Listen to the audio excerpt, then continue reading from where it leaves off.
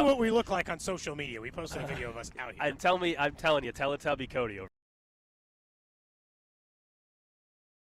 Yeah, that's true. That's true. I don't know why Smokey wears pants. My daughter this morning, she said, "Who are you again?" I said, "Smokey the Bear." She said, "Bears don't wear jeans." She's right. I said, "Smokey the Bear does." You know, your daughter's correct. She said, correct. "You should be Indiana Jones with that hat." And so I'm like, "That's not even his style of hat." Either way. You guys can interact with the show on the J Southland Tow Service text line 913-586-7965. Coming up in about an hour, Josh Brisco going to join us, Chiefs reporter, of course, Chiefs pre- and post-game host, I should say, for the Chiefs Radio Network. We'll get his perspective on Chiefs and Bills. Also, later on in the show, around 12:30, Matt Verderame from Sports Illustrated. Then at 1 o'clock, we will go behind enemy lines a little bit. Mike Schoop from WGR 550 in Buffalo going to join us. We'll get his thoughts on Chiefs, Bills. And let's start right there, because do you think the Bills, as their fan base, they view this as big of a game as they have in the past? Because they've won these regular season matchups. The Chiefs have owned them in the postseason. They're 4-0 against Josh Allen and the Bills in the postseason. But in the regular season, Mahomes is just 1-4 against Josh Allen. Well, the regular season wins have not equated to anything for Buffalo in the postseason. And this go-around, it's all about keeping up in your own division. So you have that. So is that what is keeping it as a big game? Because I'll ask Mike, if I'm a Bills fan, I'm saying, all right, we beat Kansas City. We need it this year because the AFC East is ultra competitive and all of that. But I think by now they have to recognize that beating Kansas City in October or November, by the time they get to kickoff on Sunday, doesn't have any bearing really on the chances of you getting to a Super Bowl because they're 0-4 against Kansas City. It doesn't have a bearing on that, but this is where I'll say it still matters more than normal. One, when you hate a team this much, when it means this much, this game to me has turned into like maybe a low level, but at least a college football rivalry.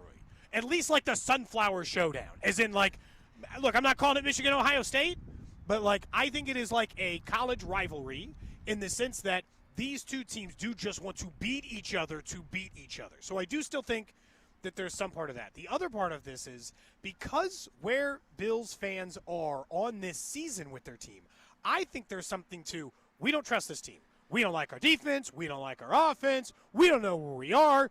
And Bills fans or the Bills team would take this as oh, you know what? Everything's okay.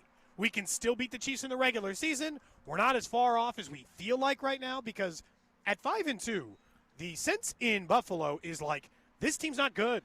And if you look at their schedule and who they've beaten, I could see why you would worry about that. Doesn't mean it's true, but I could see why you would think, we might be in some trouble. This Chiefs game offers you, Gold, in my opinion, a chance to comp yourself against, look, whether we think the Bills are great or not, Chiefs go out and beat the Bills on the road, that's a hell of a win. That's a very, you get to very, 6-3 going to the bye week, and from a national narrative perspective, if there's anybody that still is skeptical for some reason about where this Chiefs offense is trending, where the defense is at, if Kansas City were to go out there and win in an impressive fashion too, not just win, ultimately everybody listening just wants the Chiefs to win and get to 6-3. But if this was a really impressive victory on the road, and as in they, won by more than a touchdown or something like that, I think everybody, even the haters to a certain extent, will have to acknowledge that this is a team that is going to be a problem for everybody in the NFL again, despite how many people hate for that to be reality. And I know the Chiefs are already the Super Bowl favorites, and that's been the way for a couple of weeks, but if you go and you shut down the Bills' offense, that will give people way more faith in this Chiefs defense. Because offensively, I'm not worried about their offense going to Buffalo. We're going to talk about does it travel and all that here at 10:30. But the Bills' defense is not good. I'm sorry. Like the Bills' defense it has real problems, and they just lost their number one pass rusher, so it got worse. And I know that most likely in a game like this, you're going to get the best probably defensive performance of the season from Buffalo in terms of effort and all that because they're playing Kansas City. I expect Patrick Mahomes and the Chiefs to be at their best because it is Buffalo. I do think both teams play at that level when they match up regular season or postseason.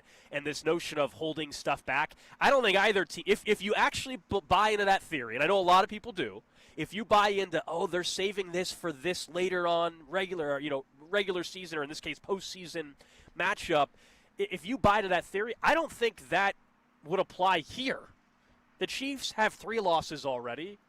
Buffalo has 2, and they have a Patriots team with a quarterback playing at an MVP level. Yes, an MVP level in Drake May. So you don't have the luxury, even if that was your philosophy ever before, and I'm not so sure it necessarily was or is.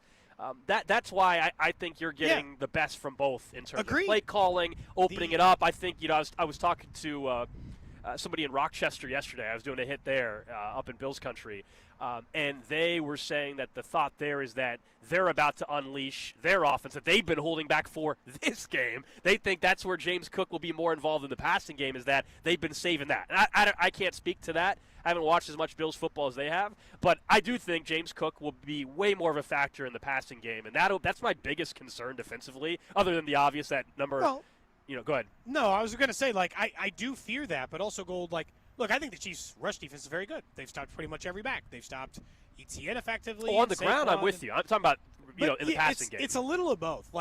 I do think that they've stopped everyone in front of them. I also realize that they're getting ready to face the number 1, 2, 3, and 4 NFL rushers, and maybe they've been good at stopping running backs, but we're getting ready to face a different level of challenge over the next 4 weeks based on the way those guys have performed. And so the same way I said this about the Bills, I view it that way. I view this as a test I cannot, honestly, be more optimistic about what the Chiefs are right now.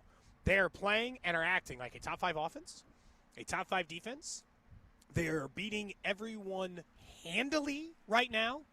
And I don't think it gets any tougher than a regular season road game in Buffalo.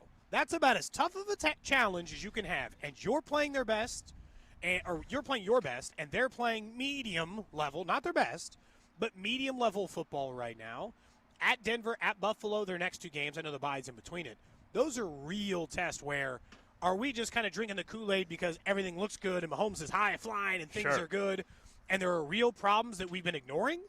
I view it that way. I am confident. I'll say I don't think they're real problems we're ignoring, but also Buffalo is the kind of team that can expose you in that way. Coming up in 20 minutes, I do want to talk about the offense and defensive dominance more, Cody, and whether or not it travels. Because, I'm not talking about historically. We know Mahomes is capable of going on the road in the playoffs and getting to the Super Bowl and winning one and everything. I'm talking about the current dominance that you just spoke about. Does that happen on the road? We've seen this current run they're in. It has all been in home games for the most part at Arrowhead. So I want to talk about that in 20 minutes. But we know the trade deadline is on Tuesday. And after the Chiefs get through this game on Sunday, that'll become way more of a topic. And I think things will heat up, at least conversationally, on Monday and into Tuesday afternoon's deadline.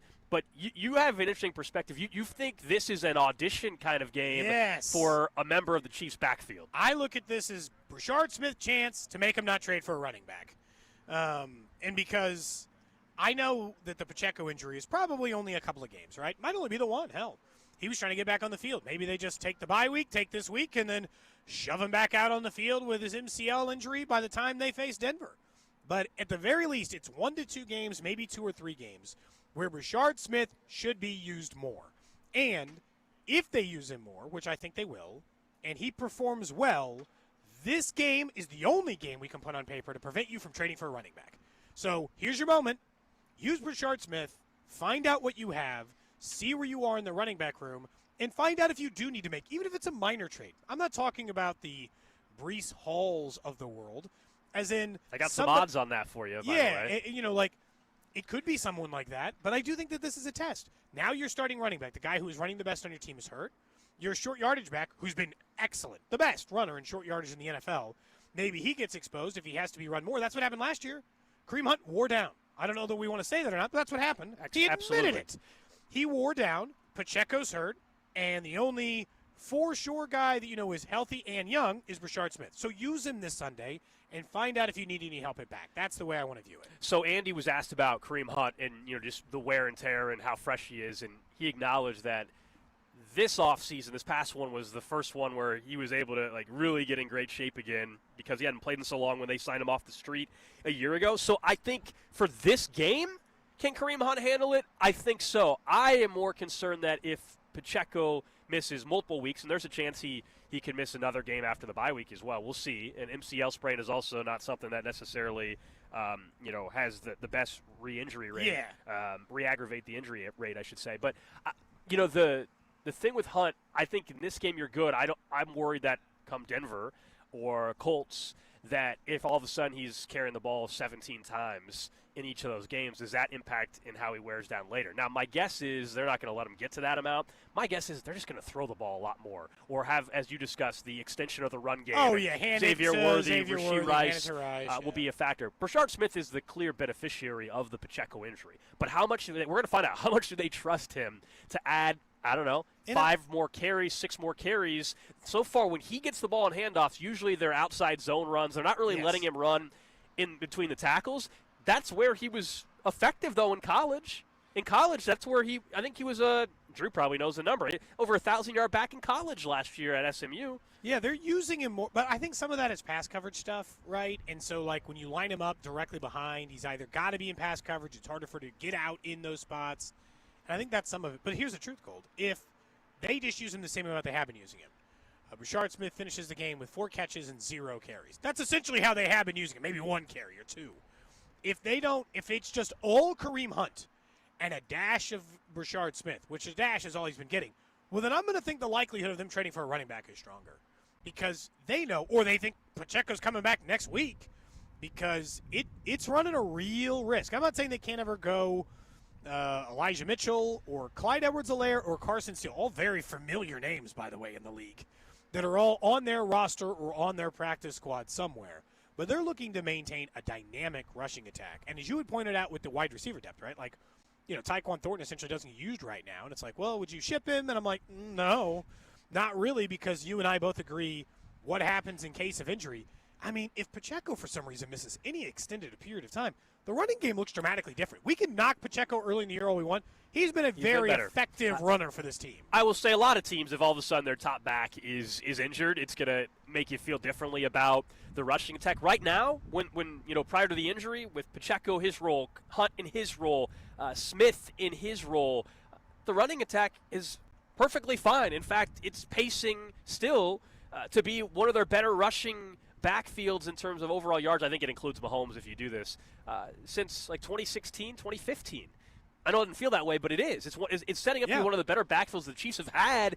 Certainly the best in the Mahomes era. I know they don't have the singular back that's dominant, but the combination works. Now, if I added all their skill sets into one running back, I'd be very happy with that running back. And that's what they've done, essentially.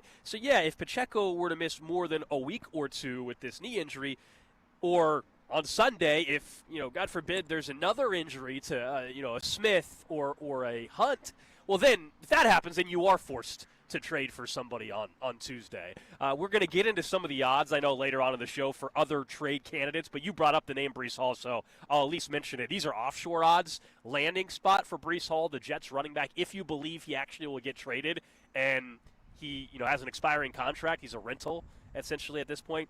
The Cardinals at 2-1 are the favorite. Remember, they've dealt with a bunch of running back injuries. James Conner's on the shelf. Trey Benson. They were down to Michael Carter there for a while. They're starting Bam Knight or whatever his name. Zonovan Knight, Bam Knight.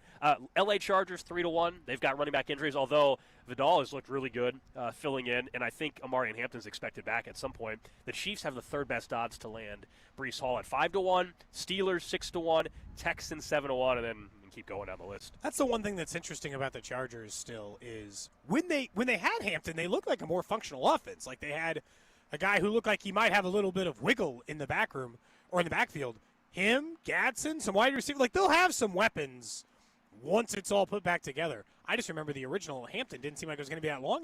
Guy's already been out for like 5 weeks. Well, he's on IR. Yeah, minimum 4, so I don't know exactly the time feels like frame. He's been out for a while. I don't know if it's 5 weeks, but it feels like it's been forever, at least on their end. No, I do really view it.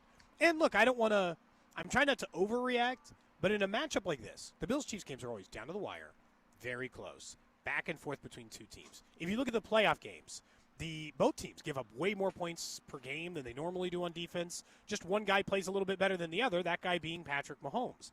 In the regular season games, they both are historically score less points or score more points against each other, maybe because they know they have to, but all that continues. And so I don't want to not forget that Isaiah Pacheco not being on the field could have an impact on Sunday in a game in which I think the margins are very small, Gold. That's all.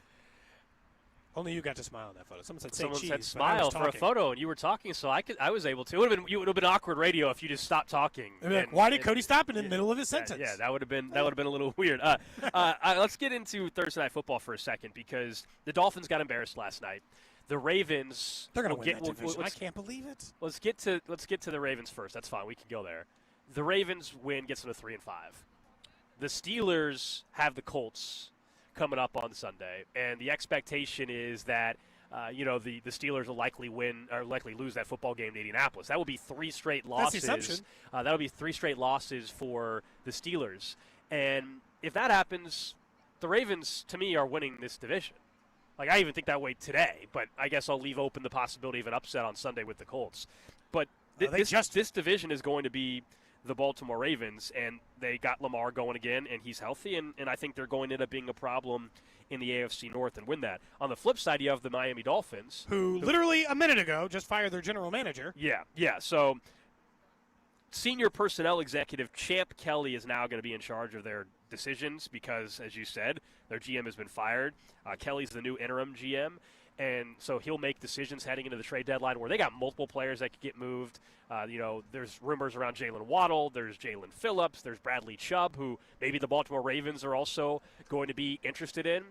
But when you look at the Dolphins situation, Mike McDaniel, this is the time to fire him if you're going to fire him, right? It's the mini bye. You played Thursday night. You got embarrassed. You're 2-7. You got 10 days to get it done.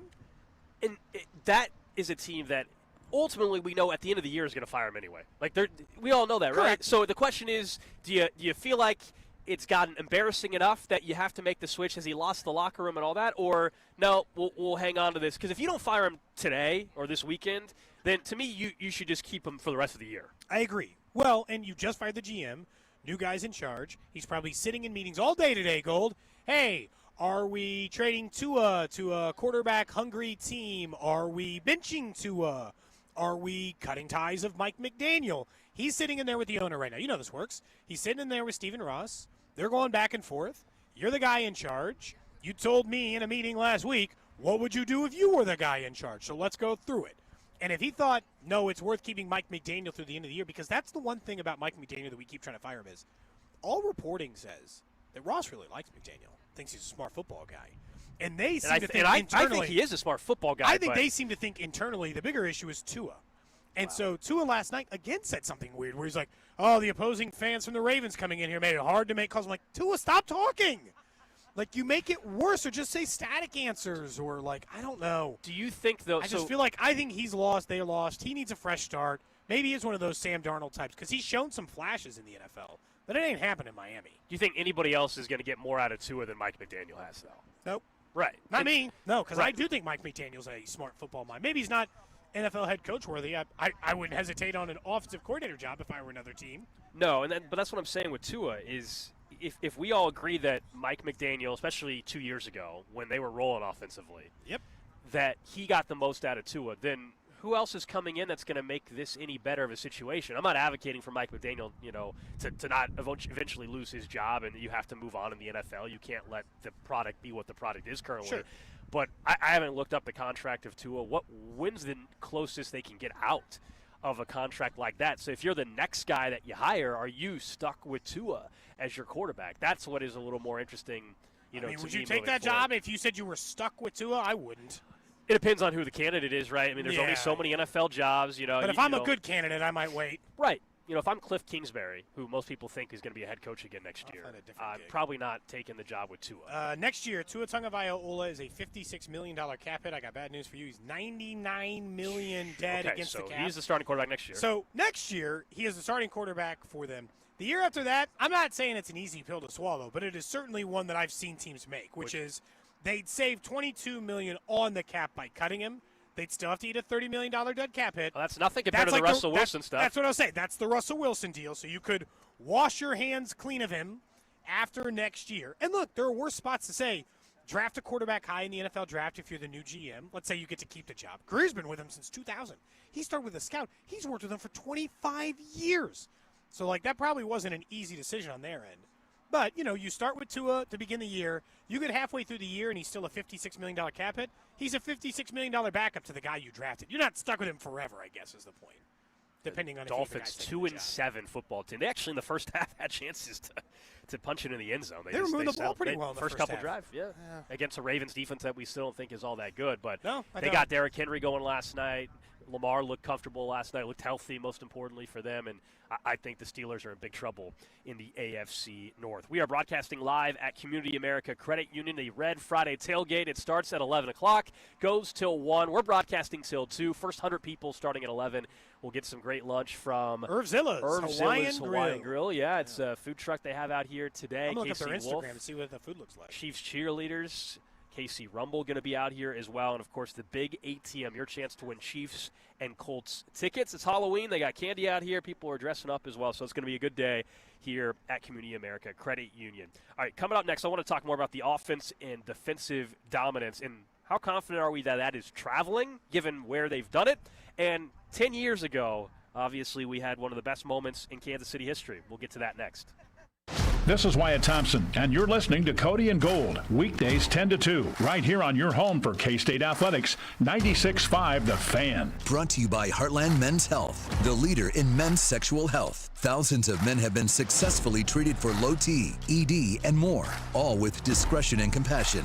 Make your appointment at heartlandmenshealth.com. Cody and Gold are broadcasting live today from Community America Credit Union's Red Friday tailgate in Blue Springs, off 70 on the outer road. Meet the Chiefs cheerleaders and KC Wolf. Grab Chiefs gear and win tickets to the Chiefs versus Colts game. Only at Community America Credit Union in Blue Springs. Dane Hughes here. I've seen a lot of stat lines in my playing days, but these numbers, they caught my attention. Flight by Yingling. 2.6 carbs, 95 calories, and all the crisp, refreshing flavor you want in a light beer. It's brewed by the oldest brewery in America, so you know it's got some serious history behind it. If you're into stats and taste, you're going to love this beer. Flight by Yingling, the next generation of light beer and the official beer of Dane Hughes. DG Yingling & Son, Pottsville, Pennsylvania. FanDuel, America's #1 sportsbook, is coming to Missouri. On December 1st, you'll finally be able to bet on all your favorite teams and all your favorite sports. With FanDuel, there's a ton of ways for you to get in on the action. You can bet everything from the money line to over-unders to which team will win it all. You'll be able to build parlays, bet player props, or even ride the live line. Whatever your style, FanDuel has you covered.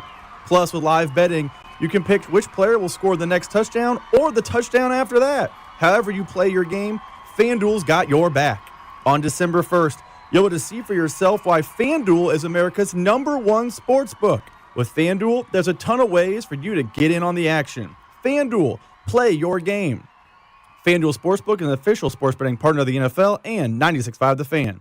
21 and present in Missouri. Gambling problem? Call 1-800-GAMBLER. Morning, Zoe. Got donuts. Jeff Bridges, why are you still living above our garage? Well, I dig the mattress, and I want to be in a T-Mobile commercial like you. Teach me, Saldana. Oh, no, I'm not really prepared. I couldn't possibly. At T-Mobile, get the new iPhone 17 Pro. On them, it's designed to be the most powerful iPhone yet and has the ultimate pro camera system.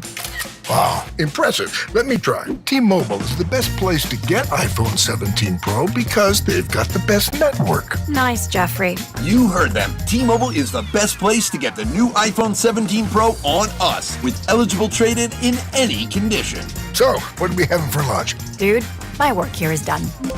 24 monthly bill credits on experience beyond for well-qualified customers plus tax and $35 device connection charge. Credits end and balance due if you pay off earlier. Cancel. Finance agreement iPhone 17 Pro 256 gigs, $1,099.99 and new line minimum $100 plus a month plan with auto pay plus taxes and fees required. Best mobile network in the U.S. based on analysis by Ookla Speed Test Intelligence data 1H2025. Visit T-Mobile.com. Find what you love and love what you find. A Total Wine and More. There's so much waiting for you.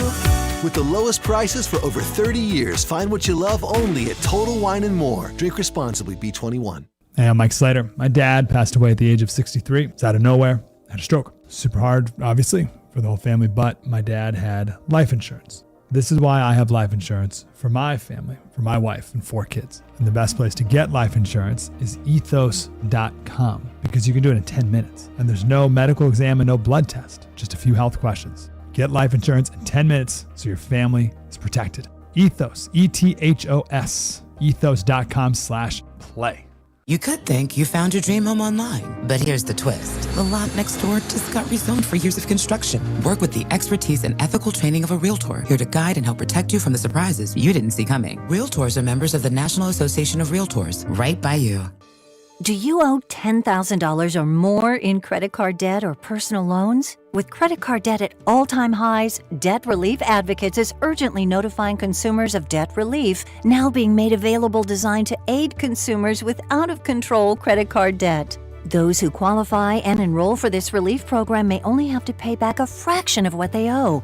This is not bankruptcy or a debt consolidation loan. This is a relief program that credit card companies would rather you not know about, as it could end your debt nightmare and save you lots of money. Consumers owing at least $10,000 in credit card debt or personal loans can now take advantage of this debt relief as the cost of living skyrockets. For free information and to learn what debt reduction you may qualify for, simply go online and visit DRA.com or call 800-455-9311. 800-455-9311. Again, that's 800-455-9311. Chiefs coverage sponsored by Renner Garage Door, RENNER, forward and back. Hey, it's almost Andy Reid. Renner Garage Door has proudly served our community for decades. The best styles, technology, and family values. That's Renner. Get your free repair or replacement quote today. Forward and back. RENNER, RENNER.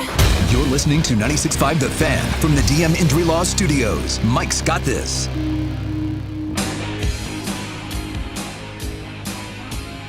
Back here on Cody and Gold, Alex Gold, Cody Tapp with you. Drew Nixon producing the show. He's got the video stream up and running. We're obviously not in studio today, so I'm still in the chats, though. I'm afraid to see what the stream looks like. I don't know if Drew's got some ghosts? Halloween thing. Drew, has the potluck started back in the building? What's the lowdown there? Did you decide what you're bringing? It doesn't start till 11, so okay. No, it has not started yet. I brought a big bag of candy is what I brought. What kind of candy? That's easy. I like it. A mix of. I want to judge you to see if you got a good bag or Let not. me see. M&M, regular M&Ms, peanut M&Ms, Snickers, Milky Way, and I think Three Musketeers were in there too. All chocolate, yes. I like that they make the bags that have the mix now, where you can get the more fruity candy and chocolate. I like the mix. My only complaint in there is I've tried it like peanut M&Ms, mediocre M&M. I like peanuts. I agree. I like them separately. I don't need them together. I think Three Musketeers for me is the weird one where, when I have it at Halloween, I'm like, you know what, this is actually really, really good, but I will never just go buy a Three Musketeers. I like it I think it's a quantity amount. Yeah. I like it in a fun size amount. I don't want a full Three Musketeers candy bar. That's right. I think that's what it is. Versus I think the most underrated candy bar of all time is the whatchamacallit. Oh, I'm out.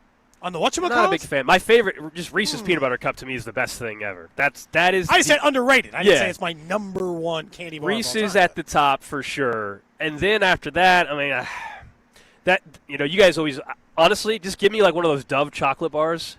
Those things are great. The Dove chocolate's way better than the Hershey, but usually you don't see the Dove being handed out. Drew, did you dress in a costume today? I did not dress in a costume today. Over on Twitch, they were asking. They said, come on, switch the camera. Let's see your costume. No, I'm just wearing You didn't wear one. We already know what costume he's wearing at the end of the football season. We already know. By the way, the stream, I think, still says commercial break, but we'll get that fixed as well. We are live out at Community America Credit Union over in Blue Springs. We're on the South Outer Road location. So there's two locations. We are off of 70 and South Outer Road. Red Friday tailgate starts at 11 o'clock, goes till 1. The big ATM out here, chance to win Chiefs Colts tickets. They're going to have some great food from a Hawaiian food truck out here. Casey Wolf, Chief Cheerleader, is going to be here as well. And, yeah, come on by, say hello. We actually do have some 96.5 The Fan T-shirts while supplies last, which we don't always have those on these remotes. A lot of you ask. I like it. We do. We have some of our gray 96.5 The Fan T-shirts. If for some reason you miss out, you can always go to our Breaking Tea shop. We got all kinds of different stuff there, including some NFL Insider gear and Cody and Gold stuff, all available over there as well. We'll talk about the Royals here in just a minute. I know that sounds weird, but this weekend will be the 10-year anniversary since they won the World Series, and so I have a question for you guys. But you had asked me, and you had looked up maybe some numbers where the Chiefs are dominating, but one thing that we've just been not saying, I think, out loud is all three of the last games in which they've been kicking ass. Home, and what was that last one? Home. Yeah, and can they take the show on the road, right? Is that for the question? Sure. And I think they probably can. Let me be clear. Like, if you're asking me, do I think that Mahomes can get this offense revved up on the road? Yes. Yes, I do, and I also think against the Buffalo Bills defense, it also is not a dominant defense they're about to face. The bigger test on that will be the Denver Broncos coming out of the bye week. But, yeah, I just thought it was interesting. Since the vibes have been better and offensively and defensively they've been a lot better, these have been games at home against the Ravens. Yes, the Jags, they lost, but that was a road game. That'd be the one you'd push back on. But the Lions, 30-17 at home. Chiefs 31-0 against the Raiders at home. Chiefs 28-7 at home. I just want to see it on the road. I think we all saw the postseason, as I mentioned earlier, a couple years ago when Mahomes was in the wild card round and went road game after playing the Miami Dolphins or whatever it was, if I have my year right. Yeah. So we've seen it. This is not like, oh my gosh, is he going to turn into a pumpkin on the road? Of course not. That's not what I'm asking.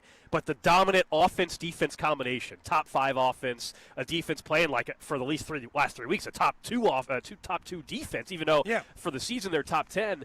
Will that continue on the road?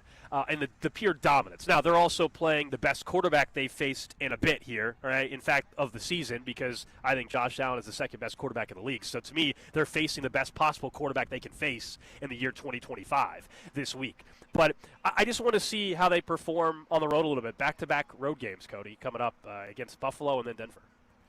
I worry about it a little. But at the same time, to your point, like the Chiefs' schedule, and I try to look at everyone's schedule because I'm judgmental of the Bills' schedule, right? I'm judgmental of like the Patriots' schedule. I saw the stat from Scott Kaczmar today, talking about when Drake May has to throw the ball more than 26 times, he's 1-9. Wow. He is not good in high volume, high scoring games. When teams score over 24, his record is really bad. A lot of that is last year, and nobody was saying he was playing at this level last year. Sure, but like historically, in his first year and a half as a starter, he's got to do that. But they faced Jared Goff. He's one of the top 10 quarterbacks in the NFL. Justin Herbert, I think he's at least 10, so probably somewhere in that range. I think we would put Jalen Hurts and Lamar Jackson all in that range as well. So it's not that they haven't faced anyone. It's just they haven't caught anybody at their best. What's weird is the best performance, I thought, by any quarterback after week 1, because I think Justin Herbert played great against him, the best play they got from any quarterback against him the rest of the year was Trevor Lawrence. And Trevor Lawrence sucks. He's on pace for his worst season as a starter. That's your guy. Liam Cohen can't even fix him. And now Travis Hunter's out on the IR. Yeah, and so, Liam Cohen can't even fix him, Gold. And so the new quarterback, new coordinator, let's get it all fixed. Here comes Trevor Lawrence's guy. That's not even solving his problem. He's got Brian Thomas, a star, I think, at wide receiver. Travis Hunter, a huge chunk of this year, and his numbers are still bad. And so part of me thinks their defense will travel because it has been good, home or road, in every single quarterback except Justin Herbert and the one game I can't explain against Jacksonville. That one I have to just throw into an ether. I can't pretend like I understand what happened in that game. So I'm just going to ignore it for a minute, and I'm going to tell you what Russell Wilson and Herbert and Hurts and Goff and all those guys did combined, which was not very much.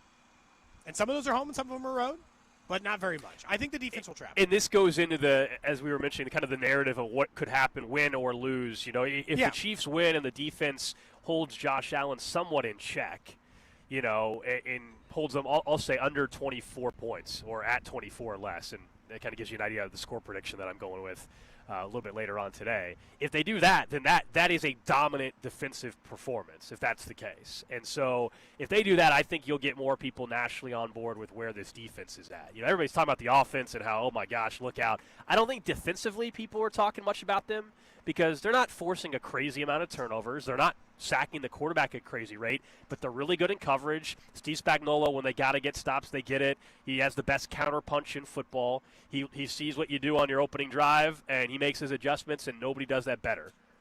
Yeah, I think so. And that's why. And look, Josh Allen's going to get some yardage in this game. He's going to score some touchdowns. Of course.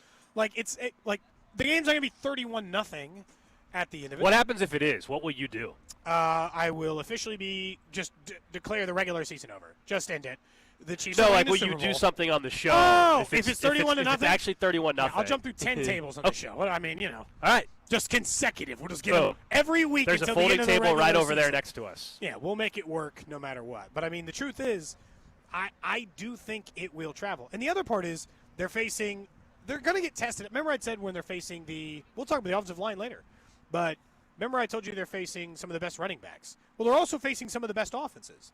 Buffalo Bills have a top 10 offense this year. Denver doesn't, but Indy has the number 1 offense. Dallas has the number 2 or 3 offense. Like, these are some teams that can score. These aren't just good teams. These are teams that score. And so they're gonna get tested. We'll know everything we need to know about the Chiefs' defense at the end of this run. That's how I feel. The only problem is you wish it had happened sooner. So if you need to make a trade or make some other determination, you could have done it by then. That's all. But I feel good. I feel pretty good about it. I had mentioned earlier, and again, reminder, we're out at Community America, 20 minutes away from free lunch for the first 100 people, and your chance to win tickets to that Chiefs-Colts game, which I think will be awesome, and is still currently at noon on that Sunday, so keep an eye out on that at the big ATM. But this weekend will be 10 years since the Royals won the World Series. 10 years, man. Since we had that feeling. I'm sure you were up all night like I was up all night, and everyone. As a matter of fact, I did not go to sleep until 1 p.m. the following day. I hosted all night post game and was on until 7 a.m. and then did some other stuff, and then went to bed at 1 p.m. And so it was a crazy wild time. We could play a bunch of highlights, and we could all just bask in the glory and live in our favorite moments. And I'm sure your favorite moments, Gordon hitting the ball over the wall, or any of the other magical moments that existed in what still feels like borderline a fever dream, Gold, of what took place there. But the bigger question I have is, how close are they? Like, I can play a bunch of highlights, maybe we can play one, but like, my question is, how close are they to getting back for us to even like sniffing that out of the divisional round in a CS, in a World Series? Are they in that range? And what's weird is like some of their talent aligns with a team that could do that, and their pitching staff feels like it can align. I just feel like they're 2 players short when I look at what the Blue Jays are, what the Dodgers are. They're just short bodies. They don't have enough bodies right now. I think this postseason, though, is a reminder. Like, you asked the question, how close are they to, ever getting back to a World Series or whatever? Probably not as close as I want. It's really more about how close are they to being a playoff team and being a division winner. Because that, to me, is the difference. Like, to sit here and say, are they close to being a World Series contender? Whatever, it's a bit of a crapshoot once you get in.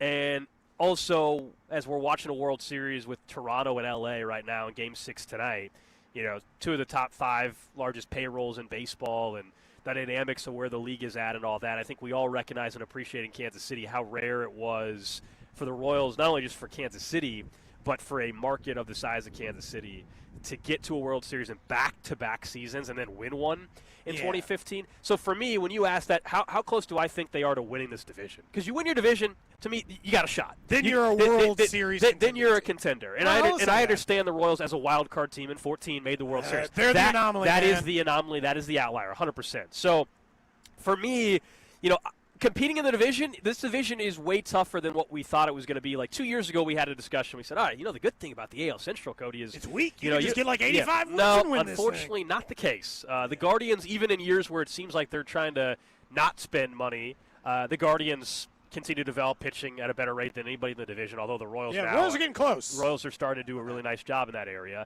The Twins are the one team that had an off year, a reset. They just hired Derek Shelton, I think, the old Pirates manager. The White Sox, of course, are pathetic. And then you have a team like the Tigers who are young. They got a young core, and they're going to be a problem for a while. I know they collapsed towards the end of the season, but still. It's still a really talented team. The Royals, we know what they need to fix in the offseason. I think they are well aware of that. They have the core pieces and everything. They're not far off from being atop the division. I still maintain that. I do not think they are handful of games last year, worlds right? Like most behind. teams. They're not worlds behind the Tigers or the Guardians by any means. But I've told you my biggest concern, if we're just talking about for next year, my biggest concern is that they are approaching the offseason, and we'll see, that, hey, a lot of the players that underachieved a year ago, Cody, are just going to get back and be right there. And all the players and multiple guys that maybe had career-type seasons, they'll do that again, and I think that's a really scary spot to put yourself in, that all the good stuff is going to be good again and all the bad stuff won't be bad again. And I'm not saying it's that simple for them. They're much smarter than that. It was the first time since the 80s since they had 2 30-home run hitters. Absolutely. Like Maikel Garcia, huge season. Yeah. How likely is he to have that exact type of year? And if you're saying, well, he drops off a little bit, that's okay. Okay. All right, well, then who's elevating from there? Like, we have Vinny on the show. He had a hell of a season. Do I think he's going to have a much better season than what he just had? Probably not. That's not even a shot at him. He had a great year. He had a tremendous. He's a Silver Slugger finalist. Yeah, you know? he might win a Gold Glove. So is he? There's not a much more up to go, in my opinion, statistically at least, for Vinny. For Bobby, it was, in his world, a down year, but he still is going to finish top, 5, 6 in MVP when the season's done? Yeah, he'll be top 5. He'll be just behind the 2 major players, right? It'll be Cal Raleigh, Aaron Judge, and then you'll see Bobby Wood Jr.'s name with an equal percentage, 3rd place or 4th place votes, right behind those 2 guys. And so, look, I just want that. I want it to feel like it's possible again. We got the playoffs a couple of years ago. It was nice to feel that feeling again. I was happy that they were just back in the playoffs. But when you get 10 years removed from, remember what it was like to watch a World Series team? And look, it's so funny. 14 was such a different, blessed ride where they won the wild card game in insane fashion, swept the next series. They cruised to the World Series, and then it had to go 7. In 15, it was more the traditional path. Every series was a fight. They had to do things and earn things in order to, they needed Correa to miss a ball. They needed those things in order to kind of get there. But, man, I want that feeling back. And I think some of it just goes back to the same thing, which is the greed for championships is so much higher now that I see how much the Chiefs are going to add to the city's total. Yeah, the Royals started it, or Sporting started, whoever you want to credit was starting it. There were championships in this city being won by teams that weren't the Chiefs. And now the Chiefs are doing all the lifting. I just want the Royals to feel like they got a chance. I don't think next year's team has a chance to win a championship. If either Jack Caglione comes on as a star, or if they find a way to significantly upgrade some of their corner outfield positions. One of those 2 things happen, and I think they got a real shot to win the division and a real shot to win a World Series. It's a long shot still. The top 5 payrolls run the show here. Top 10 payrolls are pretty much all the World Series winners except the Royals 10 years ago. So, it's still a massive uphill battle. I'm not going to pretend it's not. So last night, you're watching maybe Thursday Night Football. It's on Prime. This weekend you're taking a look. I know Drew was taking a look at the college football slate and which games maybe are on ABC, which college football games are on ESPN and all that. And then once 11 o'clock our time hit last night, you might have gone to your guide if you're a YouTube TV subscriber and you said, hey, whoa, where did my ESPN go? Where did my ABC go? Here we go again. I'm so sick of it. And I'm not even blaming one particular side. They're both to blame.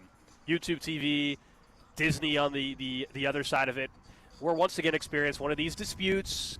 We used to get these when cable was only around as well. This is not just unique to streaming. YouTube TV tends to have a lot of these, it seems like, these days. But right now, if you're a YouTube TV subscriber, you cannot watch ABC unless you have the bunny ears or digital antenna, and you cannot watch ESPN this weekend unless they come to an agreement. I'm sick of it. I'm so sick of this stuff. And it's happening more and more, and I think the big reason in this particular instance is happening is because ESPN has their standalone app, and they are hoping people just go with that. And so they're likely approaching YouTube TV with a massive increase that they want in the rate that they get via their deal with YouTube TV. But this stuff sucks for the consumer. Yep. And it's not going to end. And look, I'm not naive.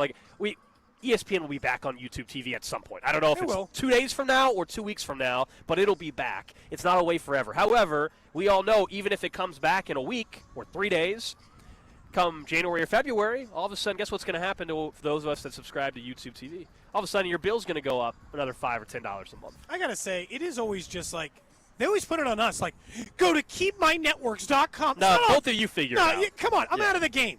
Yeah. What is this, my responsibility? No, get your ass in a room. I don't have anything to do with this. You're the ones in charge. I saw, and they all put him out, but Van Pelt, who I think is excellent at what he does. If you're a YouTube they all their big personalities did that. Including college football, NFL, go to keepmynetworks.com so you don't miss out. Get out of here. No, I will not be going to keep my networks.com. I am a YouTube TV subscriber. You know what I'll do, Gold, instead of this? It'll have nothing to do with ESPN. I'll just threaten to cancel like we talked about yesterday to get a discount and then go outside of this. But I am tired of these carriage disputes.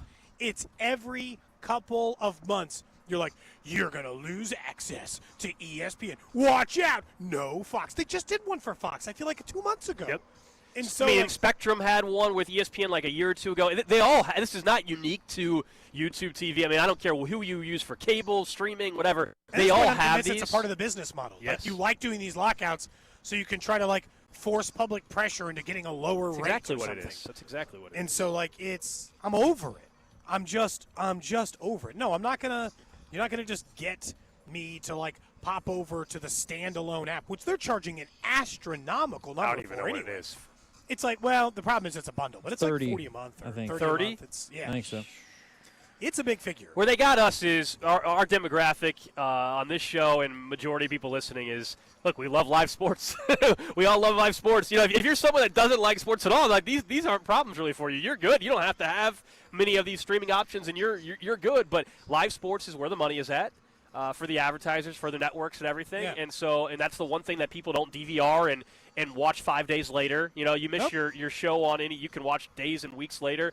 You know, the Chiefs game, you're not waiting 3 days to watch it. You're watching it live, and they know that, and that's the business model that works. That's why these TV rights deals are just massive. It's whether we're talking college football, whether we're talking NFL, and why they're going to streaming on Black Friday and all of it. It's only going to increase. You know, this is just the beginning of all this still. I'm with you. I cannot, though.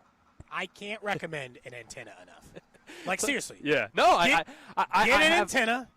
They just plug into the back of your TV like anything else, and you can go to ABC, Fox, CBS, NBC. Yeah, the locals, you're good. You don't miss the local Chiefs games because it's college game day for a Big 12 game for the first time all year. And that would normally be over on ABC and ESPN. At least you can still watch it on ABC. At least there's something you're holding against them. It's one of the few free TV things left remaining on this planet. Getting an antenna is absolutely worth it, in my opinion. 913-586-7965, the Jay Southland Tow Service text line. Top 2 texts, Cody. Maybe if they listen to Professor Tapp's segment yesterday, just threaten to cancel. Maybe if you cancel, it'll solve everything. That's correct. They will offer you a significant discount. I'll say that. I don't think YouTube TV will, though. Oh, it's all digital. You go on there and you hit cancel. I don't think they really offer you much. Oh, you say they're keeping it simple? They're big business? I don't think it's the same as big business going through. Now, maybe like if you're willing to be without it for a month, I think or switch I to told you that's the thing. Fubo or whatever it is. Yeah. How long can you be without your streaming provider? Go to and Hulu TV I understand people under a deal for a month. I understand people are on the air, and they'll mention, go through this, streaming option that's illegal. Yeah, I'm talking about legal streaming options, okay? Like whenever we do these conversations, we always get someone that says, "Why don't you check out one of those streaming sites?"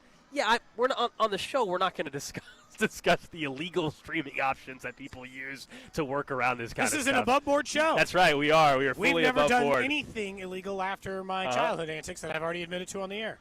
Yeah. Not a thing. Gold doesn't even go a mile per hour over the speed limit, ever. Yeah, definitely not. A little update on something we discussed earlier. We were talking about the Miami Dolphins and Thursday Night Football and how embarrassing they were, and could today be the day Mike McDaniel ends up getting fired? Well, Adam Schefter moments ago says Dolphins head coach Mike McDaniel will remain Miami's head coach for the remainder of the season, according to sources.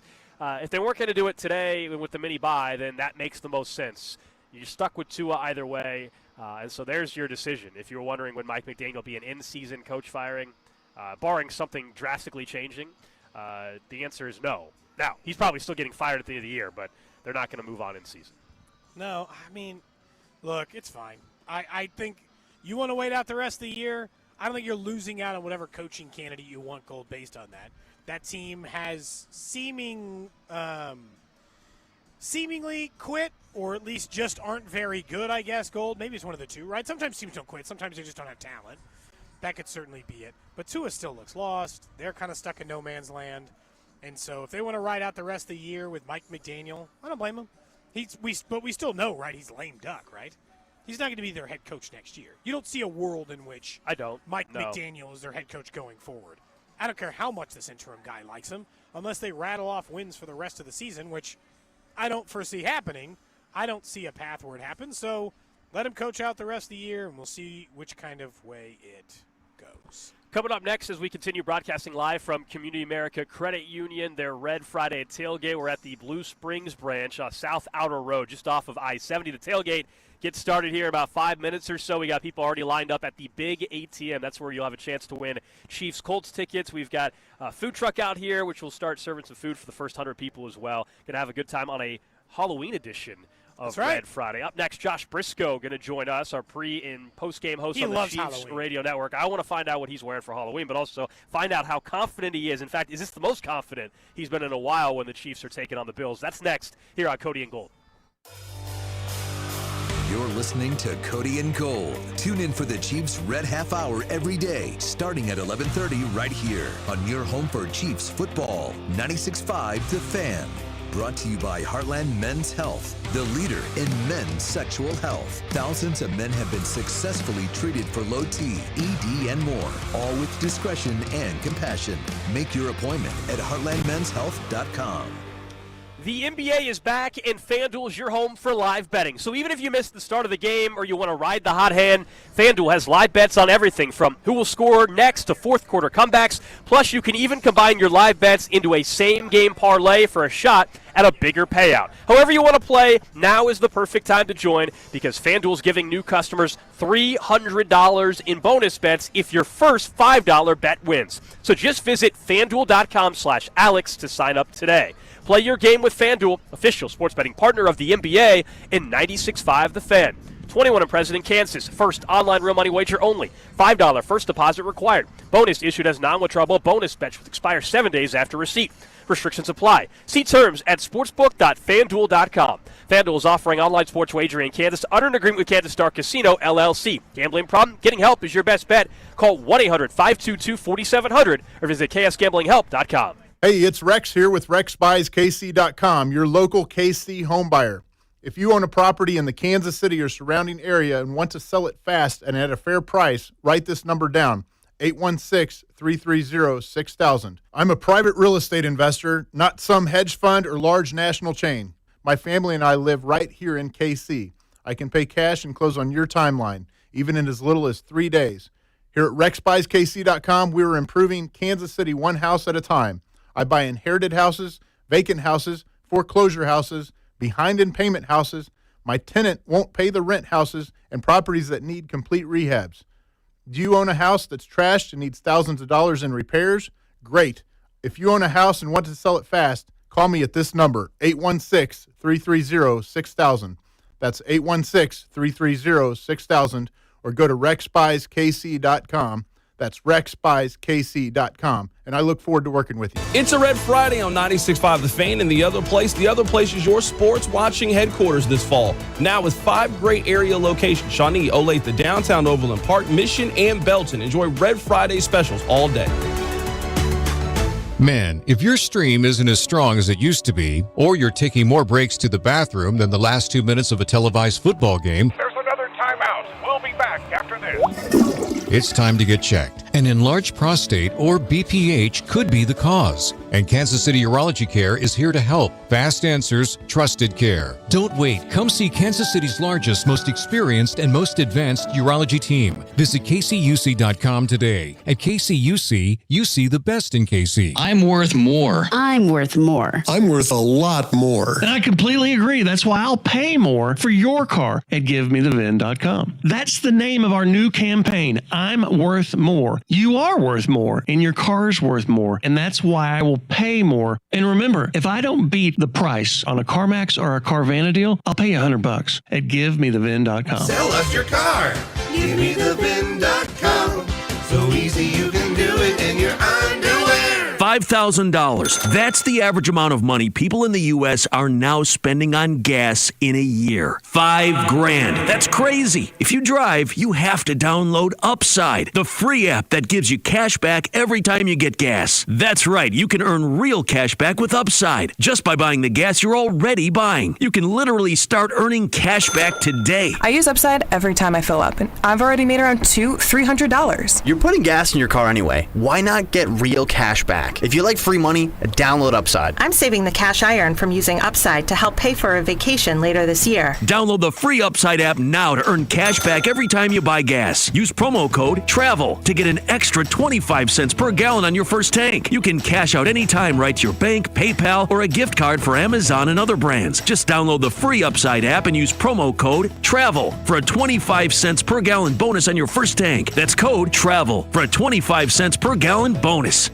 If you're drowning in IRS debt and can't afford to pay, then you need to take advantage of special IRS tax programs that are available and free yourself from IRS collection efforts once and for all. Due to the financial hardship consumers are facing throughout the country, the Internal Revenue Service has made it easier to settle delinquent tax problems. An open phone line has been established by Community Tax for consumers to call and see if they qualify. Take down this number or store it in your cell phone, but call the Community Tax Helpline at 800-269-3454.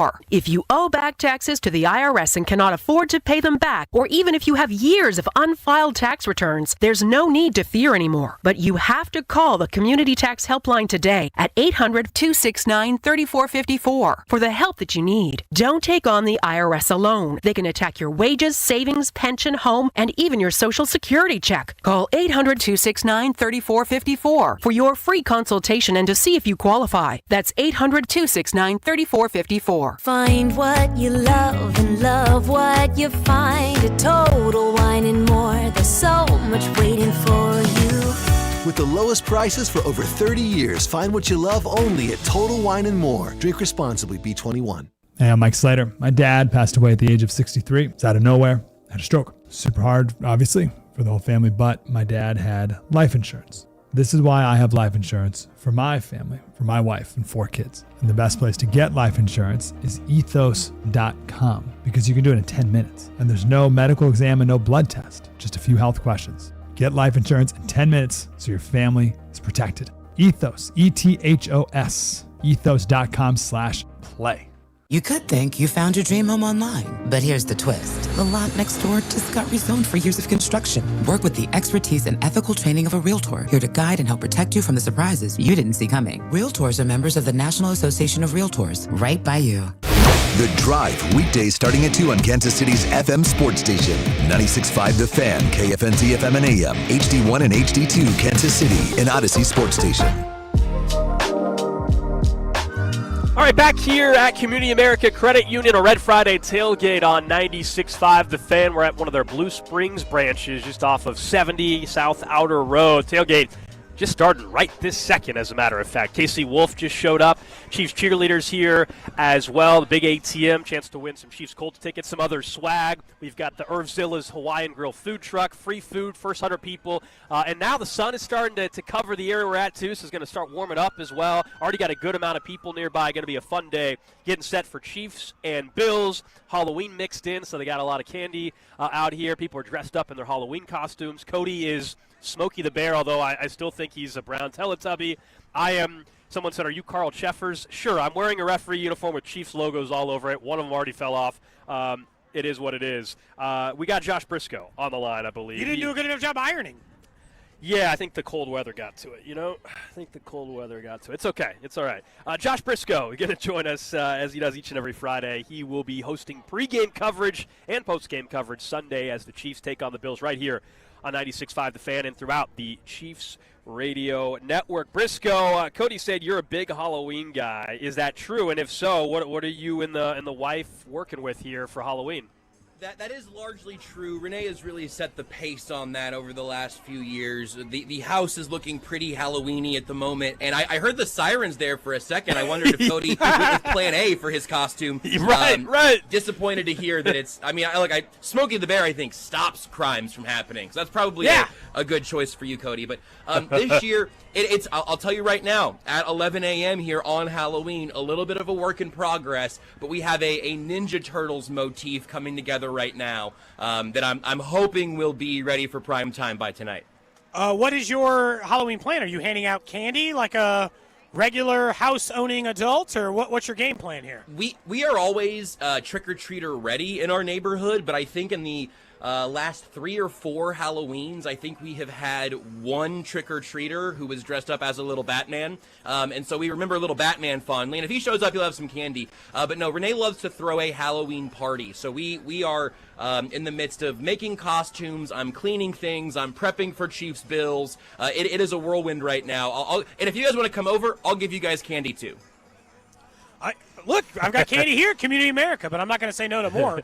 I got to take my kids out. You know how this works as we get ready for this game on Sunday. Which of these, and I'm going to ask you, and then we can talk about the game individually, which of these things do you think you're more worried about being tested over the next 4 games, or 3 games in which they face 3 very difficult opponents?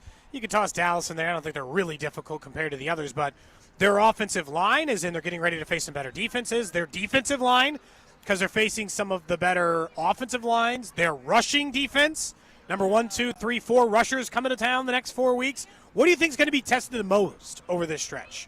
I think the thing that I am, let's say on theme, I'm the most spooked by is probably the defensive line. Because I do think that's been one thing they've been surviving with so far this season, but it hasn't been one of the reasons they've been winning. No, look, they've been really good against number 1 running backs. And I think that's a fascinating storyline for this game with James Cook coming off of, I think, a 6,000-yard performance last week against the Panthers. Broke some records there. I think that what we've seen, though, against number 1 running backs is legit. So I do want to give the whole front 7 some of that credit. But specifically the 4-man pass rush and then even being able to contain some of those quarterbacks who have ended up killing them with their legs, that's the thing I've been the most concerned about anyway. And I think the way that stands up now for the Bills, Broncos, and Colts, and frankly, like 3 quarterbacks, obviously Josh Allen is a beast, but 3 quarterbacks who will use a little bit of athleticism and kill you if you give them space, at least as much as Trevor Lawrence, right? Like, I really do think that's the thing for me. I feel a lot better with Mike Pennell being back on the depth of the D-tackle group there, but I'm also kind of hoping that when I talk to you guys next week, I would love to have one more name on this defensive line to maybe assuage some of those fears a little bit. Who is more happy about Mike Pennell's return, you or Chris Jones? It might be me, dude. I was so baffled. I was so baffled by that. Like, there have been plenty of times, like, look, we got to analyze the team and look at moves and everything. I've disagreed with, like, Brett Veach's choices before. I've had second questions about moves they've made. That happens, and they have more information than we do on everything. The Mike Pennell one was so baffling. I just remember being in, like, a stupor for, like, a week of, like, wait,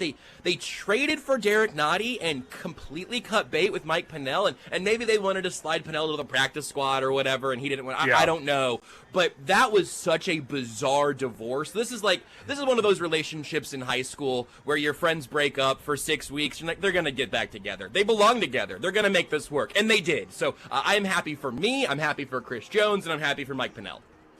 I feel like going into the game against Buffalo, not only because of the Chiefs' offense and how they're performing, but watching Buffalo, despite what they just did to Carolina, but that was Andy Dalton, this Bills defense, I think, is in worse shape than it's really ever been during this Chiefs rivalry at this point in time.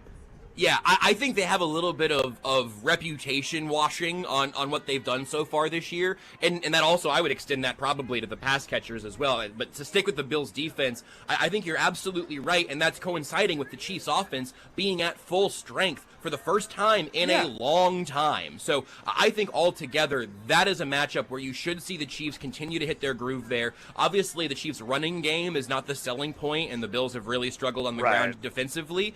But if you told me that Kareem Hunt and Brashard Smith, maybe a couple touches for Elijah Mitchell, would just do enough to keep everything else on time, I would take that. I think Rashee Rice and all of the ways that he's an extension of the running game, so to speak, all of that's going to play together for what I think ought to be a 30-plus point performance from the Chiefs. That's a pretty steep standard in the modern NFL, but they've hit it every time they've cared about hitting 30 points in these last 3 weeks with Rice back. By the time this season's done, will this be better than? By the time this season's done, will this be better than 2022 and 2021's offenses? That's a good question. I guess right now the only real questions you have is just like what's going to be the final answer at left tackle and when is Trey Smith back. It doesn't seem like Pacheco's going to be sidelined for a long time, and I would assume the same for Smith. Maybe Smith plays on Sunday. I really don't know. But I do think that that's on the table right now. You have Mahomes playing at perhaps an even higher level, or at least getting there. And if you tell me after the bye that Xavier Worthy is as close to 100% as he's going to be all year, that you do have Rashee Rice fully set in this offense. I think they're going to have a chance to do a couple of little things during that bye week to kind of set what the plan is for the rest of the season, and I really could see it being, if not that good of an offense, nearly that good of an offense. Yeah, I guess the way I view it is, at this point, this is an offense in which I genuinely think, just as long as Simmons and Jalen Moore are on the roster and at least one of them is healthy, I would say, or with the team, I would say, what weakness do they have? Like, as the offensive line's currently constructed, they have an all-pro at center, a medium-level right tackle, a high-end left tackle with Simmons, or a medium-level left tackle with Moore, I would say, and they're very good at the guard spots right now, so no weakness there. Running game with the three combined, no weakness in my opinion. They have got the best quarterback in the league, and like it's just and then I would say a very deep wide receiver thing. The only thing I would say is how high. Like I think the question would be how highly do you think of Rice? If your answer is they're better than at least one of those offenses, you got to think Rice is at least 85% of what they were getting in Tyreek Hill in one of those years.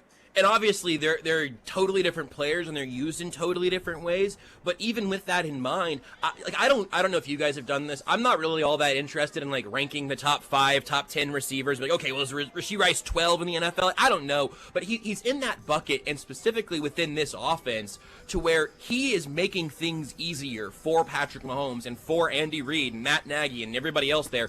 That to me is so worthwhile. We remember the deep shots and the backyard football and the huge touchdowns and the peace signs from Tyreek Hill, but I think the underrated thing that he did for this offense was give them an easy button. Go, well, when in doubt, we've got a little sprint out here that we can go ahead and hit the Tyreek for the first down, or just some orbit motions and some of those not quite created touches, but like we're pretty sure Tyreek Hill's going to be in a good spot on this matchup that we know Mahomes should be able to just hit his first read here and keep it moving. Rice is able to do that. Rice is able to be a little bit of that easy button for Mahomes and not to put so much of that burden on his shoulders at every single turn. Just say, hey man, go ahead and go up there, read the whole defense pre-snap, and then you're going to have an RPO, and you've got a nanosecond here to make this decision, and do that 50 times. You know, that's an exaggeration, of course, but being able to make Mahomes' life a little bit easier, I think might be my favorite part of what Rashee Rice does for this offense right now. What would you do, I guess, out of this question?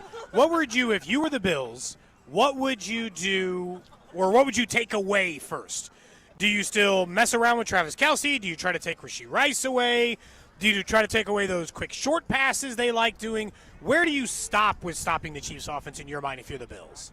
And that's the reason that I am so optimistic about where this game goes and then putting up 30 points is because, look, man, you could get me through like 4 or take me through top 5 pass catching options and be like, okay, so I'm gonna get a shot at Tyquan Thornton a few times. Great. And that's just, I don't think there is an answer to that. Certainly not with the defensive struggles the Bills have had so far.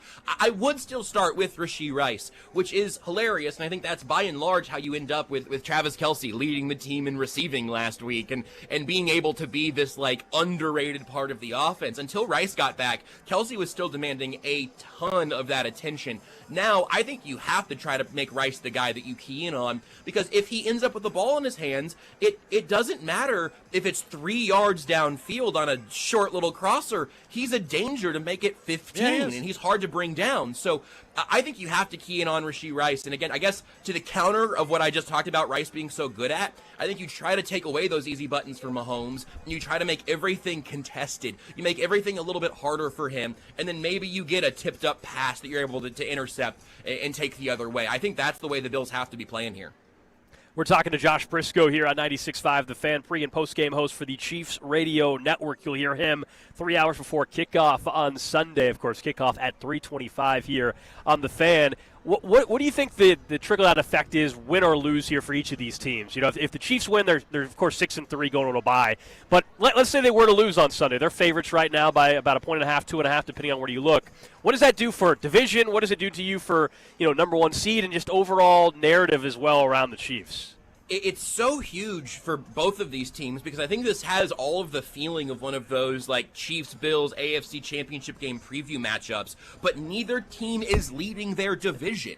So they're not only does it have the big picture stakes, to your question there, it has short-term stakes. If the Chiefs lose this game and then go into the bye week 5-4, And I don't know what Denver and LA are going to do in the meantime, but then that game at Denver is almost must win for the AFC West.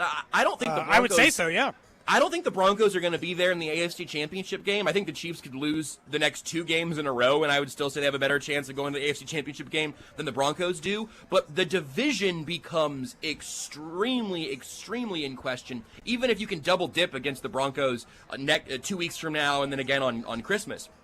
So if they are able to win this game, they're the betting favorite, and the bye week is going to feel like a resort, and we're going to realize, like, okay, so they took probably the best swing they're going to get here in a little while. They beat the Lions, they beat the Bills, and then now out of the bye, you have 2 really important AFC games against the Broncos and Colts. You feel like they have a chance to run that gamut to win all 3 of those if they beat the Bills. I think if they lose to Buffalo, it's going to be a pretty bleak week. We're going to go, okay, well, we're kind of back in maybe that post-Jags headspace of this is a good football team, but they're kind of in the middle of the pack with everybody else. I think if they beat the Bills, get a week off before 2 chances against 2 real AFC contenders in Denver and Indy, they're going to be the one team that actually looks like they are ahead above. And right now, nobody can really claim that in the AFC. I think the Colts have been impressive. I don't think you can argue that they're far and away the best team in the conference.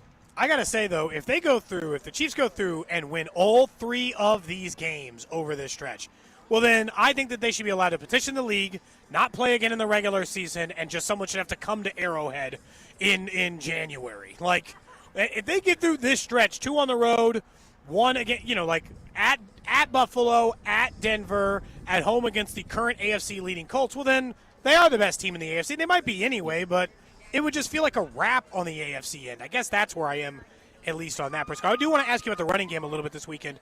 I view this as use Brashard Smith like he is a true number 2 running back, not sprinkled in like he has been before with more for Kareem Hunt, because you need to be able to answer the question for yourself is, if Pacheco's injury lingers in any way, or if we were questioning it anyway, do we need running back help?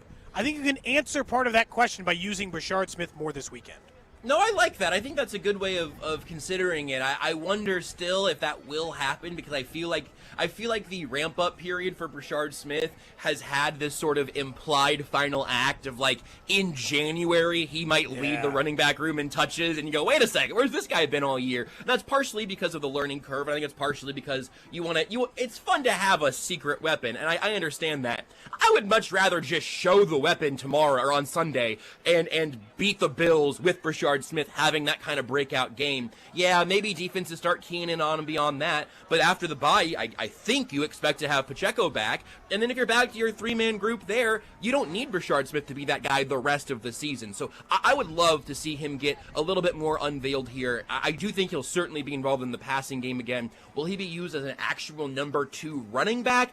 I really don't know. I do think we're going to see something from Elijah Mitchell. He's been on the 53 all year, so the Chiefs clearly think that he has value on their roster, and they were right, obviously, to assume that eventually one of their top 3 running backs was going to miss at least 1 game, and that'll continue. It's a violent sport and a violent position, but I'll be very curious to see if Elijah Mitchell comes in and gets running back 2 carries, or if he comes in and he's active, and then we see him once or twice out there with Mahomes. Because I think that will also go a very long way in terms of showing us what Brashard Smith can do. I don't think you can give Kareem Hunt 20 or 25 carries. I don't think that's reasonable. Last question for me, Brisco. I don't know if Alex got one. My son this morning said he didn't want to go to school, said it is unfair that kids have to go to school on Halloween. That is a Friday specifically was his request. He's in the 1st grade. Should I have let him skip?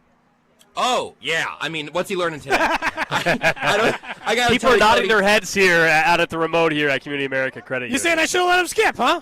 Yeah, well, look, here's the thing, man. I don't remember, anything I learned at that stage in my life, but I do remember some of my Halloween costumes. That's a good point. I do feel like... Good point. Look, if it's a Halloween Wednesday, you gotta go, kid. Look, sometimes you gotta go to work on Wednesday, you gotta go to school on Wednesday, nobody wants to do it, you just gotta do it.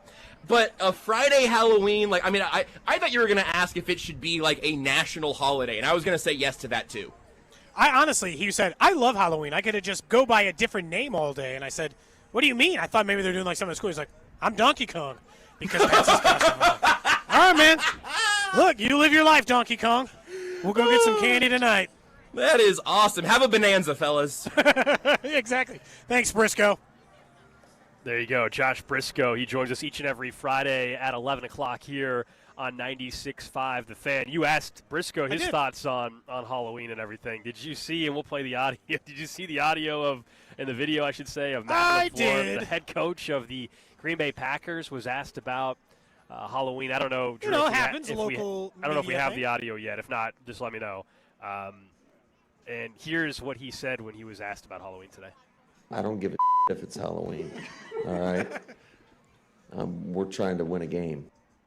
Whoa, what a grump. He's locked in, man. Football coach is locked in. Locked in. The Packers aren't messing around. I don't give a if it's Halloween. Goody's got to have that as a drop in the system for forever. Jay Binkley's going to wear that thing out. Is.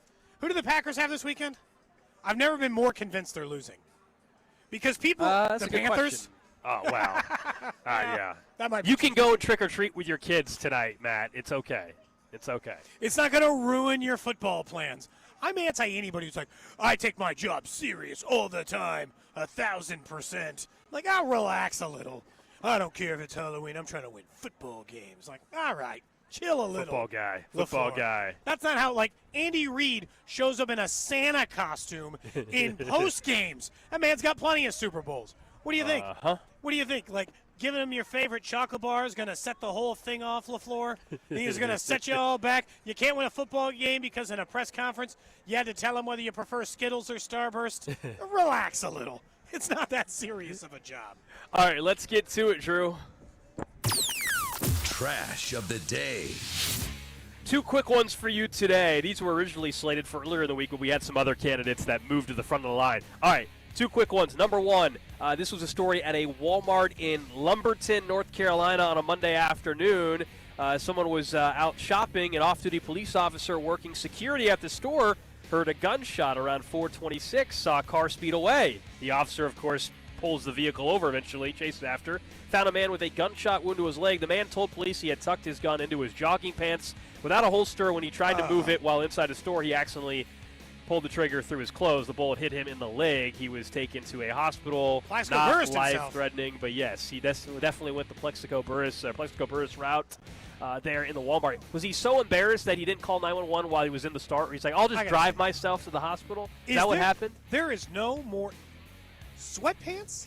Is there anything you would trust tucked into a pair of sweatpants is like, this is a safe situation? A gun? Like, are you kidding? No chance, man. I don't feel bad for this guy at all. I mean, also, why was he reaching for it? He said, was he just trying to pull his pants up? Is that what happened? He just moved. No, he tucked his gun into it without a holster, and he tried to move it. Yeah, I guess he tried to move his pants. I mean, it is one of the most embarrassing things you can do for yourself. There's no doubt about it. There's just like there's no explanation. You're like, oh no, what happened? Right. And you're like, oh no. You're like, yeah, sorry. I bet that's one of a million cases though. That's not one of the weird ones the ER sees, you don't think, right? Elsewhere on on the trash of the day, a man was on a flight from Chicago to Germany, had to land in Boston on Saturday, Cody, after a passenger allegedly attacked two teenagers with a metal fork. Yeah, a 28-year-old from India is accused of stabbing one 17-year-old in the shoulder and another in the head while they were sleeping on the flight. Flight crew members tried to stop him, and he made a gun shape with his hand and pretended to point it towards him. He then allegedly slapped a female passenger, tried to slap a crew member. The plane was diverted to Boston when police then arrested him. He's been charged with assault with a dangerous weapon on an aircraft, could face up to 10 years in prison if found Is this one of guilty. those, like, he took a bad drug to I get on the don't know. plane and then I'm not sure. had a really Doesn't weird say. reaction? It One's said way he was bleaker on than the first one. Yeah, it said he was on a visa studying for a master's degree in biblical studies. What? Yeah. Easy there. Easy. Man, I'll tell you what.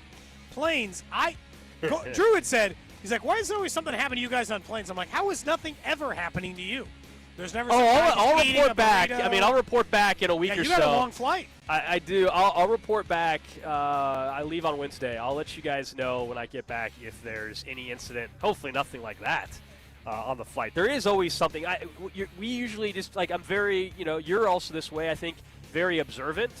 And so on a flight, like, if not to this extent of this story, but if something's off, like, you notice stuff. Yeah. When that lady tried to, like, recruit us to her middle seat when there was still plenty of room on the plane, I'm not going to not notice that. Yeah. Why was she trying to recruit us? Why did she want us to sit so much? Someone says they're an ER. I don't know if they're a doctor, nurse, or whatever. They just said they work in the ER. They see stuff like that monthly all the time. Tell us the weird stuff you see from the 913. That's what we want to know. What's the weirdest thing you saw the last month? You don't have to stretch it out for the rest of time. What's the worst one you saw the last month? Well, here you go. Someone says their wife is an ER nurse. Says it's unreal the amount of people that come in who tripped and fell on something going up there. They just don't want to admit it. They don't want to admit that they stuck it up there. That's what's going on. Come on, let's just face the reality. I think you're probably correct. They don't want to admit that they were doing something there. But by the way, million to one, Doc. Million to one. I mean, it's the old Seinfeld adage. They can take imaging and find out, like, there's no way that just ended up that way, even if you fell. Like, there's no way even if you tripped and fell. Yeah. Someone from the 816, how do you guys feel about discreetly vaping on a flight? Don't do it. It's a public space. They got rules. It's also against the law. So, maybe definitely don't do it. It's but, against federal law. If you you got to be able to make it the flight. I'm sorry. Get a nicotine patch. Do what you got to do, but it is what it is. Don't do it. Yeah. Like, does it bother me to no end? No, but I would highly recommend it. Or highly recommend Speck, our boss, caught part of our conversation yesterday about the flights. He's 100% in agreement on the fact that the shoe, socks, the feet exposed thing on a flight is a no-go. And tank top on a flight. No-go. No-go, huh? No-go. I'm just not. That feels like I'm not drawing it. I don't know if it might just be me, but I don't. It feels like based on what you guys say and other people, it sounds like it's like you're people watching. Where me, it's like I see somebody in a tank top that look, you do you, and I'm just gonna keep. I'm locked into what I'm doing. Like, I don't know. I don't pay attention to people like that, I guess. Maybe that's why I don't notice things on flights and stuff, or why the tank top thing doesn't bother me. It doesn't bother me.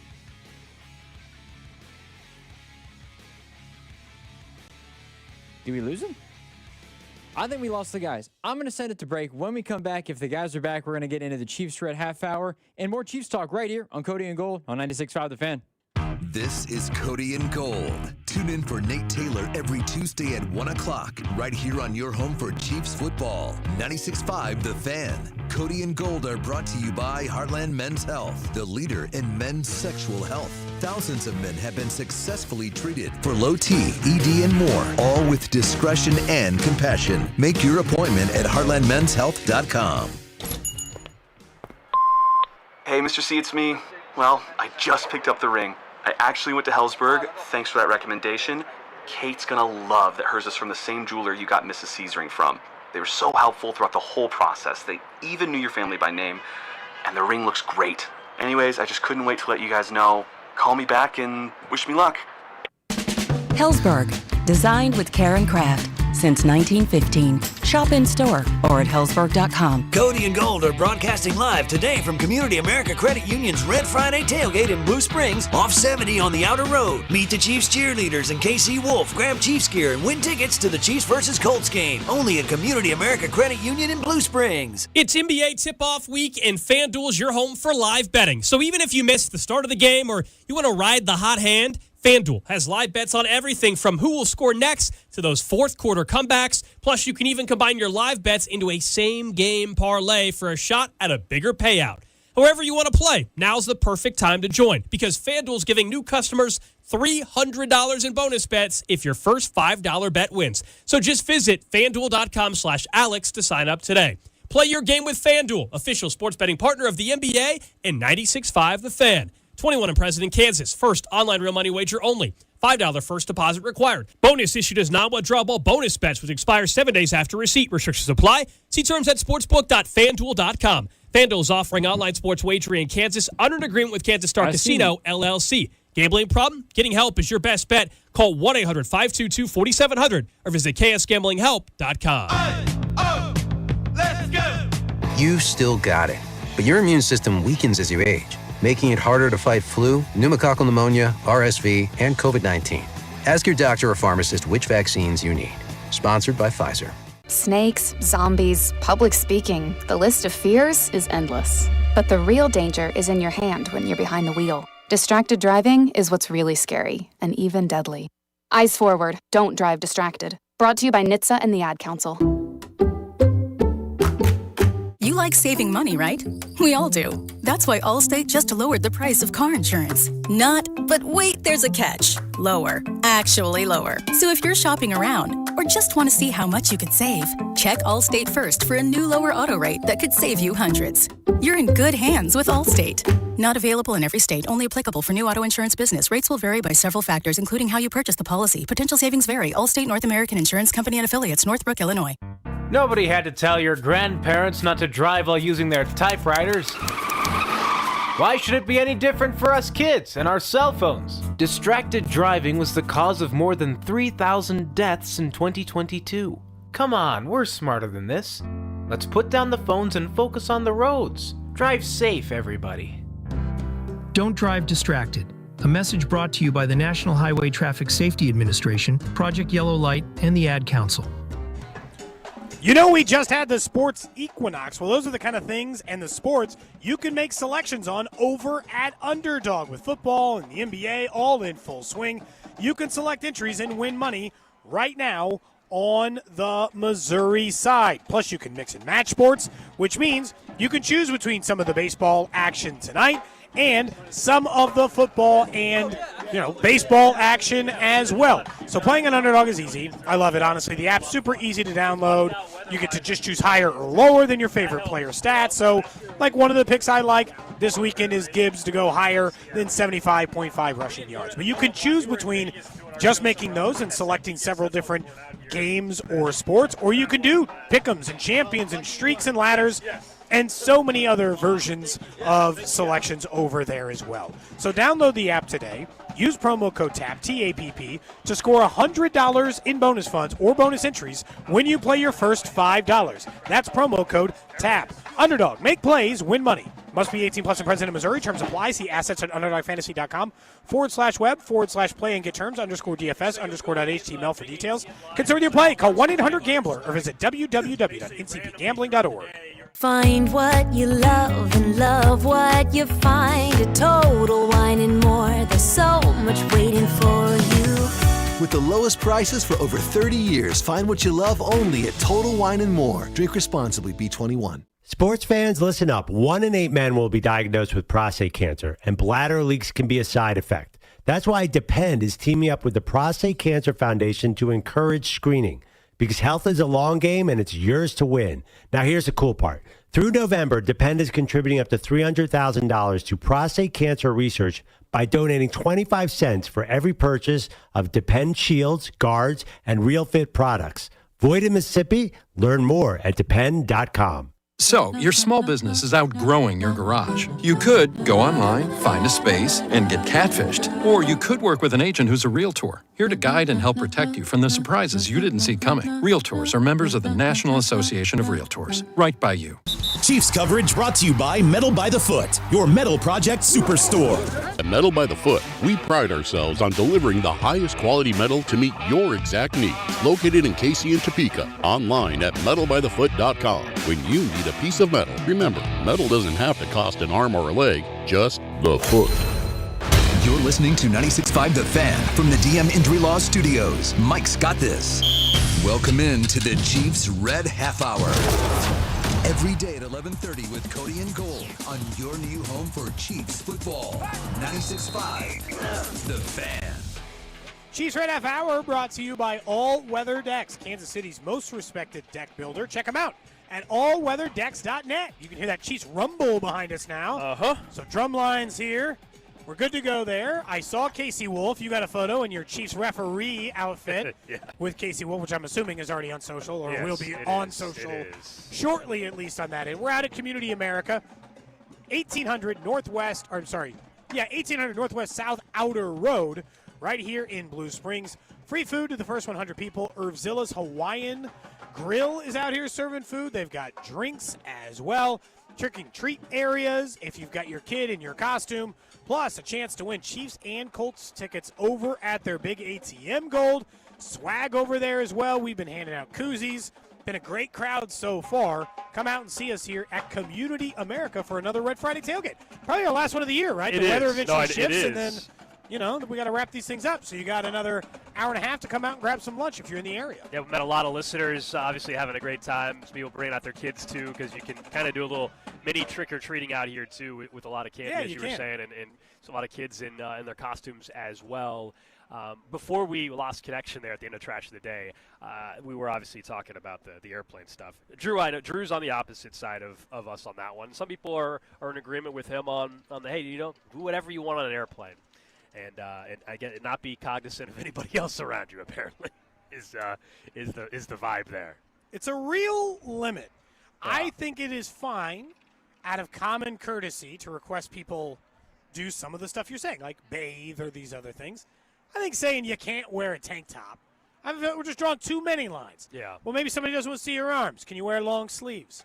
I'd like you in. Spec did say. No sweats. Yesterday. I'd like you in some nice pants. Respect That's all I'm saying is, like, where do we draw the line? Nobody's saying everybody needs to be wearing a shirt and tie on the flight. No, Spec did say no shorts, and I was like, that's a bit much. See, that's my feeling on the tank top. That's crazy. We can't all just draw a line. No shorts is to me very wild on a flight. Some people just, I guess, don't want to see the legs. Yeah. I don't know what to tell you. Imagine sitting next to Casey Wolf on the flight. That would be a problem.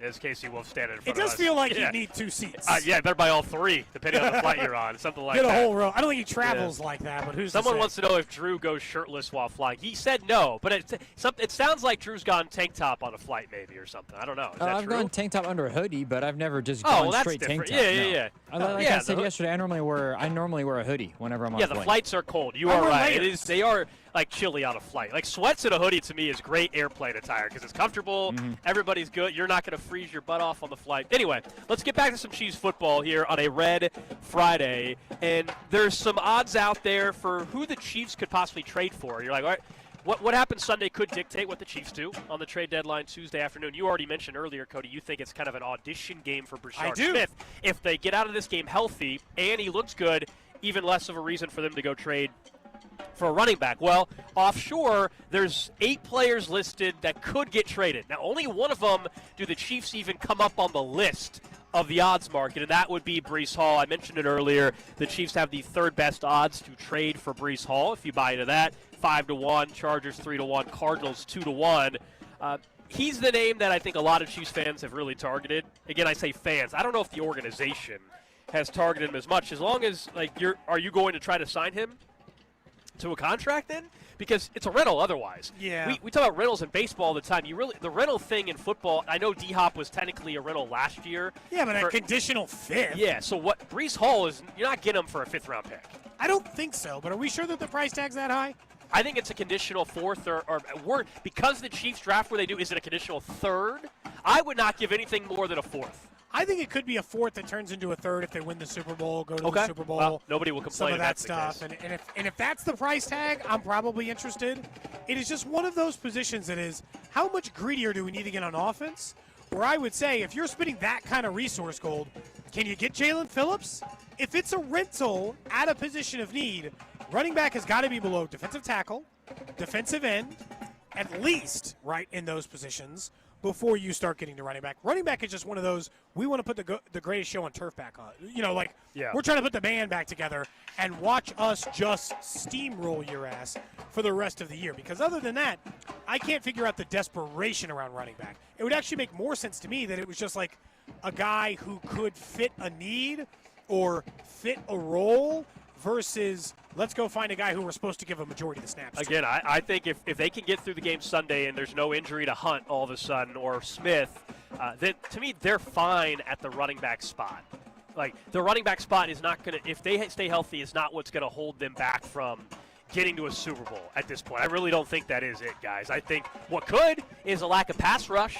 Eventually so they the were defense. Missing any other off-market? No, I was just going to ask real quick.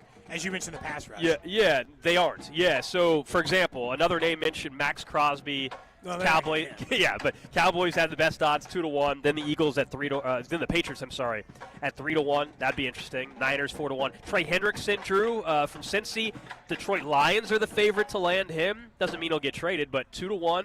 Tampa 3-1. Commanders 4-1.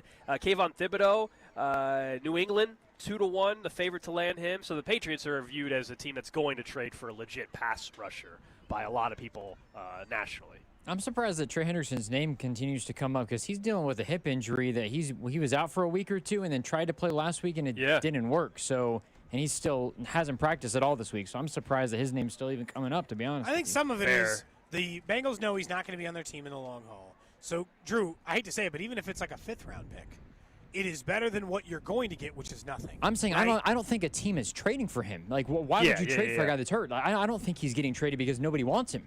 Do you think he's hurt? Legit don't know the answer to this. You follow Cincinnati closer, obviously. Is there any speculation that, like, he's hurt, but one of those where it's like, you know, if this team was he'd feel a lot better if he ended up somewhere else. Or he'll feel way better once the trade deadline's over, kind of thing. I think we've seen that happen before. I think he's got a legit hip problem. Okay. Or back Fair problem. Whatever it is. Then Bradley Chubb, who we just saw play for the Dolphins last night. There's no reason for the Dolphins not to trade him at this point. The favorite landing spot for him, Philly, 2-1. Washington listed at 3-1. Dallas 4-1. San Fran 5-1. And then a name that nobody's worried about in Kansas City necessarily, but A.J. Brown, next team. It'll be a worry if he gets traded to this team. New England or New England's the favorite at 2-1. Buffalo 3-1. I don't want A.J. Brown going to Buffalo, I'll tell you that. If I'm the Eagles, I'm not trading A.J. Brown either. Like, sorry, not trading you, dude. No, it's so insane. They're defending. Like, I'll just be honest. If the Chiefs, if they had just won the Super Bowl the year before, and then they were in active discussions to trade Rashee Rice, I'm like, what the hell are you doing? We're the defending Super Bowl champions. You're going to trade away the number 1 wide receiver? That seems insane to me. And yet it seems like there's something with, and I don't know how to put it, but like there's something with A.J. Brown and how many years he ends up in a city before he's ready to just burn out of town and I guess change it up at least a little bit or burns himself out in there. The Drake May thing is interesting. I mentioned this stat earlier. I just want to mention it real quick. I know it's the Chiefs for half hour, but this relates to like them as a threat. You and I talked about the teams that we worry about the most in the AFC. And we are not currently considering New England to be one of those teams. It is still pretty much the same teams. I think right now it's really just Bills and Colts. And Colts have really, truly earned their way into that conversation in the time being, and we take them less serious than we do the Bills. Drake May, this stat from Scott Kaczmar is really interesting because he was saying it in quotes. Dan Orlovsky was saying that the MVP this year should be Drake May right now. Yeah, I saw that part. And he said Drake May is 1-9 in the NFL. Now, that's not just this year, so I think that's that's last year. Nobody was saying he was playing at this level last year. Drake May, though, in his career is 1-9 in the NFL when he has to throw more than 26 passes.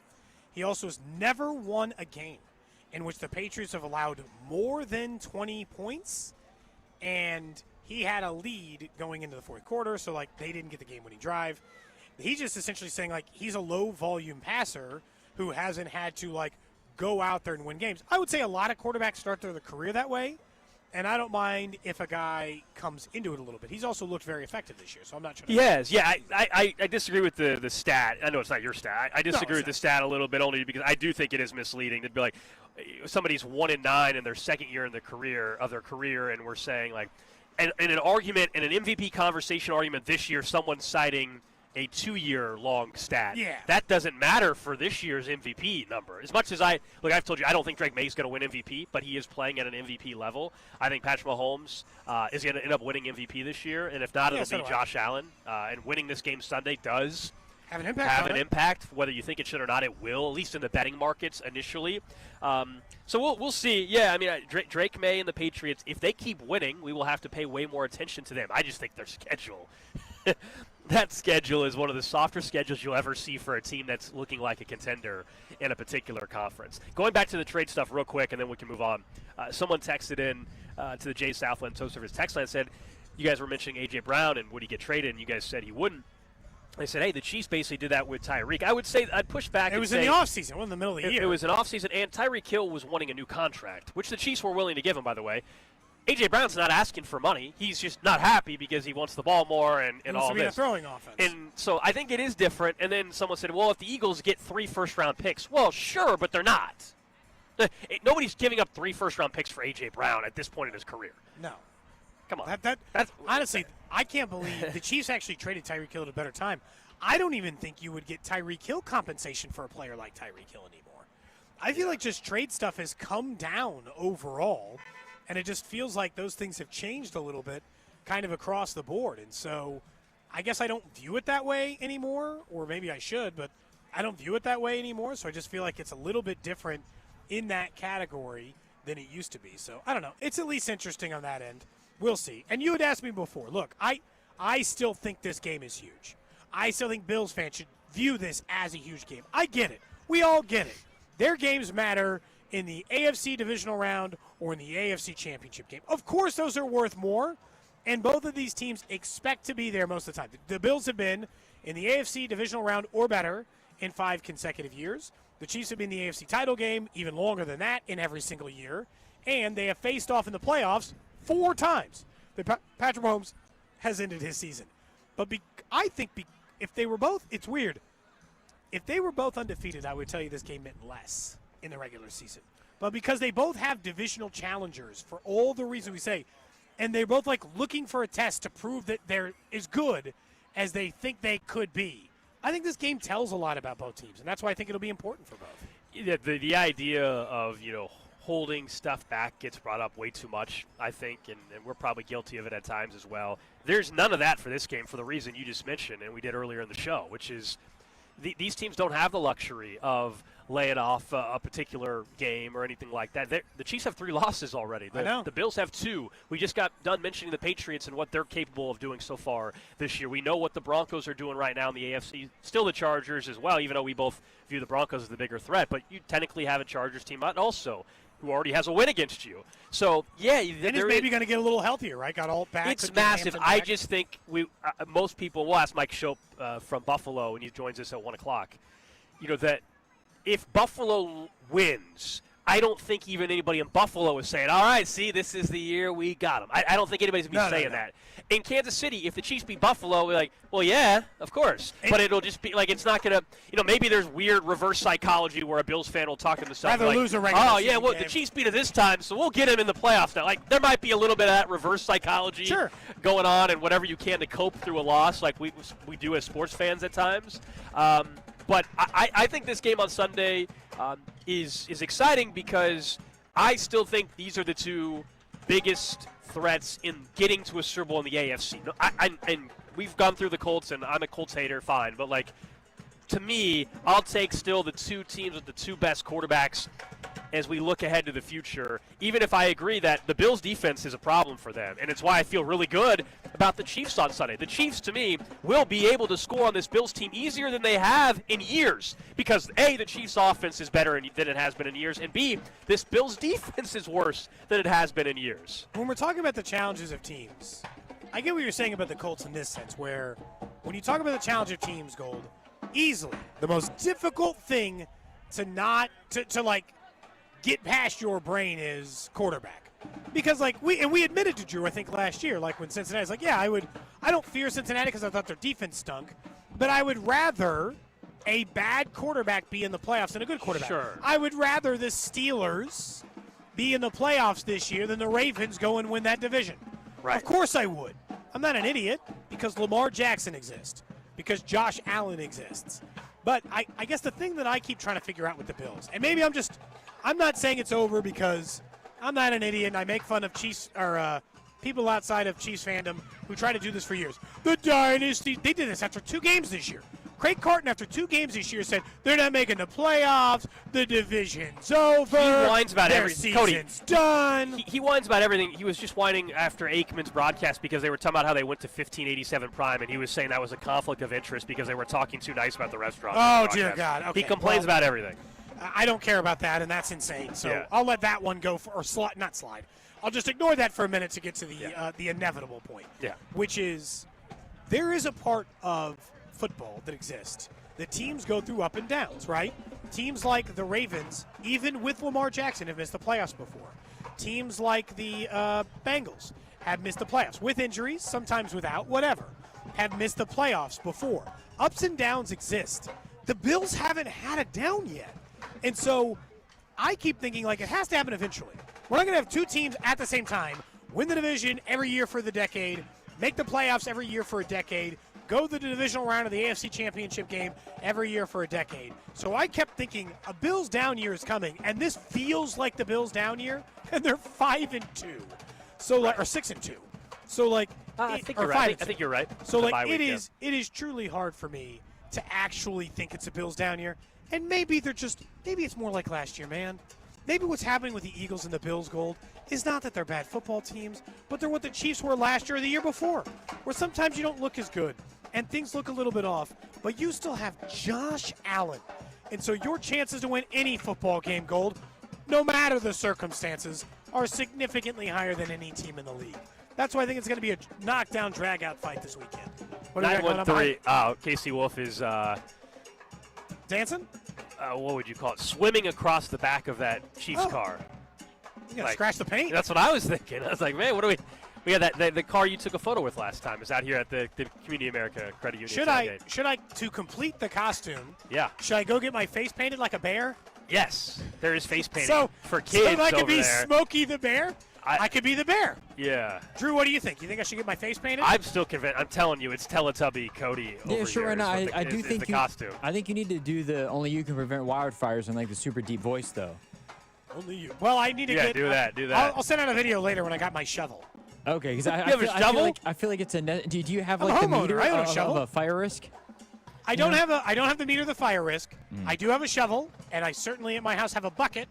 You know, those are the things that Smokey the Bear regularly tries to prevent people. You know. Someone said, "What's up with the bongos in the background?" That's Chiefs Rumble. That's Chiefs Rumble in the background. I do think you only you can prevent wildfires. There you go, Drew. There you go. How's okay? Quick update. Lower the octave level a little bit. You know? You're back in the studio. We're obviously not there. Potluck has started. Have you scouted it? What are we looking like? How's the spread? Did Bob and Dusty really go and bring in fish just to annoy people? During the break, I'm going to go check. I was going to go during the last break, but we were dealing with some stuff. So I will go during this break, and I will come back with a report for you and what's trending. All right. I'm curious just how the potluck is going back in the building. There's a lot of noise being made, and it smells pretty good. So a lot of noise being made? Well, yeah, like everybody was collectively in an area that was relatively close to the studio. So I was like, what the heck's going on? Yeah. Were they disappointed you weren't in costume? Hey, what was Carrington's costume? He looks like he just dressed like a Chiefs fan going to a game on Sunday. He was just in a Chiefs shirt and some Zubaz pants. That just looks like a fan going to the game. Yeah, Carrington was that way. Nobody said why didn't you wear a costume. Speck is dressed up as Scott Parks, which I think is very good. Okay. So flip-flops, a 80s band T-shirt, Dusty's shorts. dressed up as an advertisement. Correct. I saw that. I respect them. Our guy Quentin, who's now over at KMBZ, is Forrest Gump. He told me he let the listeners decide that costume. The outfit is, I don't know if you guys seen it yet. The outfit is outstanding. It looks great. I'm looking at some of the photos they sent out from the staff, so I'm curious. I'm looking through to see how everybody dressed up. Although I saw a photo of us listed, and I did not send that in. Did you send that in? Yeah, Sophie asked. So, I forget who. I didn't send that in. I forget who's dressed up. It was from our Instagram. As Wednesday from the Addams Family or whatever, and it's very, I saw that. Very well done. That might be the winner. Yeah, that was really well done costume, I would say. That's a pretty popular one. Someone says, "Do we know who the refs are going to be for the game?" We do. Carl Sheffers, our old friend, is going to be the ref for the game, who we now like. Remember, we now like him.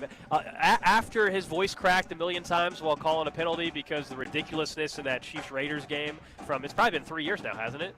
Yeah, something like that. About 3 years. But remember, he made a good call in the Super Bowl or the AFC Championship. He did. The Super Bowl, so we forgave him. We said on the air, we got no more beef. That's right. So unless he makes an absolutely insane call on Sunday, which certainly can't happen. There's no foul on the play for blocking the back. All time moment. He genuinely sounds like he is near tears in that clip. Yeah, totally.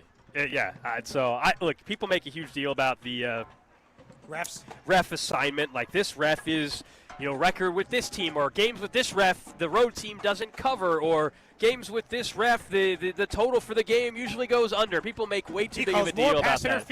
And that's why at this point you just got to lean in, as we said, and that's why I'm a Chiefs ref today. One of your patches came off. Yeah, I got the main one on there still. Yeah, you're still good. And you got the ones on the hat. Yeah. So you're still good to go. Someone said they dressed as you in a subway blimp earlier. Oh, really? That's their costume. I mean, that'd be a pretty awesome So are they a sub inside of a blimp, or are they you know what I'm saying? That's a great question. What are they? I still have the lunchbox they gave me from the subway blimp ride. Should that be an eventual Cody Gold garage show piece? It could be. It holds all my playing cards. It definitely could be. It holds like my Uno cards and all the kids' stuff in there. I don't pack a lunch in a lunchbox. Those that wanted to dress as spec but didn't want to shave their head. So as a result, you would have to do that. Yeah. Couldn't you go with one of those caps, those, like the bald caps? Yeah, to make that work, so But you don't have you could. So you don't have to shave your head. Certainly plausible. I can't think about who would be the most distinguishable costume if you had them dress like someone in the office. Ooh. Parks is high up there. Yeah, I would say. Scott Parks. I'm talking about from our station. From our station? Most, I mean. Who dresses in the most standout way? It might be you, Drew. Because I can at least wear it orange. is true. It is I think true. it might be you. Yeah, It's not meant to be an insult. I'm just saying. It absolutely is. I yeah. think you dress in the most distinguishable way. Yeah, it would be versus some of the other people at the station. I think it's easier to find. I think it'd be easier to see that it was you versus somebody else. That's all. I am wearing the neon orange Adidas shoes today, so it's that. You'll be able to see me coming from a mile away. Frost my tips like you were when you were Joe Burrow. There'll be lots of ways to do it. Have you ever dyed your hair gold? Dyed my hair? Yeah. No. I told you when I was younger. There's probably a photo of me with like bright bleach blonde hair Really? with like blue tips. Oh man, there's all kinds of crazy blue hair tips. All kinds of crazy hair in my youth. When I was in like elementary school or junior high, I had like the spiked hair, like the, but Yeah, sure. but I didn't. Like, it wasn't frosted tips or anything. I never had my ears pierced or anything. Never had a bowl cut. I avoided. Did you ever have your your smart ears? decision no ears there. pierced? No. So a couple people said Bink is the easiest person to dress up as. Oh, that's true. Shorts, beer shirt, have a can of chew with you. Yeah. Have an energy drink in hand. Don't shave for a couple of weeks. Yep. And you That's- might be good to that's- go. So, Jeez. yeah. Well, he has a beard. Yeah, exactly. I know. Exactly. All right, coming up next here, we are broadcasting live from Community American Credit Union, a Red Friday tailgate in Blue Springs off of I-70 South Outer Road. The tailgate goes till 1 o'clock. We've got a Hawaiian food truck out here, free food for the first 100 people. The big ATM, your chance to win Chiefs and Colts tickets. Having a great time. You can hear the Chiefs rumble in the background as well. Up next, we get to what's trending. We'll talk more about this offense and whether or not it can travel to Buffalo. Next. What's up, Chiefs Kingdom? It's Trent McDuffie. You're listening to Cody and Gold, weekdays 10 to 2 on your home for Chiefs football. 96.5 The Fan. Brought to you by Heartland Men's Health, the leader in men's sexual health. Thousands of men have been successfully treated for low T, ED, and more, all with discretion and compassion. Make your appointment at heartlandmenshealth.com. So we are out in Blue Springs today. I drove the 2025 Ford Expedition thanks to Shawnee Mission Ford out here. Made the drive easy. It's a bit of a haul from where I live. You guys know I live a little ways away from here, but I was able to just turn on Blue Cruise. If you're not familiar with Blue Cruise, that's hands-free driving. It makes it so easy. If you're not in a lot of traffic, you can turn that on once you get on the highway. It covers about 90% of interstates in the United States and all the way even in Canada as well. And so it's just nice, relaxed, hands-free driving. Can't wait to use that on the drive home as well. And one person even texted in the show today. They said, hey, what about the four-wheel drive? Are you going to do a video of off-roading? Maybe I need to. I know there's about 5 different settings of the four-wheel drive that you can do for off-roading. I used it the other day when the roads were a little slicker outside, obviously in the wintertime. So I love driving the Ford F-150 a couple weeks ago, and now I love driving the Ford Expedition as well. You need to go into Shawnee Mission Ford if you're looking for a vehicle. They're going to work with you any budget to get you in the right vehicle. If you're looking for a pre-owned vehicle as well, they've got over 100 of them on the lot. And don't forget, it goes beyond just the buying experience. It's well after that with their mobile service. They will come to your office and change your oil. They will go to your home and change your oil as well. It's part of what they do. Shawnee Mission Ford is on a mission to do more. It's a Red Friday on 96.5 The Fan and the other place, especially with these great game day specials. 8 wings and a basket of tots for $12 plus $4 domestic OP cups. The other place, the next best thing to being at the game. I'm Mitch Holtis, voice of the Chiefs. Everyone develops cataracts naturally as they get older. When your vision is affected by cataracts, you should see my doctor, Dr. Steven Silverstein at Silverstein Eye Centers. Dr. Silverstein is a world-renowned cataract surgeon who performs life-changing laser-assisted cataract surgery with premium lens implants to correct your vision up close and far away. Trust my eye doctor, Dr. Steven Silverstein, Silverstein Eye Centers, 816-358-3600 to schedule an appointment. I'm worth more. I'm worth a little more. I'm worth a lot more. I completely agree. You are worth more, and your car's worth more, and we want to pay more at GiveMeTheVin.com for good cars, because they are worth more, and so are you. And remember, if I don't beat the price on a CarMax or a Carvana deal, I'll pay you $100. For top price, trust, and ease of transaction, GiveMeTheVin.com, America's best car buyer. Sell us your car. GiveMeTheVin.com. So easy you can do it in your underwear. The NBA is back. It's NBA tip-off week, and FanDuel is your home for live betting. So even if you miss tip-off or you want to ride the hot hand, FanDuel has live bets on everything, from who's going to score next to a fourth-quarter comeback. You can even combine your bets into a same-game parlay for a shot at an even bigger payout, however you want to play. Now is the perfect time to join. FanDuel is giving new customers $300 in bonus bets if your first $5 wager wins. So all you need to do is visit FanDuel.com. Use my promo code KFNZ to sign up today. Fall is here, so celebrate the return of basketball season with our friends over at FanDuel. Play your game with FanDuel, an official sports betting partner of the NBA, and also 96.5 The Fan. 21 and present in Kansas. First online real money wager only. $5 first deposit required. Bonus issue. Non-withdrawal bonus bet expires 7 days on the street. Restrictions apply. See terms at sportsbook.fanduel.com. FanDuel is offering online sports wagering in Kansas under agreement with Kansas Star Casino LLC. Gambling problem? Get out with your best bet. Call 1-800-522-4700. Visit kansasgamblinghelp.com. Hey, Chiefs fans, Crown Royal is the official whiskey of the Kansas City Chiefs. And this season, it's not game day without the generous spirit of Crown Royal. Whether you're at the tailgate, in the stands, or watching from home, Crown Royal is the reason and the reward for coming together. Grab a glass with the Crown Royal rig at a stadium near you, because we'll be sharing the generous spirit with fans across the country. Crown Royal, fueling game day with a generous spirit. Visit www.crownroyal.com/royal rig for more on the Crown Royal Rig Tour. Please drink responsibly. It all comes down to this, folks. Yep, the entire season is on the line. But my throat has officially thrown in the towel. Sounds like you need Vicks VapoCool drops. They're max strength and vaporize sore throat pain. Whoa! These VapoCool drops hit fast! Speaking of fast, did you just see that play? Yeah, he vaporized that ball. That pun should have come with a penalty. Vaporize sore throat pain with Vicks VapoCool drops. Use as directed.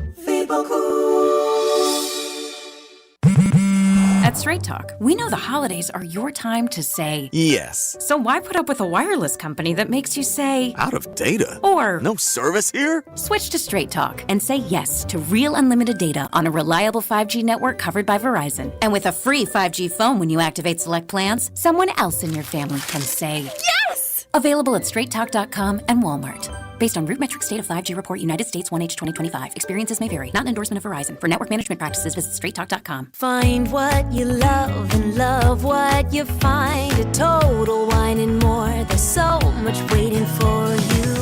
With the lowest prices for over 30 years, find what you love only at Total Wine and More. Drink responsibly, B21. Sports fans, listen up. 1 in 8 men will be diagnosed with prostate cancer, and bladder leaks can be a side effect. That's why Depend is teaming up with the Prostate Cancer Foundation to encourage screening, because health is a long game and it's yours to win. Now, here's the cool part. Through November, Depend is contributing up to $300,000 to prostate cancer research by donating 25 cents for every purchase of Depend shields, guards, and Real Fit products. Void in Mississippi? Learn more at depend.com. So, your small business is outgrowing your garage. You could go online, find a space, and get catfished. Or you could work with an agent who's a realtor, here to guide and help protect you from the surprises you didn't see coming. Realtors are members of the National Association of Realtors. Right by you.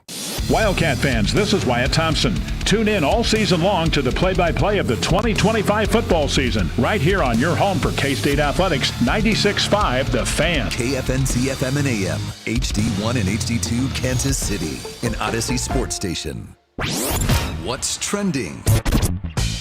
What's trending brought to you by Telly Tire and Auto Centers. Winning starts with a great drive. Since 1942, Telly's certified techs have delivered complete car care with top brand tires and expert auto service. Keep your drive going. Take it to Telly. Visit tellytire.com today. Number one on What's Trending, Chiefs-Bills, Sunday afternoon, 3:25. Kickoff right here on 96.5 The Fan. The latest line has the Chiefs as 1.5-point favorites. Come down a little. The total sitting at 52.5. Andy Reid will speak at 1 o'clock. We'll find out a little bit more on the injury front, although I think we have a good idea. Isaiah Pacheco didn't practice again. He's not going to play on Sunday with that knee sprain. Trey Smith seems to be all good, path, on the right track to be able to play. Hollywood Brown was sick earlier in the week for one day. He was right back at practice. So I think they're pretty good on that front, but we'll find out if there's any updates there. We're going to check in on the Buffalo side of things at 1 o'clock today. Mike Schoop from our sister station, WGR 550 in Buffalo, who we've gotten to know over the years, will join us to give us some insight on how healthy are they as well. Andy Reid talks at 1 o'clock today. Do you think he'll be as anti-Halloween as one Matt LaFleur was? I don't think he'll go to that extreme. I don't think he'll flat out say, I don't give a bleep about Halloween like Matt LaFleur did. But football games. He'll probably just say, yeah, the guys love it. And it'll be something like that. It'll be more of that. Yeah, exactly. Next up on What's Trending, World Series Game 6 tonight. In Toronto, they got a 3-2 lead to the Blue Jays. Pitching matchup in favor of the Dodgers. They are favorites to win the game tonight. We'll see whether or not this thing gets a Game 7. Game 7s in sports, Gold, doesn't get much better than that. You know that.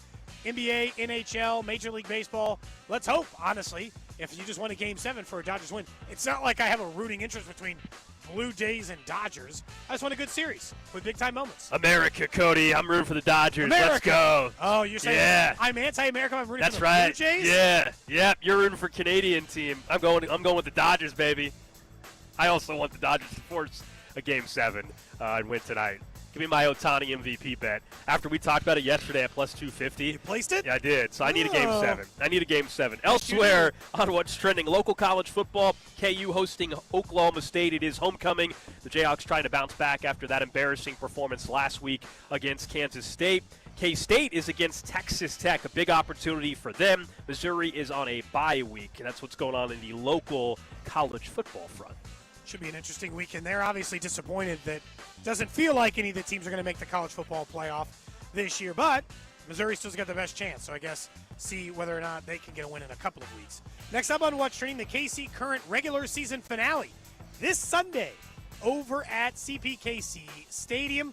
They will host a quarterfinal match next weekend when the playoffs get underway. Remember, they were the number one seed. They have clinched the number one seed forever ago. They are the most dominant team in NWSL history. Goals scored, record, how early they clinched it. This might be the single best team in that league's history.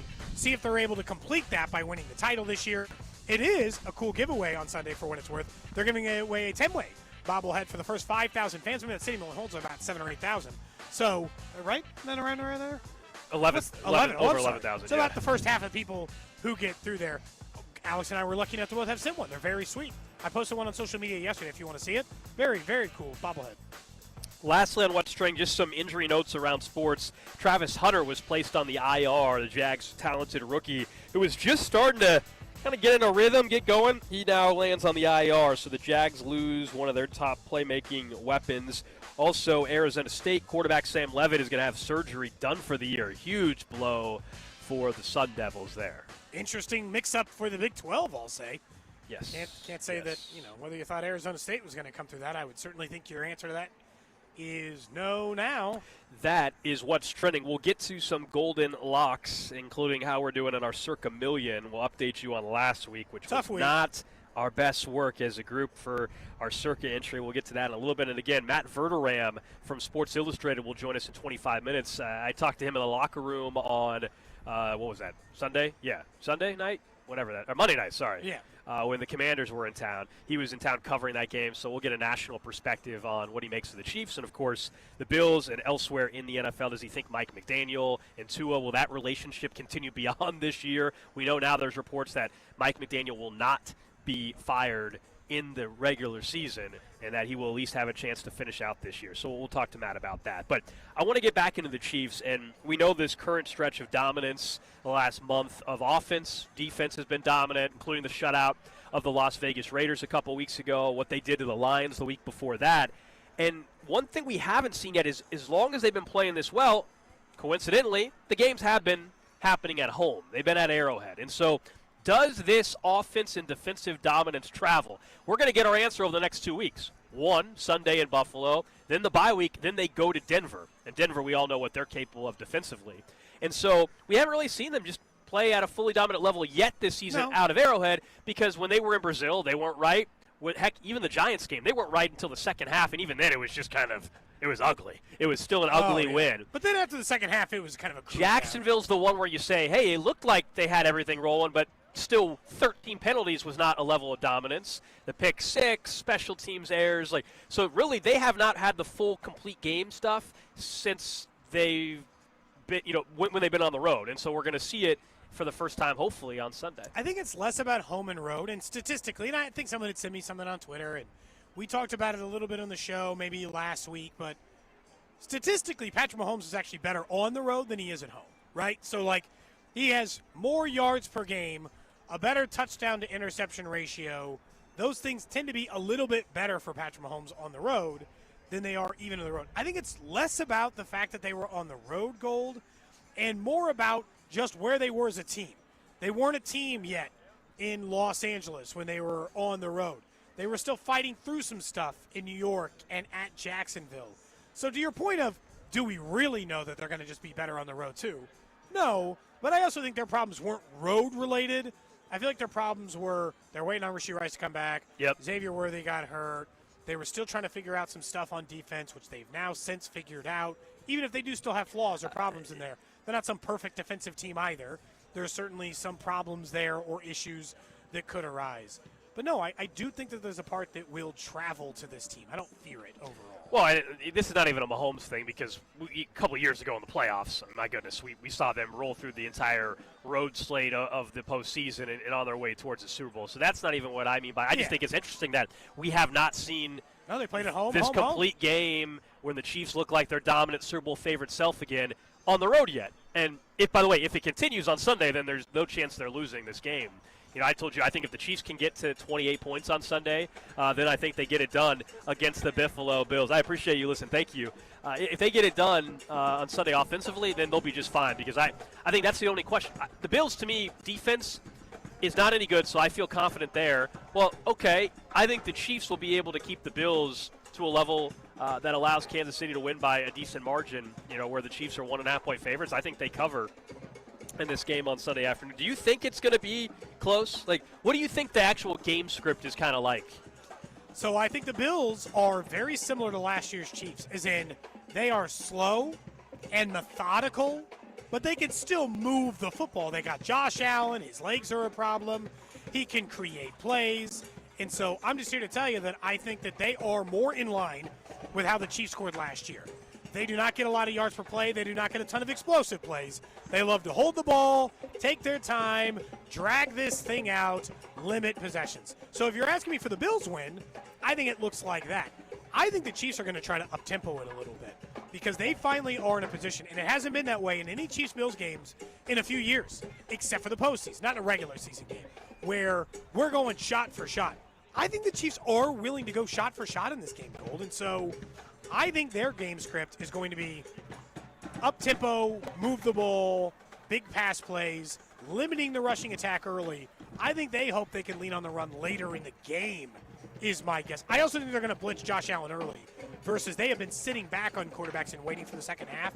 I kind of think they're going to get after Josh Allen quick. One thing that we know Buffalo loves to do is utilize the clock, long sustained drives. Josh Allen is able to have a third down and extend the drive with his legs, even on a fourth down, extend the drive with his legs. That's the one thing that I will say that they can do that the Chiefs' opponents during this recent stretch haven't. Not just because the Chiefs' defense was dominant, but that is have these long sustained drives. Detroit did it on the opening drive of the game, and that was really it. But we have not seen the Chiefs face a team where I think Josh Allen and as a unit, they are offensively capable of, they get the ball to start, let's say. They can go and have a 9-minute, I'm serious, even a 9-minute long drive, multiple fourth down conversions, grind it out, keep Mahomes on the sideline. They're the team that I think has done it before and can do that. That's the one difference I'll give them compared to everybody else on their schedule. I think they will do anything to try to get James Cook going early because we don't know what the Chiefs' defense is if someone is running the ball successfully and running the ball successfully, Gold, early. I think they will use James Cook in the running game. I think they will test him against Nick Bolton. I think James Cook in the first two drives might get 10 touches for the Bills. I don't even think they're going to bother figuring out if they can just expose Shakir or Keon Coleman because they don't have a ton of great weapons, or Dalton Kincaid where they used to struggle against tight ends. I think it is going to be the James Cook show early, and that will be a very bad sign for Buffalo, Gold, is if we get part of the way through this first quarter, second quarter, and they're trying, and that's not clicking yet, and they have to just turn it over to the pass game, even if it's working early. In the long term for them, over the course of the game, I don't think that that's a good plan. See, I wonder, though, Cody, I think Buffalo, out of the gate, part of their scripted, I actually think they're going to – I think, let's say the first 8 plays, my guess is 6 of them are passes. I actually think they're going to do the opposite. Okay, interesting. I think you think they're going to zig when use that. I think they will come out throwing, not running the football, and try to eventually get into James Cook. I know normally you're like, no, James Cook, set up the play action. I think Kansas City has shown that you're not going to run on them. And so how do you run on them? I think it's if you're all of a sudden having a lot of success in the passing. I think it's the reverse. I could be way off on that. That's backwards of normally how it goes. I'm not worried about the Chiefs shutting down Cook on the ground. I told you my biggest fear, other than Josh Allen, would be James Cook open in the flat all day long. You're asking Nick Bolton and Drew Tranquil to go up and make tackles. Now, this team has been very good at tackles, not a lot of misses so far, but that would be my worry. Dump off in the flat, James Cook, and he's adding, an extra 8 to 10 yards on a reception consistently.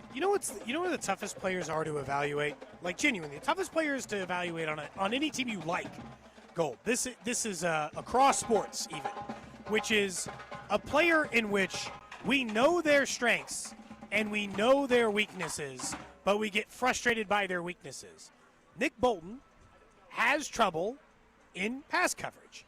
And, rather than just be upset about it, it's like, I just want the Chiefs to try to make sure to not let him be on James Cook all day. Because I'm not mad at – you know what? Truth is, I'm not mad every time Nick Bolton blows a pass coverage snap. I know that to be one of the flaws in his game. I know all the things he's great at and all the things he does well. So, I will just know that those are the things he does well. My whole thing is, can you – and I know that they're doing the same thing. You're trying to keep Nick Bolton off James Cook. They're trying to get James Cook on Nick Bolton. Look, last week, Rashee Rice ended up on the linebacker for Washington, Bobby Wagner. I don't think that Washington wants to do that most snaps, Gold. I don't think their dream scenario is Bobby Wagner. I mean, it happens every game for every team. I mean, the yeah. Chiefs, the amazing touchdown catch from Terry McLaurin, the only touchdown that they had, where you remember he tapped his feet. It was a great catch. I think Shamari Connor and Nick Bolton, I thought. Nick Bolton, yeah. So look, Matt, that's how these guys, they're paid to create mismatches and put defenses in bad spots. But my thing is more the first 15 for Buffalo. If the Chiefs can limit them on the first 15, then Buffalo's in big trouble because I know and trust that Spags will make those adjustments. It's the first 15. You better get them because you're not going to get them a little bit later on. We'll talk to Matt Verderame in 15 minutes from Sports Illustrated, get his perspective on this game. Also, don't forget, you can't count on much, but you can always count on Sundays with the NFL on CBS and Paramount+. Watch your local NFL game all season long. Kick it off, of course, with this Week 9 matchup between the Chiefs and Bills. Visit ParamountPlus.com/NFL to get started today. All right, let's get to it. We got to check in on some Golden Locks. Just because you love something doesn't mean you're good at it. But Alex Gold and betting on sports? Pretty good. It's time for Golden Locks. All right, let's get to them. Of course, Golden Locks on the show, brought to you by our friends over at Circa Sports. Sports betting the way it should be is coming soon to Missouri with Circa Sports. That's December 1st, by the way. All right, let's start with Circa Million, our contest that you, me, Dusty, Rob, Bink, Speck are all part of. 2 and 3 last week. Still top 250. We moved down on our chart. We're now tied for 230-something out of 5,800. Top 5%. Top 5%. Yep. So we need to get going. Here's what happened, honestly. Last week, guys, it was all about favorites in the NFL. Favorites went 11-2 against the spread. 84% of favorites covered last week. That was the best win percentage for favorites in a single week since 1985 when the Royals won the World Series. Since week 6, favorites are 33-10, so 76% or so straight up, 69% straight up. The best win percentage for favorites through 8 weeks. It's been a tough couple of weeks in the teams. It's been a blowout the last couple of weeks. There's been a lot of blowouts. So where are we at this week? Here are a couple that we might use for our Circa entry. This is going right back to the same scenario from last week that did not work. That was, remember when the Niners were getting 1.5 at Houston? Yeah. And Houston won outright. Yes. And covered easily. Denver, don't 1.5 point dogs at Houston. No Pat Surtain. It doesn't smell right. Doesn't smell right, and I know you're saying, well, see, last week. No, I'm going back. Denver, right back. Denver plus 1.5 at Houston. It was a good idea last week. It's a good idea this week. Denver Is that the idea? plus 1.5 at Houston. I still don't buy into C.J. Stroud and the Texans' offensive line and the offense. I like Denver to go on the road and cover and win that one outright. And then New England minus 5.5 against Atlanta, involving the Falcons again. They looked terrible a week ago. Kirk Cousins was playing. Penix is back. They didn't run the ball. Defense struggled. Terrible game plan. You know I'm a believer in New England and in Drake May. I like them in this spot, even though they got to cover the 5.5 and win by 6 or more. Can I ask a question about, do you have it pulled up right now? What are the Colts against the spread this year? And why haven't we just been sticking with them forever at this point? Because every week I'm like, I'll choose the team against the Colts. I'm like, well, that's crazy. The Colts are obviously going to stick this thing out. The Colts are 6-2 against the spread, Cody. Yeah, that's not surprising to me. The Patriots also 6-2. The Rams 5-2. Seattle 5-2. Detroit 5-2 against the spread. Like, the way I look at the Colts is, it feels like every week I should be thinking, oh, here comes another team to get in their way, and maybe we're inside of this.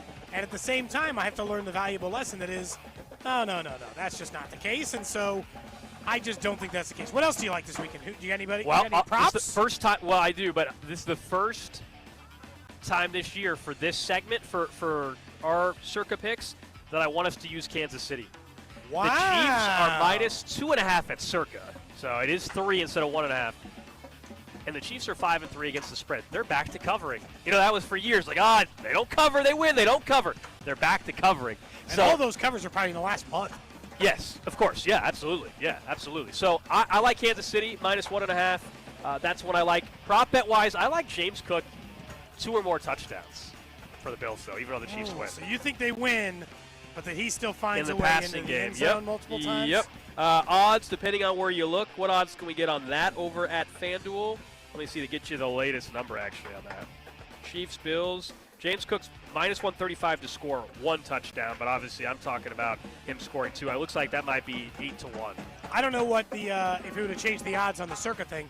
They did just officially rule out Ramondre Stevenson for the Patriots this Sunday, so he officially won't be in that game. The Rook. It will be Travion Henderson, who certainly feels like he could Wally Pip that job, Gold, if he does a nice job on Sunday for the Patriots. I like Patriots. that for fantasy purposes. Do you have Stevenson? I do, Cody. As a matter of fact, I do. Not good for me. Well, if you had the other, you'd like it, you know? Yeah. I do have Travion in another one. Okay. All right. We'll make that work. Those are some golden locks. College football, Drew, do you have a better 2 you like? Here are the 2 that I like. I'm curious to get your perspective on it. I like Houston minus 13.5 against West Virginia. Willie Fritz doing a great job there for the Cougs. And then Cincinnati, it's up to 10.5. I had it earlier in the week. I liked it at 9.5. Cincinnati, that would be the Bearcats, college football, plus 10.5 at Utah, out They west. might win the Big 12. Where you at, Drew? Cincy's really interesting. I think USC and Nebraska is an interesting one. I think USC covers 4.5. Also, Oklahoma is 2.5-point dogs on the road against Tennessee. They were embarrassed defensively. They were very good on defense. They're going to bounce back, and I think they cover that 2.5. But Cincy's interesting because, it popped up on College Football Live. They're giving up only 19 points per game, but they give up 368 yards a game. They give up almost as much as they gain. Utah's defense is very, very good. So I think Cincy probably covers at 10.5, but I think Utah definitely wins the game. Plus, it's one of the underrated places to play in all of college football. True. 10.5 just for a team like Cincy, to me, where they have a quarterback that's legit top 10 in Heisman right now. Or top 7, I think, actually, in Heisman. Sorsby. I'm getting 10.5. Is this a particularly open year for the Heisman, or does it just feel that way? Well, from what the names early in the season, it's different. But right now, narrowing a lot more now. It has narrowed down. Like Ty Simpson is along with Mendoza, the 2 guys at the top of the odds charts. Right now, I see. Yeah, go ahead. Depending on aggregate, because obviously the odds are different depending on the place. Fernando Mendoza is the leader. Ty Simpson, pretty much co-favorite. Julian Sayin. Ohio State. Okay. He's getting better. Marcel Reed and Diego Pavia, the only ones that are under 10-1. Yeah, after that, Gunnar Stockton. So it really does feel like it's narrowed down to those 5, if we're being generous. I think potentially it's more like 4. But if Pavia keeps winning at Vandy, he's going to move up. You know my feeling on Ty Simpson. Big fan of his. Big fan of Alabama. Has run with him here recently. I'm all in on the Ty Simpson. He's the favorite right now to be the number 1 overall pick in the draft. Now, I will admit, I don't think that's going to happen, but I love it. I do love that for those that were doubting Ty Simpson weeks ago when they were playing the Missouri Tigers. I will say, it was just Kalen DeBoer. They were 2 weeks into the season. They're like, do we need to fire this guy? Do we just need to start Drew over? was right on DeBoer. I will say that. He said give it time. Yeah, it was. I just thought it was kind of a crazy overreaction just because we've seen. What else has kind of gone on? It's Alabama football, Yeah, I know. But I think one guy, if you want value, I think 30-1, at least what I'm seeing on FanDuel, Haynes King is sneaky, or Trinidad Chambliss, one of those two guys potentially. Obviously, with Georgia Tech and Ole Miss where they're at, if they keep winning, then all of a sudden maybe they get into that mix of players. But from a stat perspective and everything like that, what the Heisman is, it doesn't feel like those guys. It feels like those guys are long shots for a reason. That's exactly it. They're down at 30-1 for a reason, and it's also getting a little late in the year that I think someone that's that far back can just turn it around. Can turn it around. And I know, the odds do not dictate who's going to win the Heisman. That's not just because someone's not a favorite right now doesn't mean they can't win. But they're pretty darn good at what they do when they set these odds markets. And we're far enough into the season that I just don't think somebody that far down the board can win it. Those are some golden locks heading into the weekend. Up next, Matt Verderame from Sports Illustrated going to call in. We'll get a national perspective on the NFL and also Chiefs-Bills as we continue broadcasting live from Community America Credit Union out in Blue Springs. We're off I-70 and Outer Road. The tailgate goes for another 35 minutes or so. Free food still out here with some Hawaiian food. The big ATM, a chance to win some Chiefs-Colts tickets. Casey Wolf out here as well, right here, 96.5 The Fan. This is Cody and Gold on your home for Kansas City sports. 96.5 The Fan. Brought to you by Heartland Men's Health, the leader in men's sexual health. Thousands of men have been successfully treated for low T, ED, and more, all with discretion and compassion. Make your appointment at heartlandmenshealth.com. Inside the Huddle is brought to you by Blue Cross and Blue Shield of Kansas City. Discover the benefit of blue. Around here, we've got each other's backs. When it comes to health insurance, we want that same kind of support. Blue Cross and Blue Shield of Kansas City gets that. They're from around here too. Backed by the national strength of the Cross and Shield, they help you make confident choices, no matter where you are. Blue Cross and Blue Shield of Kansas City. From here, for wherever you are. That's the benefit of blue. This is the take care of my family goal. This is the enjoy the life I've built goal. This is the set up a foundation goal.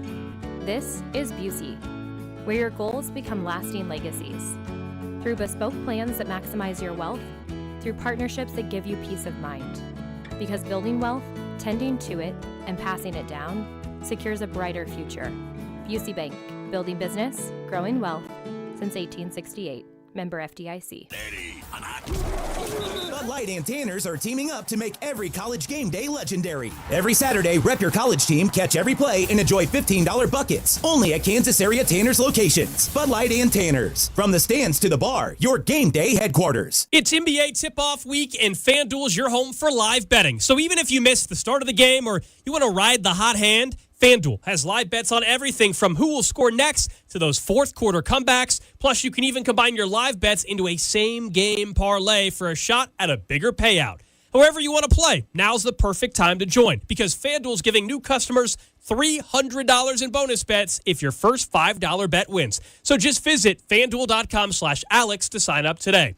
Play your game with FanDuel, official sports betting partner of the NBA and 96.5 The Fan. 21 and present in Kansas. First online real money wager only. $5 first deposit required. Bonus issued as non-withdrawable bonus bets, which expire 7 days after receipt. Restrictions apply. See terms at sportsbook.fanduel.com. FanDuel is offering online sports wagering in Kansas under an agreement with Kansas Star Casino, LLC. Gambling problem? Getting help is your best bet. Call 1-800-522-4700 or visit ksgamblinghelp.com. This is Jeff for Heartland Men's Health, where we've successfully treated thousands of men for low testosterone and helped them feel like their old selves again. Please take a moment and listen to how we help this patient. Hi, this is Doug. I'm a patient with Heartland Men's Health. I've been doing low T treatment for just under a year now. I've always dedicated my life to work. I've always found the time to go to gym. I'm 46 years old. My energy level has been on a roller coaster. With work, when we would have like long, stressful meetings, I would notice that I was very exhausted and drained afterwards. And with the low T treatment, I'm not as stressed. I started to feel a lot more level-headed. The roller coaster kind of went away. I think Heartland Men's Health, they really have it figured out. The professional staff, I think it's a wonderful treatment for men of any age. And it's definitely a benefit I'm going to continue.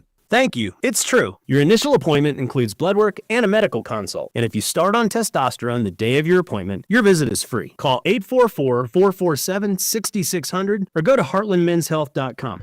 Life insurance. Why are you putting it off? Can't afford it? Too much hassle? Think you don't need it? There's lots of excuses for putting off life insurance. But if you weren't there, who would pay the mortgage and other bills? With Ethos, you could be covered in 10 minutes and boom, family protected. Ethos, fast and easy online term life insurance. Up to $2 million in coverage with no medical exam. Some policies as low as $1 a day. Answer a few health questions and get your free quote at ethos.com/radio. That's ethos.com/radio. Let me tell you about this new Pretzel Cheddar Club.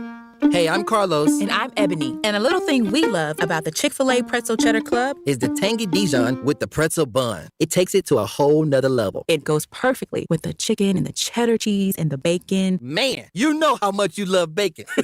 And I love the different varieties. Grilled, spicy, original. It gets you nice and excited for fall. Order the Pretzel Cheddar Club with Cherry Berry and Sprite for a limited time on the Chick-fil-A app. Real guests paid for their testimonials. This is an important notice to all U.S. taxpayers. The IRS is giving away billions of dollars in tax savings through a federal program called the Fresh Start Initiative to aid delinquent taxpayers. This initiative was established for anyone facing financial hardship and unable to pay their back taxes. Qualifying and enrolling in this program will stop all collections, settle your delinquent tax problem, and even reduce what you owe by thousands of dollars.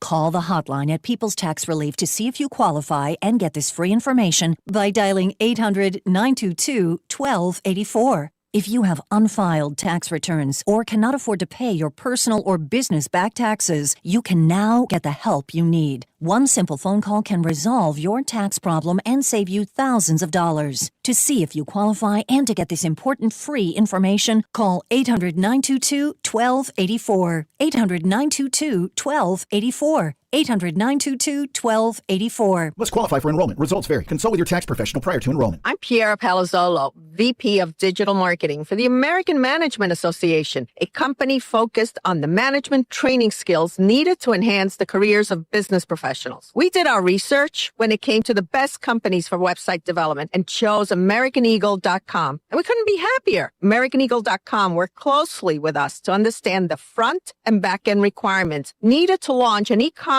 website that could handle the complexities of running thousands of seminars nationwide. Our robust new website and improved SEO saw immediate increases in site traffic and web revenue. If you're in need of managerial effectiveness and success, visit our website at amanet.org. If you're in need of a website that provides an unparalleled consumer experience, I highly recommend AmericanEagle.com. Transform your business today. Dial 877-WEBNOW1 for a free digital consultation with AmericanEagle.com. Chiefs coverage brought to you by Andy's Frozen Custard. Visit eatandys.com to find the location nearest you. Top your day with a smile. Let me tell you about my good friend Andy from Andy's Frozen Custard. He's from Kansas City, never misses a game, and serves the world's finest frozen custard. Tailgate with a Pick 6, or grab a freshly made custom treat before or after a game. And tell him Mitch and Andy sent you. You're listening to 96.5 The Fan from the DM Injury Law Studios. Mike's got this. Back here on a Red Friday, it's Cody and Gold, Alex Gold, Cody Tapp with you, Drew Nixon producing the show. We are live in Blue Springs at Community America Credit Union. Another great Red Friday tailgate. We're at the branch off the I-70 South Outer Road. The tailgate goes for another half hour here. Still a chance to win some Chiefs-Colts tickets with the Community America Big ATM. Also got a great food truck. I need to go grab some of that Hawaiian food here in the next couple of minutes as well. Need to do that. Casey Wolf, Chiefs Rumble, all out here. And it's been great running into so many listeners here. A younger girl came up and said, my dad listens every day. I was like, well, you could listen too. Shout out to Tim. Yeah, you know what? Shout out Tim. He's out here he's driving around, to our understanding. So we appreciate him and anybody else who was able to make it out today. We get to do these a couple times a year. I think this is the last one this year, but they're always a great time. We appreciate Community America having us out. All right, let's talk about Week 9 of the NFL season here with Matt Verderame from Sports Illustrated. Matt was in Kansas City on Monday night. Saw him in the Chiefs locker room there. He was covering the game. And, Matt, I want to just start with the Chiefs, then we can get into some of these other teams in the NFL. You've seen them a couple times in person this year. We all know the run that they're currently on. When you watch them, at this point, is there anybody playing better football outside of Indianapolis than Kansas City? No, they're the best team in the NFL. I mean, right now, look, I was doing some research. I was writing my Friday column, kind of previewing some of the best games of the week. And in the last 4 wins the Chiefs have had, if you strip out when the backups have been on the field, and I mean, there was one drive against Baltimore, the Chiefs starters were on the field, they're up by 24 points, 2 minutes left. You strip out these garbage time drives, the Chiefs have had 27 drives in those 4 games. They've punted once. Like, they're just a machine.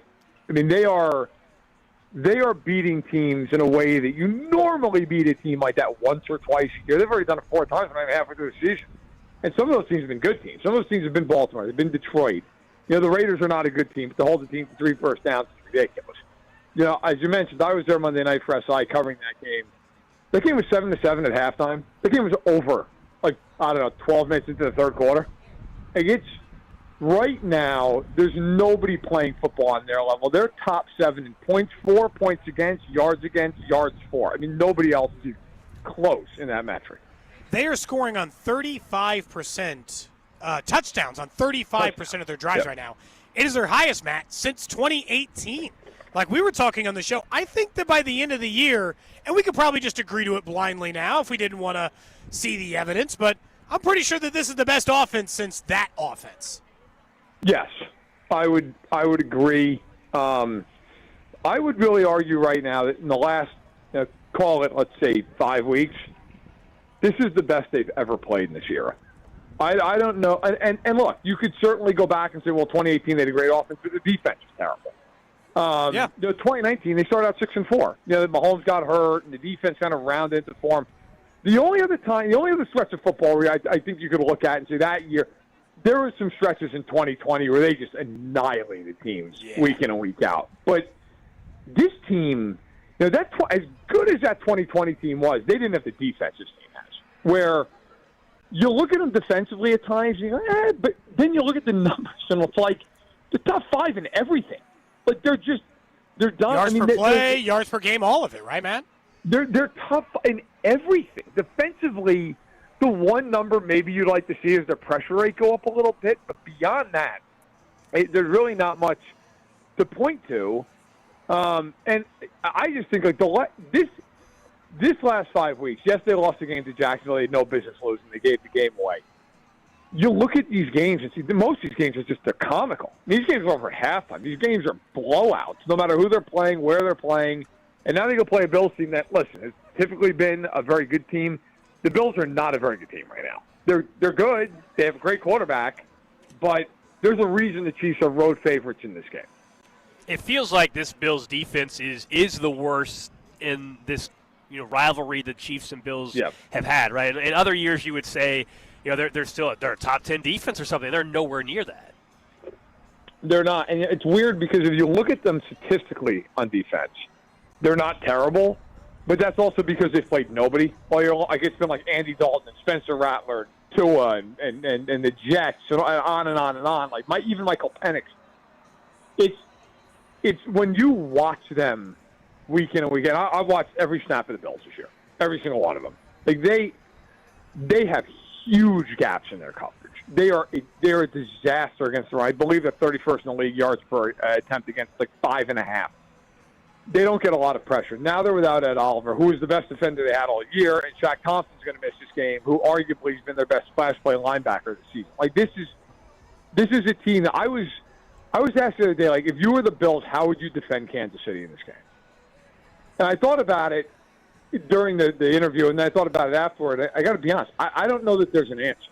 Like, if I'm the Bills, I would probably just play an umbrella shell coverage and hope the Chiefs beat them. So hopefully they drop a pass, they take a penalty, they bog down in the red zone. And that's the other part of this. Like, not only are the Chiefs moving the ball at a crazy clip, the Chiefs in the red zone over the last, I think it's 5 games, are 25 of 30 in the red zone. I mean, that's impossible to do that. Like, it's just, or I think 20 and 25. They're 20 and 25, they're 80%. They are, when they're getting down there, they're scoring. I think that's the game. If the Bills have any shot in this game, they're just going to have to win in the red zone. If they can't, they're going to lose. I guess some of it is just like, I wonder if, like, you're talking about it in this way. Obviously, we've talked about, like, the national affiliation. Is this how everyone nationally is talking about the Chiefs at this point? I feel like we all just collectively woke up one day and was like, oops, slept on the Chiefs and Rashee Rice is back, and now everyone's in big trouble. I think it kind of happened. Like, the Baltimore game was a little bit of a wake-up because, but let's also be honest, that game kind of came out of nowhere with them. They were awful the first 3 weeks of the year offensively, and then they got Worthy back. I think everybody thought they'd be like a little bit of a shot in the arm, but it's just, okay, they scored 37. But they're like, all right, well, Baltimore's defense has been terrible. What does it mean? And then even though they lost to Jacksonville, they hung 476 yards on them. So that's interesting. I think it was the Lions game.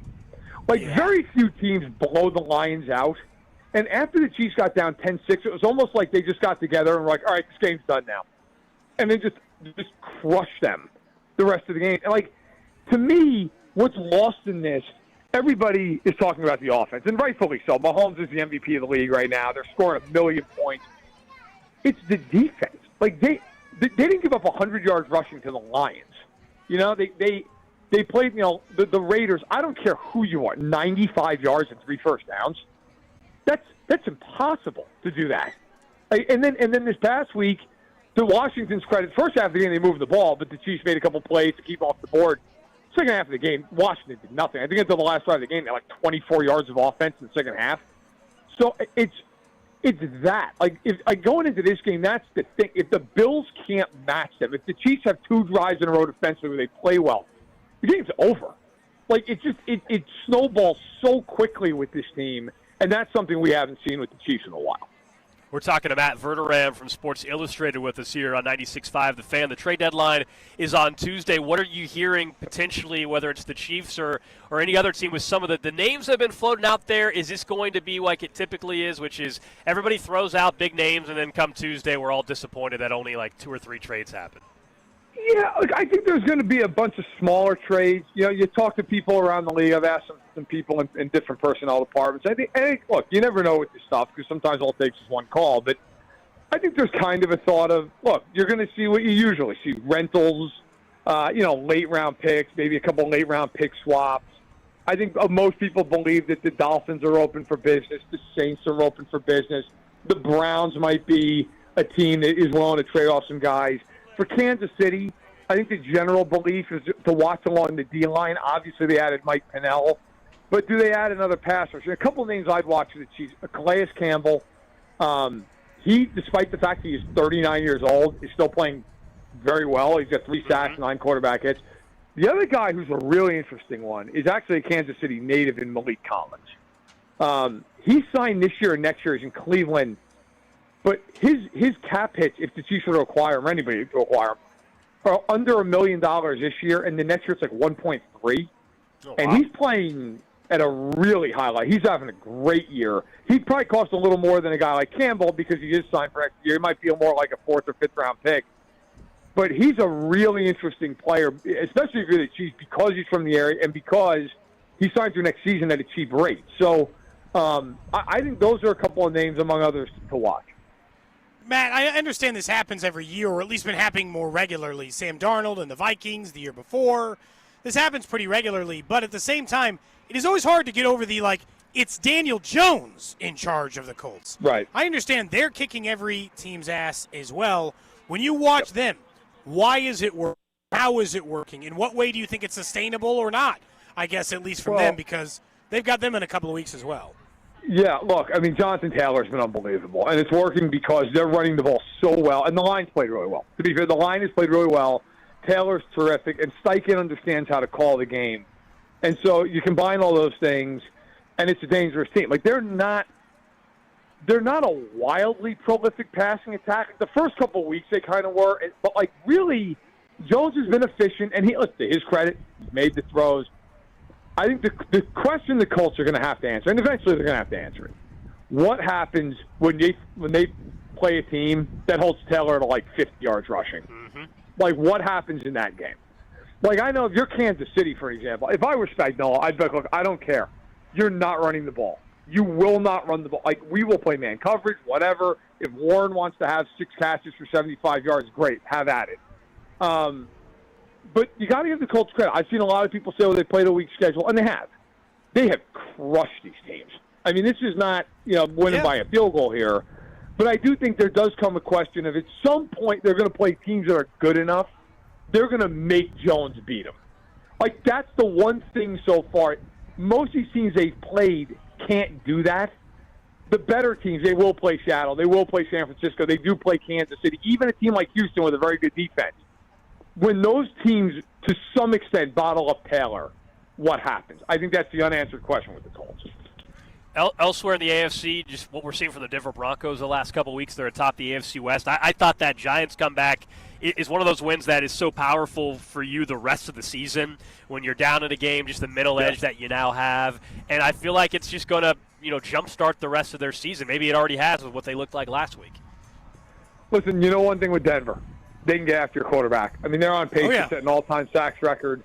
They can do it with 4. They like the blitz as well. They can overwhelm you. And that, I just talked about Taylor, like, if you can stop him with the Colts, like, what happens? I think that's the question with Denver. Like, if you can block them to a reasonable degree, especially now with Surtain out, might miss some time here at the pec strain, like, what happens? Nick is a very hard guy to analyze because he will literally play 3 quarters where he looks like he doesn't belong in the NFL and then have, like, a quarter where he looks like Joe Montana. And I don't know what you do with that.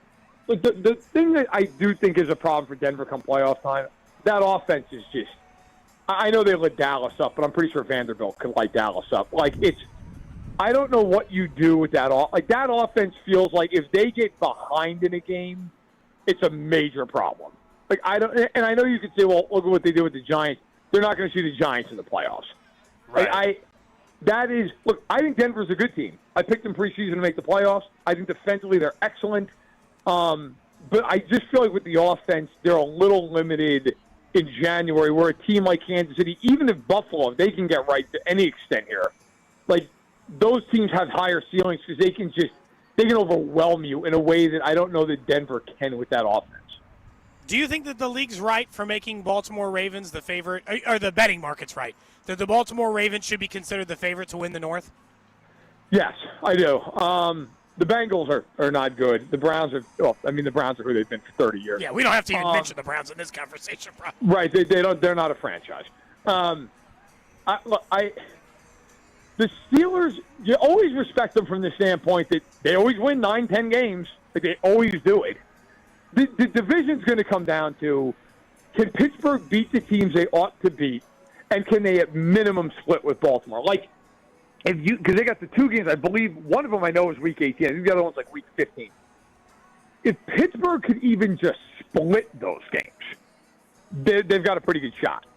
But it becomes one of these things where if Baltimore beats them twice, Baltimore's schedule's a joke. I mean, they do play Green Bay, they do play New England, but other than that, like, the hardest team they play is Pittsburgh. And Pittsburgh, they're a weird team. I don't buy into them. Their defense is terrible. Although I am very curious this week against Indianapolis. Game's in Pittsburgh.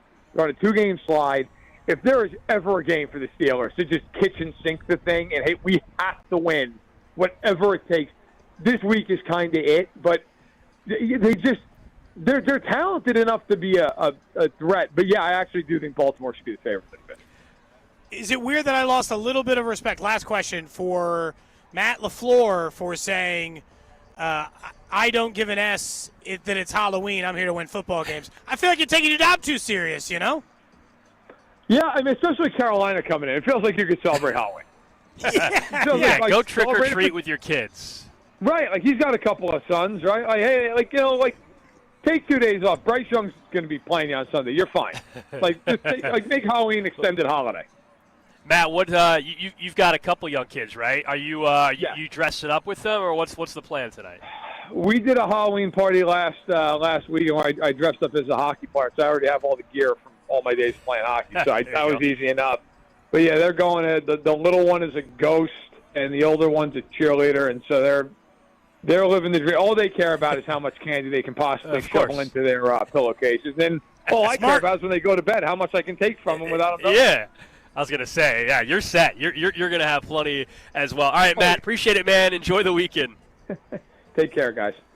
That's Matt Verderame from Sports Illustrated joining us here on 96.5 The Fan. Interesting, you know, what he said about the Colts Steelers game this weekend. Like I'm with if I him were the Steelers, I'd be doing everything to win it. Keep my separation. Yeah, I think the Steelers are just the same Steelers team that we've seen for so many years. Except their defense is even worse this year. Like, the offense is kind of what it's been. Yeah, Rodgers is playing well, but you're not afraid of it. I think they need to go trade for a wide receiver on top of having DK Metcalf, if you want to be real. Yeah. And their defense is just – they got another injury in the secondary. I do think if they lose to the Colts on Sunday, the division is likely over. Thinking of the Ravens, I saw while we were talking to Matt, the NFL did just fine the Ravens $100,000 for violating the league's injury report policy. Remember, last week, Lamar was listed as a full – participant on Friday, then they changed that on Saturday because he technically was a scout team participant, and so remember he did not play last Sunday, and that's why $100,000. You think they really care that much? They claimed it was an honest mistake, and it very well might have been. Some people thought they were going to lose draft pick compensation, which is a real risk when you break rules like that. So, not saying it's crazy, but at the same time, I think they got off pretty easy if you're the Ravens. Coming up in about 10 minutes, we'll go out to Buffalo, talk with Mike Schoop from WGR 550. How are they viewing this game up in Buffalo, our good friend over the years from our sister station. In the meantime, let's get to it. Random question. Random question of the day brought to you by Kansas City Urology Care at KCUC. Remember, you see the best in KC. Visit kcurology.com today. For you, Gold, you Drew back in the studio. Over on the text line, 913-586-7965. Yes, we have that even on remote. Same as I'm on the chats in YouTube, Twitter, Twitch, and Facebook, where we can take answers to your questions over there. Fair or foul is the question today. And I'm going to go ahead and chop you off at the knees before we even start. Someone's going to be like, this sounds like something you would do, Cody. Oh, and I just want to make it clear, I don't do this before asking the question. I don't think the gentleman's here anymore. But earlier on the remote, there was a guy who was trying to tell Cam where to put the weights on the tent. He was trying to instruct a little bit. He was trying to like, hey, I don't think that's tall enough. I think that might be load bearing. My question is, when you're in a setting where you see something that you deem as being incorrect to the way you would do it, do you think it's okay to point out the way you believe it would be correct? Are we sure the guy wasn't shooting a Progressive commercial, for the dads right, out there? Right. I will say this. It was some classic dad stuff. Unless there is something that clearly is going to cause somebody to get injured and you're trying to prevent it, or whatever. Otherwise, if it's just truly a preference thing, then no, you stay out of it. Now, if it's like, hey, man, trust me, I need to help you fix this. This is gonna collapse. I would say that this was after he had said, I think you're going to need to figure out a different way to stack those koozies. Oh, well, that's after one had hit the ground. That's just somebody that way foul wants to have control or whatever it may be. If that's the case, where was I? I was not here for that interaction. I believe you had gone back to the car. Maybe you'd gone to the bathroom. Probably, I don't know. Probably. You were briefly gone. He had said something to me. I wasn't going to do anything about it. I obliged with the yeah, sure, take a look at that. And then Cam Baker, he's like, you're the guy who handles this. And he was ready to tell him. And Cam, to his credit, put these weights on, thus ending the conversation. I mean, we are supposed to have weights on the tent. Well, these are kind of behind the block sets, like the stop blocks on the parking spots. I think maybe Cam was thinking that. Now, look, this show had to catch a moving tent one time from blowing away and trying to destroy a stadium worker. So you're saying if it's for real safety, as in hey, that loose wire could spark and murder somebody, maybe do something about it, fine. But if you're saying I don't think I would park something that way or stack something that way. Just let it go. Yeah, it's a preference thing. Again, if you're at a stoplight and you notice someone's wheel is about to fall off, you should tell them. That's not a preference. That's, hey, save everybody's life here. But if it's like, yeah, I just think, that the way something is stacked or not color-coded the way you like, that's just a preference thing, and you just got to kind of stay Because there's nothing worse than especially if it's we could both be actively doing the same thing. If I'm let's say I'm making a display and I'm stacking some cups or boxes or something up, the last thing I want is thoughts from the peanut gallery. As in Gold, you're you could stack them that way. Either you can stack these or you can shut up about it. Now, someone did it say, doesn't really matter to me, but those are the two choices. Text line brings up a good point. Now, I don't know. I don't know if you do this or you have to bite your tongue. Someone says, because you bring up how you used to work in the restaurant industry all the time. But I would never say it to them. And someone said, how long did it take until you could comfortably eat a meal out where you were critiquing the waiter because you used to be a waiter? Okay, so there is some truth to the idea that if you've done a job, you listen to sports radio, if you listen to sports radio in another market, you might be, what are they doing, right? Everybody has areas of expertise. They might handle those things differently. To privately criticize, I believe to be different. If I say, that looks like a weird way to do it, I wouldn't say it to their face. I wouldn't go find the general manager of the restaurant and be like, I don't think you're polishing your glasses right. You just let it go. You just let it go. I think privately is one of those koozie blows off the table. Yeah. The wind picked up a little bit. I think privately, between you and I, Gold, we're sitting there and you'd be like, well, that's an interesting way to do it. I think that's an acceptable way. Versus I think the other way, little bit different. Now we got Casey Wolf throwing us a little bit of candy, by the way. I like this. This is my son's favorite piece of Halloween candy, by the way. This Hershey's Cookies and Cream. Oh, I would ban it up. Casey was I caught that one, too. Keep throwing candy our way now. So, you know what? I think it's different. I wouldn't tell Casey Wolf how I think he should throw candy. No. That's his job. Oh, man. I don't know how many more. I dropped that one. Yeah, you got to catch this stuff, man. Some of the throws are insane. I'm trying to talk and catch candy. I get credit for that one. That one was hard, and I still made credit. This is where we need the video stream up and running. He's about please. to throw the whole bowl on you. Woo. I dropped 2. Out of 10, I don't think that's that bad. From the 913, Drew here. This is the drummer, Drew, texting in. Guy tried to tell my brother and I how to position and mix speakers for a wedding one time. Oh, see, that's the worst. That's terrible. You're setting that up. I've had people, in Gold, you're talking about, in a wedding situation. I wouldn't tell someone how to, pour a drink. Just, you're doing the job. That's fine with me. Maybe I go stand over there with my wife and be like, I can't believe they put that in there. But I'm not going to say it to your face. And even if they do set it up a little weird, it might be on purpose. The reason that someone said this would have been a good lesson for Mark Sanchez when he was mad that guy parked. By the way, Mark Sanchez, popular Halloween costume tonight. Oh, I imagine. Jets jersey with a little ketchup stain. You're good to go. Yeah, little thick plastic knife. You're good to go for I Mark imagine Sanchez. if you're in New York, the amount of Jets fans rocking that costume. Oh, totally. You already have the jersey. I should ask Vinny if he's rocking that one. Is he going to go with that? I doubt Vinny will. Seems unlikely. But if you're a Jets fan, you probably have a Mark Sanchez jersey if you didn't throw it away. I mean, at the time, remember, he was in the AFC title game. I mean, Mark Sanchez, there were some good years there. Anyway, that is the random question of the day. Up next, we get to a little fan club brought to you by Jay Rieger & Co. On these days when we're on remote, it's more of a little happy hour, but we'll tell you the cocktail of the weekend, a little Halloween theme, and we go to Buffalo and check in with Mike Schoop next. What's up, Chiefs Kingdom? It's Trey Smith. You're listening to Cody and Gold weekdays 10 to 2 on your home for Chiefs football. 96.5 The Fan. Brought to you by Heartland Men's Health, the leader in men's sexual health. Thousands of men have been successfully treated for low T, ED, and more, all with discretion and compassion. Make your appointment at heartlandmenshealth.com. Around here, we've got each other's backs. When it comes to health insurance, we want that same kind of support. Blue Cross and Blue Shield of Kansas City gets that. They're from around here too. Backed by the national strength of the Cross and Shield, they help you make confident choices, no matter where you are. Blue Cross and Blue Shield of Kansas City. From here for wherever you are. That's the benefit of blue. It's a Red Friday on 96.5 The Fan and the other place, especially with these amazing game day specials. 14-inch two-topping pizzas for just $12 and $4 domestic OP cups. The other place with 5 great Kansas City Metro locations. Things are getting spooky in South Kansas City, but the deals at Robside Ford, they're scary good. Rob Seid is with me. Hey, Rob, what's haunting the lot this month? No tricks, just treats. From Broncos to Explorers to F-150s and commercial vehicles, we've got the inventory, the selection, and the lowest prices in Kansas City. And no creepy sales tactics, just non-commissioned staff and real value. Exactly. And while we're on the scary stuff, Kevin, your brisket from last weekend still haunts me. Okay, dry rub shouldn't actually mean dry.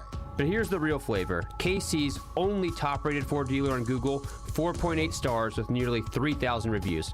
Voted best car dealership in KC by Kansas City Magazine. If you want simple, upfront, and easy, Rob Seid Ford is the treat you've been looking for. Visit 135th and State Line and buy right with Rob Seid. Rob Seid Ford, ROBSIGHT.com. And Kevin, leave the cooking to us this Halloween. The NBA is back. It's NBA tip-off week, and FanDuel is your home for live betting. So even if you miss tip-off or you want to ride the hot hand, FanDuel has live bets on everything, from who's going to score next to a fourth-quarter comeback. You can even combine your bets into a same-game parlay for a shot at an even bigger payout, however you want to play. Now is the perfect time to join. FanDuel is giving new customers $300 in bonus bets if your first $5 wager wins. So all you need to do is visit FanDuel.com. Use my promo code KFNZ to sign up today. Fall is here, so celebrate the return of basketball season with our friends over at FanDuel. Play your game with FanDuel, an official sports betting partner of the NBA, and also 96.5 The Fan. 21 and present in Kansas. First online real money wager only. $5 first deposit required. Bonus issue. Non-withdrawal bonus bet. Price 7 days on the street. Restrictions apply. See terms at sportsbook.fanduel.com. FanDuel is offering online sports wagering in Kansas under agreement. Kansas Star Casino LLC. Gambling problem. Get up with your best bet. Call 1-800-522-4700. Visit kansasgamblinghelp.com. Hey, Zach. Are you smiling at my gorgeous canyon view? No, Donald. I'm smiling because I've got something I want to tell the whole world. Well, do it. Shout it out. T-Mobile's got home internet. Whoa, I love that echo. T-Mobile's got home internet. How much is it? Look at that, Zach. We got the neighbors' attention. Just $35 a month. And you love a great deal, Denise. Plus, they've got a 5-year price guarantee. That's 5 whole trips around the sun. I'm switching. Me too. Yes, T-Mobile home internet for the neighborhood. Donald, you still haven't returned my weed whacker. Carl, don't you embarrass me like this, please. What's everyone yelling about? T-Mobile's got home internet. And Donald's got my weed whacker. Yes, T-Mobile's got home internet. Just $35 a month with auto pay and any voice line. And it's guaranteed for 5 years. Beautiful yodeling, Carl. Taxes and fees apply. See T-Mobile.com/ISP for details and exclusions. Do you owe $10,000 or more in credit card debt or personal loans? With credit card debt at all-time highs, Debt Relief Advocates is urgently notifying consumers of debt relief, now being made available designed to aid consumers with out-of-control credit card debt. Those who qualify and enroll for this relief program may only have to pay back a fraction of what they owe. This is not bankruptcy or a debt consolidation loan. This is a relief program that credit card companies would rather you not know about, as it could end your debt nightmare and save you lots of money. Consumers owing at least $10,000 in credit card debt or personal loans can now take advantage of this debt relief as the cost of living skyrockets. For free information and to learn what debt reduction you may qualify for, simply go online and visit DRA.com or call 800-455-9311. 800-455-9311. Again, that's 800-455-9311. This is an important notice to all U.S. taxpayers. The IRS is giving away billions of dollars in tax savings through a federal program called the Fresh Start Initiative to aid delinquent taxpayers. This initiative was established for anyone facing financial hardship and unable to pay their back taxes. Qualifying and enrolling in this program will stop all collections, settle your delinquent tax problem, and even reduce what you owe by thousands of dollars. Call the hotline at People's Tax Relief to see if you qualify and get this free information by dialing 800-922-1284. If you have unfiled tax returns or cannot afford to pay your personal or business back taxes, you can now get the help you need. One simple phone call can resolve your tax problem and save you thousands of dollars. To see if you qualify and to get this important free information, call 800-922-1284. 800-922-1284. 800-922-1284. Must qualify for enrollment. Results vary. Consult with your tax professional prior to enrollment. Inside the Huddle is brought to you by Blue Cross and Blue Shield of Kansas City. Discover the benefit of blue. Hey, hey! This is your home for Chiefs football. 96.5 The Fan, KFNC FM and AM HD1 and HD2 Kansas City, an Odyssey Sports Station. 1 o'clock hour on a red Friday in Kansas City as we await Chiefs-Bills Sunday afternoon in Buffalo. Of course, the game right here on 96.5 The Fan. Pregame coverage starts 3 hours before kickoff. It is typically when we do a Fan Club Friday, but we are on location today with the Red Friday tailgate out at Community America Credit Union, the Blue Springs branch off the South Outer Road, right by I-70. The tailgate wrapping up right now. We want to thank everybody for coming out. It was great to see so many of you today. Great food truck as well from the folks over at Irvzilla's Hawaiian Grill. Also, Casey Wolf was giving Cody a hard time during the break, which I enjoyed that. He's just picking on me. I enjoy that. Do bears and wolves get along? I don't know. It is Halloween, so there's a lot of candy and kids out here. Cody dressed up as Smokey the Bear, although, again, I think Teletubby is what the outfit looks like. It's cozy. Our next guest will appreciate this. I'm dressed up as a ref with Chiefs logo all over it. And so, I figure I just lean into the referee hate as Mike Schoop from WGR 550, our sister station, joins us. We've had Mike on the show for almost 6 years, I think, at this point in time, throughout these playoff games, throughout these regular season games. What's going on, Mike? Good to have you on the show again, man. You guys again? Let's see. Every couple of months. Seems like it. I feel like so I bug Alex all the time in the off season because my thinking is like Buffalo is more like Kansas City. And I think you've got baseball too. Yeah. But maybe you guys are like, Buffalo? Really? Why would I do that in the summer? Just like, wait until the Friday before the game. Yeah, look, I'm curious how you guys have been talking about this game all week, Mike, because in the past, I think it's gotten to a point, I would assume from the outside that, hey, regular season, Buffalo has won these, but everybody recognizes that it hasn't mattered come playoff time. But now you go into this week, and while that might be true, these two teams, the Chiefs have 3 losses, the Bills have 2. They're both dealing with serious division competition for the first time in a while. Yes, it's incredibly in the Hunt Bowl this week as we enter November. But, I think I'm interested in how have the fans been talking about it. The fans, I think, are on edge. Like, largely, the Bills lost their 2 games before the bye. They go to Carolina. They win 40-9. The fans I talked to really were not impressed, and the betting markets were not impressed. Last year, the Bills were 2.5-point favorites for this game, and I think Kansas City was 9-0. And so here it's 5-3 versus 5-2, and it's the Chiefs who are 2-point favorites. Like, what would the spread be if the game were there? 6? I mean, that just seems kind of wild. So I think there is a certain, whether it's public or sharp, there's a certain attitude about this matchup that the Chiefs are a level above. And I can't tell you that talking to people around here that doesn't make sense, if that sentence makes sense. I think, Buffalo has a long-standing, sort of a deeply rooted, pessimistic attitude. And these Allen years have pushed against that, but I don't know. Like, I'm not somebody either who thinks the regular season and the playoffs really have to be that, like, fundamentally different. So the fact that the Bills have won these last 4 regular season games and then lost the 4 playoff games, I don't know what to do with that. Having learned the lesson of, like, watching these two teams play, what do you think is because they both score more points than normal than their defenses give up.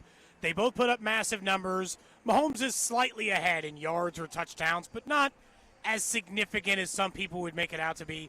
Do you just chalk this up to, like, why I guess that's the thing. Why the playoffs versus the regular season do they come up just one short, other than just the small thing that is like Mahomes in the playoffs, ooh, he gets it.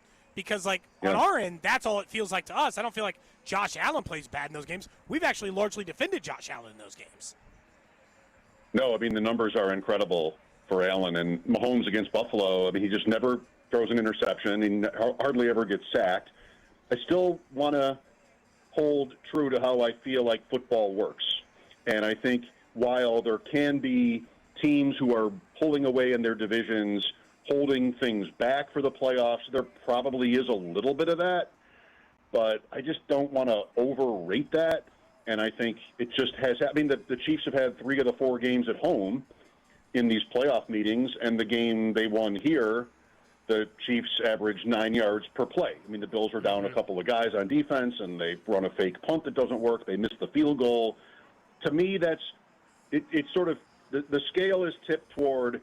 I don't feel like that's a January thing more than it is a random thing. But at the same time, the season was on the line last year, and it's 4th and short, and the Chiefs run a heavy blitz from the left, and the Bills are not ready for it. Dalton Kincaid drops a tough pass, and it's over at that point. And you have another game where the Chiefs score in the 30s in a season where they rarely or at all did that. I think they hit 30 once, right, last year, but never more. It was very few, maybe twice, but it wasn't very often. Versus this year, Mike, their offense is scoring, and from look, I don't watch every snap of Buffalo, but the defense looked suspect before being out, maybe Shaq this weekend, and obviously losing their best defensive lineman to injury. Where is the Bills' defense? I know it's worse than previous Bills' defenses. Where do you think it is amongst NFL teams, and where can they be exposed? I think it's the worst it's ever been under Sean McDermott. I mean, they're now saying Taylor Rapp is out for the season at safety. I don't think he was really good, but he was a starting safety. So Oliver, Rapp, Thompson, Milano's in and out. I mean, he's on the cusp of, it's going to be over for him pretty soon. Jordan Poyer starts this game, and they dumped him 2 years ago because of his age. Miami dumped him after that, and now he's back. So I think they're desperate. The trade deadline is Tuesday, and while we do have a never-ending conversation about weapons in Buffalo, I think defense is where they're probably in more trouble, because Allen can cover for most, as he has, in my opinion, for a few years. He can cover for their, relative weaknesses at receiver. Sure. We're talking to Mike Schoop from WGR 550 up in Buffalo. You mentioned the trade deadline. Just curious, because we, of course, are keeping an eye on it here in Kansas City as well. Is Sunday a big swing for that in your mind? Like, if Buffalo goes out and gets torched defensively, let's just say by Kansas City, does that make it almost a necessity, or are they already there to go make a move at the deadline? It wouldn't help. I mean, or it would maybe push them that little bit further to do something. Yeah. I mean, I think, wasn't it last year maybe where moves were made the week before, and we had a little bit, New England played around a little bit, but that didn't happen at all here. And the Chiefs, I mean, these teams are kind of like trading places from last year when they met, because the Chiefs had the perfect record, but nobody was really that impressed. And Buffalo was pretty much rolling, but they lost a couple games. They were chasing. They win the game here. I mean, again, there's a 4.5-point shift in the spread from this game last year to this year, and the records are worse. So in terms of the deadline, Brandon Beane, the GM here, has made moves. I don't think he's skittish about that. He doesn't have tons of flexibility, less and less all the time with cap stuff. So I'd expect him to be in on whoever the candidates are. I think most of all in the secondary. To lose Oliver up front makes defensive tackle another position in need, and there's a draft pick who's hurt, Sanders, and they're really not in great shape there either. I mean, I think this game could be a determining factor in how they play it, but I kind of think they would play it the same way no matter what happens on Sunday. The Bills have a New England problem that's new, and it's interesting how New England and Denver are a little bit parallel in the challenges that our teams face, because the Bills and Chiefs have not really had this problem for a long time. When you look at, I guess, I am curious where Bills fans, you mentioned they're really down on the team right now. If they lose to the Chiefs this Sunday, and let's say either it's the Chiefs or any team beats them in the playoffs again this year, is McDermott done there? Is there a world in which McDermott doesn't keep his job after this season? I don't think it's impossible that he's out, but I wouldn't either assume it. For me, I can just give you my opinion. I don't know how the owner is thinking, sure. And I think it'll be up to him. And there's still too much golf left, so to speak, to really know. But after, like, we get calls after all these losses. They've lost to Kansas City 4 times in the playoffs in 5 years. We get the same calls every year. Guys, they're never going to win with him. And I think that I got to a point after last year where the Chiefs had been so, I think, kind of bad on offense. And they're ripping passes to Juju Smith-Schuster and Kareem Hunt's breaking off runs. Like, what year is this? Like, how is Buffalo not up to this? And for me, it was the game where, all right, I got one more year of this in me, maybe. But, I don't make the decision. It's been 8 years. It's been pretty much an unprecedented run of success. I mean, the Super Bowl years were about the same length, and, those were great seasons. But I think I'd be at a point, if they lose the same, what I've been saying, Cody, since the summer, is if they lose the same way this year, I think I have to be done. How much do the Patriots factor into that now, too? I mean, we all know they were down for multiple years post-Tom Brady. Now it looks like they got their quarterback. He's a legit MVP candidate. I'm about to say he'll win it, but he's a candidate. And we all know their schedule is super soft. It's not like the Bills have the toughest, but the Patriots, one of the softer schedules I've seen in a while from a team that is in the hunt, in the mix as well. How much do you think that adds to this conversation about McDermott, even the conversation around this game on Sunday, knowing that the Patriots seem to be for real? It could mean something in the long term, but it's definitely super important in the short term. I was thinking about the other day, and I tweeted this, so the Bills are 5-2. New England is 6-2. This Chiefs game is always the game of the year, kind of, almost in the league.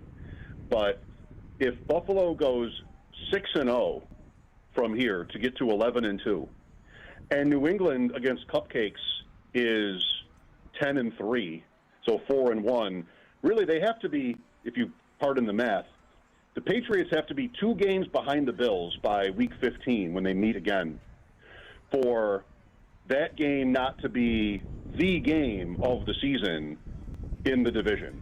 Because if New England is a game behind and wins, they'll have swept and have the tie.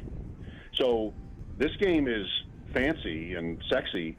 That game is the one that will have, I think, the most to do with how the playoff structure ends up. And now instead of the annual AFC South Invitational in the 4-5, it looks more like that's the Ravens in the 4, and maybe the winner or, more so the loser of this game could be the 5. And, I mean, that's hot, but that's not what anybody drew up before we started.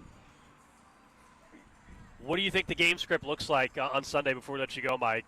You mentioned the spread and everything, but do you think this is another one of those where somebody's winning by a point or two, or do you think this is a year where, based off of what we perceive to be a pretty clear discrepancy, at least on the defensive side, that this could be a little more ugly than normal?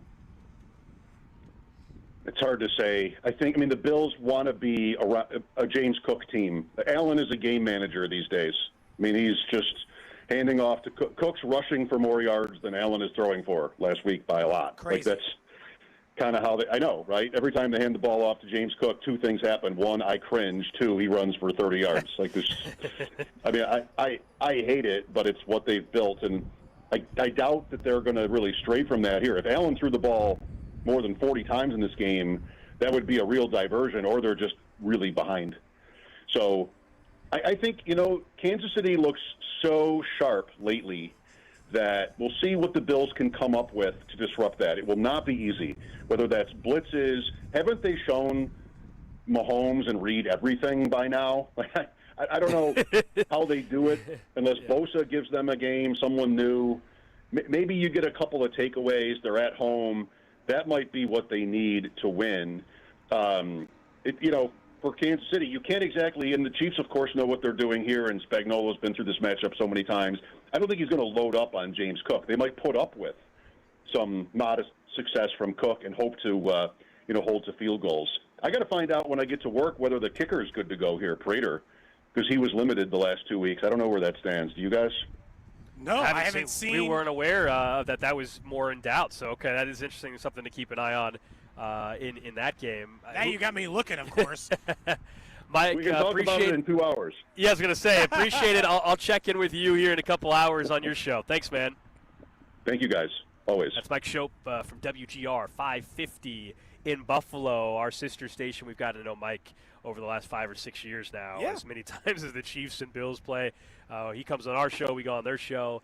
And always like to get his perspective on Buffalo and where things are at. You were asking about Sean McDermott. I do think the fact, personally, if the Patriots now are going to be anywhere near this moving forward beyond 2025, well, then the Bills blew their opportunity, right? Yep. And so if that's the case, and if Sean McDermott is going to let, Patrick Mahomes, again, and look, you're talking about one of the greatest quarterbacks of all time, so I understand. But you know how this goes. At some point, if the same thing keeps happening, people are going to get loud enough that change will happen. I don't think Sean McDermott is a bad coach. I think he gets out-coached a lot, though. How about that? Yeah, and he gets out-coached by Andy Reid, and if you've got the second best or third best quarterback, wherever you rank him in the NFL, at some point, and this happened with Andy Reid, at some point changes have to be made just to make changes. I know you don't like to hear that, but if it's 8 straight years of doing the same thing, beating them in the regular season or losing them in the regular season and then losing to them in the postseason and not going to Super Bowls while you have Josh Allen, well, then it's just not worth it. By the way, Andy Reid spoke just a few minutes ago. Injury updates. Isaiah Pacheco, highly unlikely. They didn't officially list him out, but he's going to be out. He's not playing for the game on Sunday. Trey Smith likely to start. Good. On Sunday against the Bills at right guard. And he said, and Jalen Moore did not practice due to an illness, but did specify that he'll be good to go for Sunday. So he's got whatever, it's this time of the year where some stuff is going on. Some cold flu type stuff going on in Kansas City right now.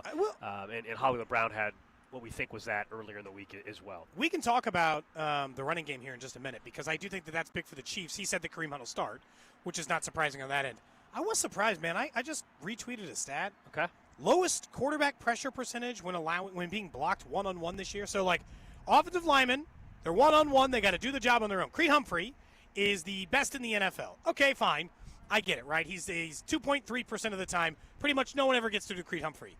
Do you know who the top-ranked right tackle is in the league? Who? Jawan Taylor. Good for it. Yesterday we did a whole topic on him. The lowest pressure percentage when blocking one-on-one in the NFL at right tackle. Yesterday we had a whole topic about him, how as much as he rightfully was criticized early on, the last 4 weeks he has not been committing penalties. He's been holding up, and there you go. You just referenced the stat. Yeah, he deserves the props. He's playing like you expected him to play throughout his time in Kansas City. Right now it's been for about a month. Hopefully that continues. They certainly need it with the fact that Jalen Moore, their backup left tackle, is playing right now and not Josh Simmons. But that is wild. I was just going to say, on Fridays normally we do a Fan Club Friday.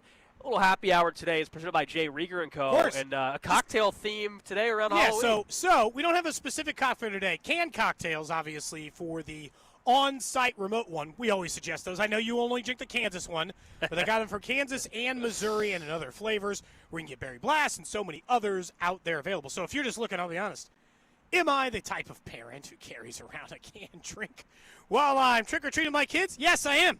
I am that parent. And so if you're looking for a canned drink to carry around too, but also may I suggest you put it in a Yeti cup, you make a little mixed drink to take that along with you maybe while you're trick-or-treating? Also a win. This is interesting for so you. If I were saying, I would say a cidery whiskey drink is the play tonight. Get some J. Rieger whiskey.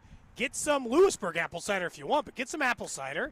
Let's make a cocktail tonight and enjoy. So I love this one. I think it's funny. You've poked fun about me being on the Johnson County side. What you just described, Yeti cup, Cody's going to be up in a neighborhood with his golf cart. That is very much South Johnson County. Oh, yeah. And you're not a Johnson County guy. That's me. Just but one day a year, baby. You just described how a lot of people in Johnson County in certain neighborhoods are going to be tailgating with their kids. The parents are going to be in the golf cart. The kids will be up there, and I guarantee you anybody drinking out of the Johnson Yeti County cup is housewife will have a Yeti cup with a little booze in there.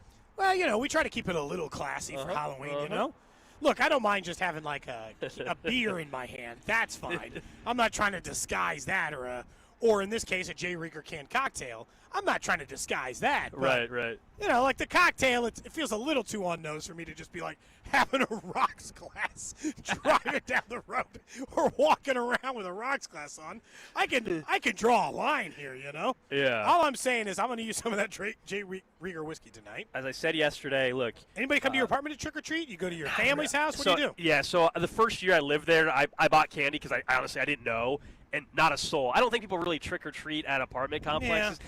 So to answer your question, I will eventually be going over to where my nephews, my brother-in-law and sister's house, and they get it. I mean, their neighborhood is packed. So I like going over there. We'll have other family members there. We'll all kind of hang out, and it's good because we'll be there handing out candy sometimes while they take their kids out for trick or treat. Right? Oh, nice. So like that way both. We'll be at their house and pass out candy sometimes while they're with the kids. Sure. Out trick or treating. Anybody who wants candy from my house tonight? Tough. Yeah. I won't be there. I got young kids. You'll get candy from my house when my kids are done trick-or-treating. Like I said to you yesterday, while it may not be good enough for Cody to trick-or-treat in his neighborhood, every neighborhood is good enough. You know, don't feel like your neighborhood's not good enough to trick-or-treat. Cody's leaving his neighborhood. Did you trick-or-treat in your own neighborhood as a kid? But also it was different back then. Oh, I did too. It was different back then. You know, as you said, now you got all the trunk or treat stuff, and it's just changed. Now, as we got a little bit older, like the final year or two of actually being able to trick-or-treat, we would go to another kid's neighborhood that was viewed as like the better neighborhood for bigger chocolate bars or whatever, right? Like full-size candy. But no, we like now my parents' neighborhood, just like with anything, there's not as many kids in the neighborhood anymore. Like, you know, there's a lot of the same homeowners and people have moved out, so their kids are older. So they, even if they were staying at their house, there wouldn't be that many kids. So they like going to their grandkids in their house and hanging out there. Due to the many years of not handing out candy at my house, I used to hand out before I had kids. But now that I have to take my kids out, even if I took them to the neighborhood, I wouldn't be handing out candy. Mm-hmm. I do think I will owe it to the neighborhood to be like a full-size candy bar type when the time comes. My house, you admit, my house would look really good decorated for Halloween. It's set you got up. The wisteria. It's got a nice little perch. You could do the candy shoot. You could do all kinds of stuff. Could be a nice little setup in my house for Halloween. Why aren't you doing this? Because I have to go trick-or-treat with my kids. Yeah. Well, are you ever going to trick-or-treat in your neighborhood? Oh, we've done it in our neighborhood before. Yeah. Yeah, we're not. So just next year, commit to also decorating the house and everything. And then what? Splitting up? So some person. Well, no, just this year you stay in the neighborhood. But then why would I just decorate my house to decorate it? No. Stay in your you don't go to the other neighborhood anymore. Fine, but like where do I still have to go with my kids to trick or treat? In your neighborhood. Yes, but I can't hand out candy and take them trick or treating. Well, don't compute. Yeah, you'll have to have somebody else. Yeah, that's what I'm saying. Oh, yeah. Kramer lives at your house when you're on vacation. Steve, he'll hand out candy at your house. You ask him to do everything else. Kramer, if you're listening, will you come to my house and hand out candy so the neighborhood kids don't think I'm leaving them short? Yeah. All right. All right. Text line also, a lot of people chiming in, 913-586-7965. Someone says, yeah, you can't do the apartment complex trick-or-treat. That's a little weird. I'm saying it nicer than what someone said. Somebody says their neighbors hand out shooters, so, like, this is not like a crazy thing. Or he's seen them fill up the other dad's cup after handing out some candy to the kid. Did you guys – so someone referenced this earlier. Night. It should be a little extra. Someone said someone in the neighborhood hands out hot dogs, and someone asked earlier if we had that. We had somebody in our neighborhood as well. I feel like everybody maybe – had someone where there was always one parent, they would end up in their driveway. They'd be grilling hot dogs, and people. It was a nice change of pace, actually, from the candy. There was one lady who did homemade caramel apples, and that was before. Can you not do that as much now? Like, it's just one of those things. When we were kids, you could like. Now, if you were grilling hot dogs in your yard, would that be like viewed as like, oh? No, I think you could get away with it. Okay. I think if it was clear, I think you'd be fine. Yeah. And as a kid, you need some sustenance. You can't just live off candy. Just don't be like, we had a dentist in the cul-de-sac next to ours. Oh, hand out the toothbrush and the toothpaste? Hand out the toothbrush. Now, then there was also one guy that completely felt bad. He forgot it was Halloween. I don't know, we were probably like 10 years old or whatever. And he felt so bad. I'm not kidding. He handed every kid, like, until he eventually could go get candy. Just our group, we were the first group at his house. He had no candy. He felt terrible. We each got a $5 bill. We were like, this is clean. We're fine with this. He just handed you some cash and turned his lights off. He felt terrible. Then he turned his lights off, and I swear he must have gone to, like, there's a 7-Eleven down the street. He must have gone and bought a bunch of candy or something as quickly as possible. I get it. Up next, let's get to what's trending. We'll get our game predictions. We'll also talk a little bit about how we think the college football slate could go right here on 96.5 The Fan. This is Cody and Gold on your new home for Chiefs football. 96.5 The Fan. Brought to you by Heartland Men's Health, the leader in men's sexual health. Thousands of men have been successfully treated for low T, ED, and more, all with discretion and compassion. Make your appointment at heartlandmenshealth.com. I woke up this morning feeling like I was coming down with something. Cough, congestion, headache. And my first thought was, nope, this can't happen. I have big plans this weekend. So I took Mucinex Kickstart. It provides all-in-one and done relief with a morning jolt of instant cooling sensation. Thanks to Mucinex Kickstart, I didn't even need to cancel my weekend plans. If you start feeling cough and congestion coming on, take Mucinex Kickstart for relief with a kick. At your favorite retailer. Use as directed. All right, gentlemen, this is Emmett Smith on behalf of Depend, and I've got the perfect play. Run straight to your doctor's office for a life-changing catch. Because when prostate cancer is caught early, it's up to 99% treatable, and one blood test might be all it takes. And now through November, Depend is donating to the Prostate Cancer Foundation for select purchases. Talk about a great play. From September 1st to November 30th, Depend is donating 25 cents to the Prostate Cancer Foundation for Depend Shields Guards Real Fit products purchased in the U.S. up to a maximum of $300,000. Or in Mississippi. I'm worth more. I'm worth more. I'm worth a lot more. And I completely agree. That's why I'll pay more for your car at GiveMeTheVin.com. That's the name of our new campaign. I'm worth more. You are worth more, and your car's worth more. And that's why I will pay more. And remember, if I don't beat the price on a CarMax or a Carvana deal, I'll pay you $100 at GiveMeTheVin.com. Sell us your car. GiveMeTheVin.com. So easy you can do it in your underwear.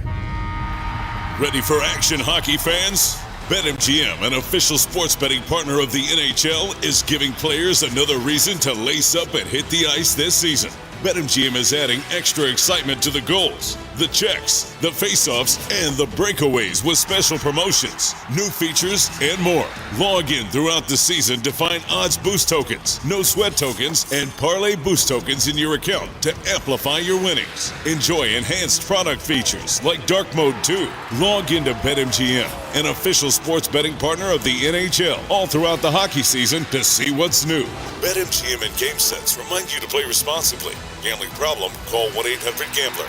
See BetMGM.com for terms. 21 plus only. Kansas only. Existing customer offer.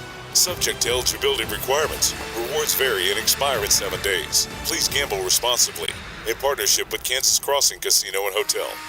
Hi there, I'm Charlie. And I'm Carter. Our dad is Rex with Rex Buys KC. If you're thinking about selling a home in Kansas City and don't know where to start, our dad can help. Sometimes life throws curveballs, like moving for a new job, dealing with a divorce, or inheriting a house you weren't expecting. Dad doesn't just make offers, he talks with people to help them understand all of their options. No pressure, and it doesn't cost anything to talk with his team. He's a local home buyer who really knows Kansas City. If selling to him is the right choice, he'll give you a fair cash offer, and you can close on your timeline even in as little as 7 days. He buys homes in any condition.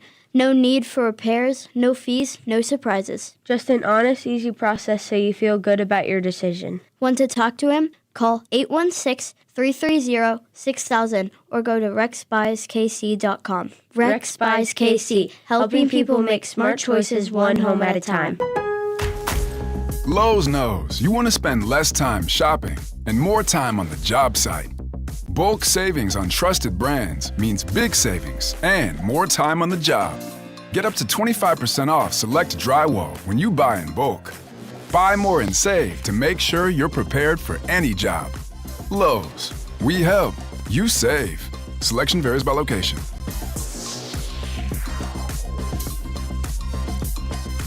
Actual price will depend on product and subscription plan. Featured products are compounded drug products, which the FDA does not approve or verify for safety, effectiveness, or quality. Prescription products require an online consultation with a healthcare provider who will determine if appropriate. See website for details, restrictions, and important safety information. Want a boost in and out of the bedroom? Hims has you covered. Introducing a new 2-in-1 approach to level up your game. Tadalafil for better bedroom performance and zinc for testosterone support. Put it all together and you've got what you need to turn things all the way up. Getting started is simple. Just go to hims.com/joy to start your free online visit. Through Hims, you can access ED treatments including pills, chews, and more. 100% online.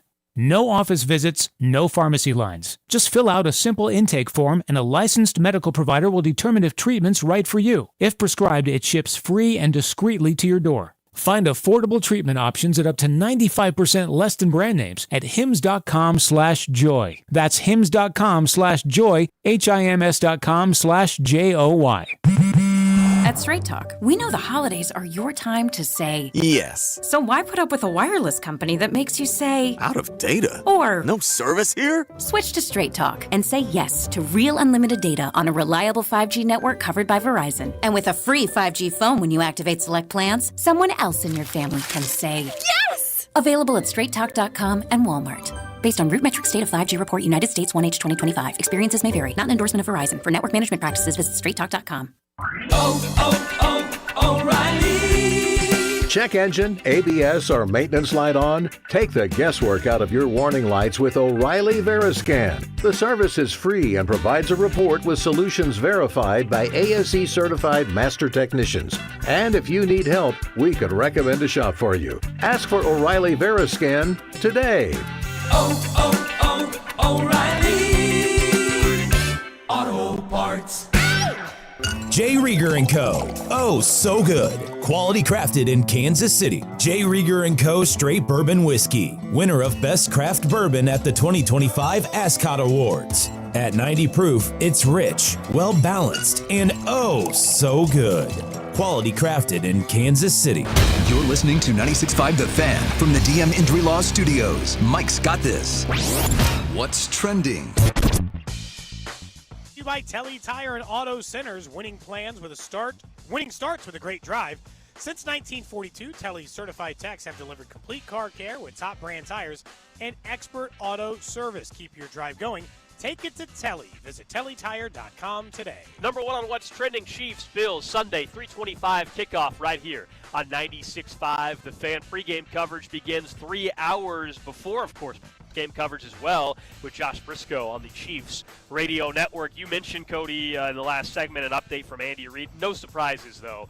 We learned that Trey Smith appears to be good to go on Sunday. Pacheco, not officially ruled out, but will be out. He will be out for the game. And then Jalen Moore, illness. I think this is very similar, it sounds like, from what Hollywood Brown had earlier in the week. Literally like, hey, he's just a little sick. He said he'll be good for He'll Sunday. be fine for Sunday afternoon in Buffalo. Next up on What's Trending, World Series Game 6 tonight in Toronto. Gold's got a little Shohei Ohtani MVP bet, so we know he's voting for win tonight. Or rooting for the Dodgers tonight. Obviously, I just love Game 7s in sport, so I hope that we get a Game 7 out of this.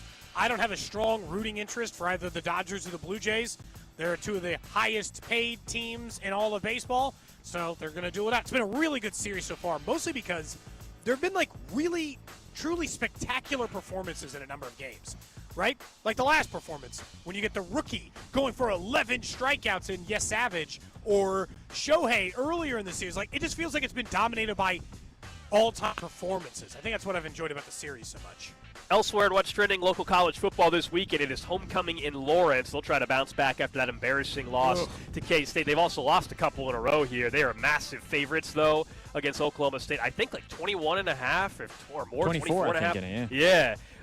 Yeah, big-time favorites. That's in Lawrence. And then K-State taking on Texas Tech. This would be very, very interesting if K-State could pull off an upset, because if they do, I told you, there is actually a path.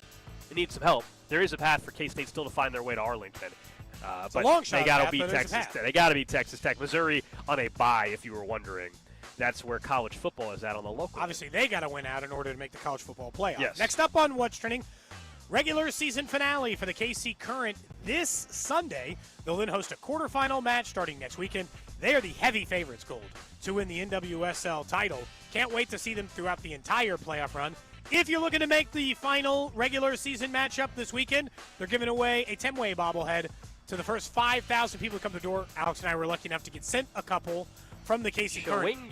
They are very cool. She's the best player in the sport. They're the best team in the league, and they got a good chance to win a title this year. Came up just short in the semifinals, it was last year. The game's obviously not at home this year like it was. The championship is not. But the way the seeding works out, if they win the quarterfinal next weekend, they will have a home semifinal game. Yep. I'll be at the semi if they get there. I'm out of town for the quarterfinal, but hopefully Timwa is healthy. She's been hurt for a while here. Unknown status for quarterfinal action.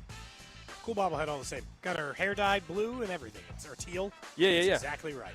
Lastly, on what's trending, a couple injuries around the league. Travis Hunter on the IR all of a sudden for the Jags. Going to miss a minimum of 4 games. That's a big bummer in a rookie year. You're starting to get things going. Remember, Trevor Lawrence and Brian Thomas have not been able to kind of link together yet. So that's a huge blow for Jacksonville in their game coming up on Sunday. Also, Arizona State quarterback Sam Levitt is going to have surgery. He is done for the year. Flacco listed as questionable officially. Okay. No Kyler Murray, so it's probably going to be Brissett. Oh, it's Jacoby starting again this against weekend. The Cowboys Monday Night Football. All right. It just felt like Can we change our Circa Million pick? No Calvert. I kind of want to go Cowboys now as well. I already had the Cowboys in my Circa. Okay, selection, I might have to join you on that one. I don't know how you feel about it now, but I already had Dallas written down as one of my. It's just so from the outsider's perspective, we all put in 3 picks we like. We select all the common ones, as in the ones that are most shared amongst each other, and then sometimes we got to vote on the final 2 or 1, depending on how many we got in there. But Dallas was already on my list even before the Jacoby Brissett injury. Yeah, I'm gonna switch this up. Already changing. You're on Dallas, huh? Yeah, I'm gonna. Come along. Specs on Dallas too. It looks like so. Nobody else can. You're on Denver. Mm-hmm. Which one am I gonna take out? Seattle. Fine. I'll go Dallas. You got talked out of Seattle. -2.5. Plenty fast enough. I'll go Dallas -2.5. Reminder, it is a Fan Club Friday. Not our normal setup, obviously. Canned cocktails today versus an in-studio cocktail. We'll be back to mixing drinks next week. Maybe I'll make something in honor of you being in the Bahamas. I'll make something light. A Bahama Mama? Yeah, my grandma's favorite drink. I feel like I have to have one while I'm down there. Maybe. I made gigantic, like a gigantic beverage dispenser full of them, and my grandma's celebration of life when she had passed away quite a while ago. Yeah. And we ran out, and I had to go to the store for more liquor because we drank it all. I don't know if I've ever had one. I was looking up the exact recipe. It's just a fruity rum drink. 2 types of rum, pineapple juice, orange juice, grenadine. Sweet, fruity flavor, high alcohol content. Okay. It was like the first time I saw my grandma take a drink, I was like, oh. Kids, like when your grandparents, my grandma was like not a strict woman, but she always seemed like a serious person. So when I saw her like hammering a cocktail for the first time when I got a little bit older, it borderline took my breath. I was aghast. Yeah, it was obviously invented in the Bahamas, but it was invented at a hotel in the Bahamas in the early 60s by a bartender there. Okay. He just said, what if I put a bunch of rum in here? That feels... Initially, though, it said the drink may have been popularized after it was on the menu of a hotel in 1956, but they were using coffee liqueur, unlike the modern version. Anyway. One other final injury update. According to now Pete Traeger, Josh Palmer now officially out for the Bills, so he won't be available. Okay. That'll be putting more on Keon Coleman and Khalil Shakir as part of their passing game. But they are missing one of their wide receiver weapons for the Bills on Sunday. All right, let's get into how we see this playing out. Sure. And then we can talk about some other games, too, in the NFL slate and the rest of the weekend and everything and everybody's plans. And you guys let us know what you guys are up to tonight for Halloween and the weekend, and send in your predictions as well. 913-586-7965. I really think, and I know people get nervous whenever you start to feel really confident in anything, but the Chiefs are the better football team. And that doesn't always equate to wins. That's why upsets happen. They wouldn't exist if it was just everybody that's supposed to win wins. The defense of Buffalo is not anywhere near what the Chiefs have faced throughout this run, throughout this rivalry. The Chiefs' offense is playing at a level that we haven't seen in 3 years. Tell me what I'm missing, unless you tell me the Chiefs are going Jacksonville, where 10-plus penalties, Mahomes has a crucial interception that leads directly to points. Like, unless that happens, and maybe it will, I don't think if it's a clean game from Kansas City, they are losing on Sunday. To me, the Chiefs are winning this game 28-24. My worry is James Cook in the passing game, not on the ground. I think they hold him in check on the ground, and they don't have a ton of playmakers down the field in Buffalo right now. They just don't. Keon Coleman does not scare me. Khalil Shakir's a nice weepon, crossing routes, middle of the field. Josh Allen and James Cook are their only truly scary players. And they are both unbelievable players. And it doesn't mean that somebody else can't have a play, have a moment. It doesn't mean Keon Coleman can't catch a 40-yard pass, whatever, right? Obviously, those things exist, and they happen. The only thing I am trying to avoid doing, and then we'll give our official game predictions, is I'm trying not to sleep on Josh Allen. Right. The way I think people have slept on Patrick Mahomes or other great quarterbacks, saying, well, they're probably in trouble this year. Oh, I think their offense can do And, some like, things, but their defense yeah. is that problematic. That's the part that I don't know how they overcome. They were and still are. The only thing they do well is get some sacks. And it's work for them to get them. And I think those numbers are not truly telling versus opponent-based. And that's part of the reason they've been able to get to the quarterback sometime. The Chiefs have a good offensive line, even without their starting left tackle. They have, as I pointed out earlier, Jawan Taylor with the lowest rate out of right tackles in the entire NFL when blocking one-on-one. Creed Humphrey, number 1 when blocking one-on-one. We know what Trey Smith is. We know Kingsley's done a really solid job, and Jalen Moore has done an excellent job in place of Josh Simmons, at least for the moment. So, I don't think the Chiefs are going to have any trouble moving the ball. The only question I have is Josh Allen does play his best against the Chiefs. Yep. He puts up big numbers, and he puts up points, and the Chiefs give up more points than normal, and they have already been susceptible this year to quarterbacks who can run, and he runs with the best of them because of his style and the way that he operates. So there is part of me that fears it for that reason. I don't want to sleep on them. My official score prediction, for whatever it's worth, is 31-28. I think that there will be points on both sides. I just think they'll cover that number, but barely, Gold. Right? I probably wouldn't bet it a ton. Maybe I would, but I'd be careful at least in that scenario. I do think the Chiefs are going to win this game. And I, like Mike Schoop, think that there's something to the idea that they were a 2.5-point favorite this thing. And we know it's only 1.5 points, really, the home field advantage anymore from a betting market perspective. Yeah, so maybe the Chiefs would be a 4-point favorite, 4.5-point favorite if this game is at home, something like that. But it says something to me that they are, favored in Buffalo. I think everyone's seeing what we're seeing. The Chiefs are playing great football. They're catching the Bills at a good time. They are, but I still think the betting markets are behind, and still playing catch-up here. You think they're not giving the Chiefs? Yeah, I think a lot of it is still based off of them not covering for all those years. This year they're 5-3 against the spread, and I think there's still plenty of value on the Chiefs at -1.5. I think there's value on the Chiefs still in their division for the Super Bowl, all of that. I think people are playing from behind. This could be the last week prior to the game, if the Chiefs win, that you're able to get what I would consider real value on Kansas City. If the Chiefs go to Buffalo and look good, they're going to be touchdown favorites against everybody. They're going to be 6-3. They're going to have the win against Buffalo. People are going to predict them to go to Denver and beat the Denver Broncos, in my opinion. Versus if Kansas City loses to Buffalo, then the Broncos game just turns into almost a must-win type of scenario and desperation. And desperation. Which look, they've handled themselves well in those spots. But I'm excited for the game. I just these are where it's scary. I'm uber confident. Which is weird against the Bills. That's Josh Allen. I was uber confident against the Raiders, and I told you it's the Raiders. Weirdly enough, I was almost exactly right on the score last week when I talked about it in the air. When I said, you know what I want to tell you it's going to be 28-7. Oh, that wasn't okay. Yeah, okay, no, okay. My official prediction was wrong. But you remember on the show last week, I had said, you know what I want to tell you, Gold? I'm hedging for no reason, but what I want to tell you is it's 30-7. And you were like, ooh, you're that confident. I'm like, I think they're going to whip up on the Commanders. I just say 20 because I feel like I'm not supposed to predict a team to win by this. This is probably the last week of that for me. Here's the truth. I said 31-28 on social. I just gave you 31-28. I actually am kind of with you, where I am weirdly confident in the Chiefs matchup in this game. I went 28-24, so despite how confident I am, I'm not thinking that it's going to be, a 7-point or 10-point win. Drew, where's your score prediction? I'll get to some of the text. Text in your guys' picks. Mac and I are going the same way. As a matter of fact, you can go to FanDuel and get plus 450 on the spread for this one. The Chiefs win 31-17. Not close. So you think the it's a closest blowout? Score is a 0-0. I think there it is interesting. Mike Schoop said Josh Allen is a game manager these days. Patrick Mahomes doesn't lose to game managers. They're going to kill him. The game's over. I like it. I think the there thought. is some They will truth win by to 2 touchdowns. That would be awesome, to say the least. I'd be feeling pretty good. Heading into the bye week? Yeah. That's what I want. I want a Chiefs win on Sunday, come in Monday, everybody's feeling good. Then it's the bye week. Oh, yeah. I will say there's almost no chance that I'm going to be comfortable going into that Denver game. Just knowing what they can do. We'll worry about that. We'll worry about that then. Let's see what the Broncos do this I'm never going to be that confident as I have been against Washington and the Raiders and even how we feel against the Bills this week. The Josh Allen thing, though, I think sometimes we make it a knock that he turned into a game manager. The last 2 years, Patrick Mahomes has been a game manager.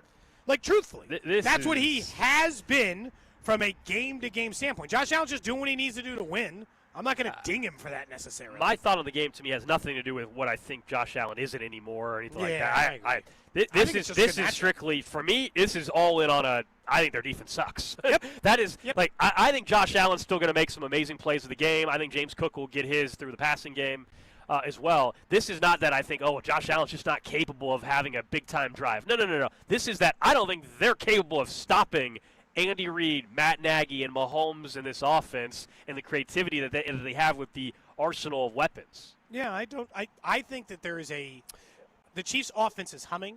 Matt Verderame had pointed out in the last 4 games, non-garbage time, which I think matters, they've punted once.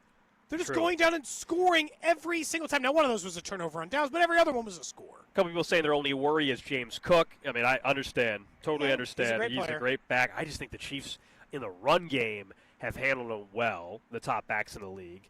Someone else, 31-28 Bills win. Okay, 38-28 Bills win. And Bills 35-28. Couple people picking the Bills there. 30-21 Chiefs, 31-24 Chiefs. Someone else saying 31-24 Mahomes rushing touchdown. Worthy has a run and catch, both of more than 20 yards. That would set up for a pretty good day at the office if you tell me that both those things happen. 30-20 from Farmer Mike out on the text line. I think there's this part of me, and I think Matt Verderame kind of hit at it, which we'll get to more as the weeks go on, but this, disbelief in the defense, because I think I'm also guilty of it. I'm like, I don't know, man. Doesn't always look that dominant. They're not getting to the quarterback a ton, so, there's something off. Every, yards per game allowed, yards per play, points allowed per game. Every major statistical category other than sacks, the Chiefs, on paper, are a top 5 defense. All of them. They don't let up. And some of this is the tackling you mentioned earlier. And that's where I kind of feel like they're going to be able to hold them down enough. I'm not saying the Bills won't score. I'm not delusional. But, that's why I think they'll hold them down enough. Do you think Chris Jones and or Karlaftis have at least a sack in this game? I think Jones gets a sack. He's going to be fueled by Mike Pennell, his boy, being back. Okay. You know? He's just in a good mood, happy, good Josh time. Allen's tough to get to, though. Josh Allen's awfully tough to get to. He is. What can I get on a Chris Jones sack? Can I get 3-4 to 1, or is no? It usually it's never that high. We'll see. That's maybe crazy. Josh Allen. You know what though? With Josh Allen, Cody, it might be. Normally it's like a plus 170 type of bet, but you might be right because it's not something I bet very often. Because Josh Allen is elusiveness. Let's see. Prop bets on the defensive side. I don't really bet a ton of defensive props. Game defensive special teams. Here we go. Chris Jones plus 154. That's it. Yeah, that's what I thought. To get a sack. Karlaftis I still think he's plus going to get 130. one. I just don't like the odds. Interception in the game. Jalen Watson interception 7-1. Shamari Connors 6.5 to 1. Trent McDuffie interception 11 to 1. I like that. He's not a big interception guy. No, but he gets some. How about Jaden Hicks? He doesn't get on the field enough these days, though. He's playing more. Mm-hmm. He played more last week. I kind of like. The snaps are up. If I don't like these bets, but if I had a bet one, Jalen Watson to record a pick 7 to 1. I think I might do McDuffie in that case. But either way. Look, maybe we're overconfident. I don't know. But there is just a part of me, and I'm not saying 100% chance they win, no doubt, like I was against the Raiders. I would have been floored if they had lost to the Raiders. I'm like at we said as much 70% chance that the Chiefs win, which for a Chiefs-Bills game, that's pretty high. That's about as high as you get probably for a Chiefs-Bills game. Yeah, normally I'm nervous in What fact do you think the refs will be, Ref Gold? Well, they'll be on the Chiefs side, of course. Yeah, they'll be always on the Chiefs are. side. I'm rocking the ref costume today with the Start Chiefs collecting patches. those tweets now, guys, for next week. We should. Look, obviously the Bills are going to be going up against the Chiefs and the refs. You've seen one photo of you blowing the whistle so that the first flag that's against a Bills player, you can just post it and be like, yep, Bills doing it all night. Guilty of it. Could you hear that, Drew? Could you hear the whistle? I did. I tried to move it away from the mic a little bit. Far. I did not want it to blow out everybody's ears. I can't believe it came with a real whistle. Yeah, it did. I know. How about that? Well worth the Amazon purchase. What was it, $20? The uni without the sweats, obviously, but the hat, the flag that I got, and a whistle, that was like $24. Yeah. Okay. And then you had to buy the iron-on patches? I did, yeah, which was almost as much as everything else. It was kind of crazy. And one of them already fell off. You can just iron it back on. It's fine. Happy Halloween, by the way. Have fun out there tonight. We hope everyone enjoys the rest of it. It's on a Friday night. Normally great weather. People get to compared to what great we weather right have. now. Honestly, finally, this is starting to get a little toasty, Gold. I'm going to have to take this off once I get home. I always feel like, are you guys willing, like Gold, let's say on the way home, you got to get gas. You want to stop for a quick trip hot dog. Uh-huh. Will you go and dress like that? Well, I have to. I don't have any other clothes Well, with me. I mean, would you just avoid going versus going? Do you know what I'm saying? No, this is not. Would you stick to a drive-through? This is not an obnoxious costume. I don't. Fine, an obnoxious costume. You did. If I went in like this, Cody, I swear you look like a Teletubby. I think it's because you can only see me waist up. Well, yeah. I think if you see me standing, it looks like it. Let me put the hat on again. Hold on. I don't think the stand. I mean, the hat obviously gets rid of the Teletubby thing. I'm not really seeing the whole Smokey the Bear thing. This is a bear costume. He wears jeans and a hat. I don't know what else you want to see in this Smokey the Bear costume, other than if I brought a shovel from home. I need a shovel. I need you to have a fire danger sign next to you or something. Hold up a fire danger sign for me. By the way, this so like every time we're sitting out there in this Halloween thing, this group, they always have like a fire pit outside. So it'll look like. Will that help? If I'm sitting by a fire pit later tonight. Well, you got to put water on the fire. You can't allow the fire. I can't allow a fire. Smokey the Bear.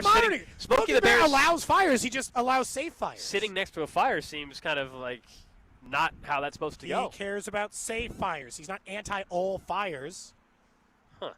It depends on the fire rating for the day. Drew, back me up on this. There's usually a little sign that says fire warning Don't today. rescue him. Don't rescue him. There is a sign that says fire risk, and it's like today's slim, is low. moderate, I just told low, you. moderate, or Today's high. fire risk goal. Yeah, I mean, if you've gone to a national it's park blue. or something, they have those. I think blue or green is low, and then you should have been the moderate. McGruff crime dog, actually. That was my #1 costume, but I didn't want to buy all the stuff. Not kidding. I dead serious was going to be the McGruff the crime dog. Cody, you have to do it only. I looked you at can trick stop code. It was going to be too much. It was going to use your deep voice and say only you can prevent wildfires. Oh, let me get a drink of water because my right. voice has been like a little weak this week. Okay. It's been a little soft this week. Uh-huh. So let me clear my throat. Hold on. Are you really? He's taking this seriously right now. Let's go. All right. Go. I just wanted to give it my best effort.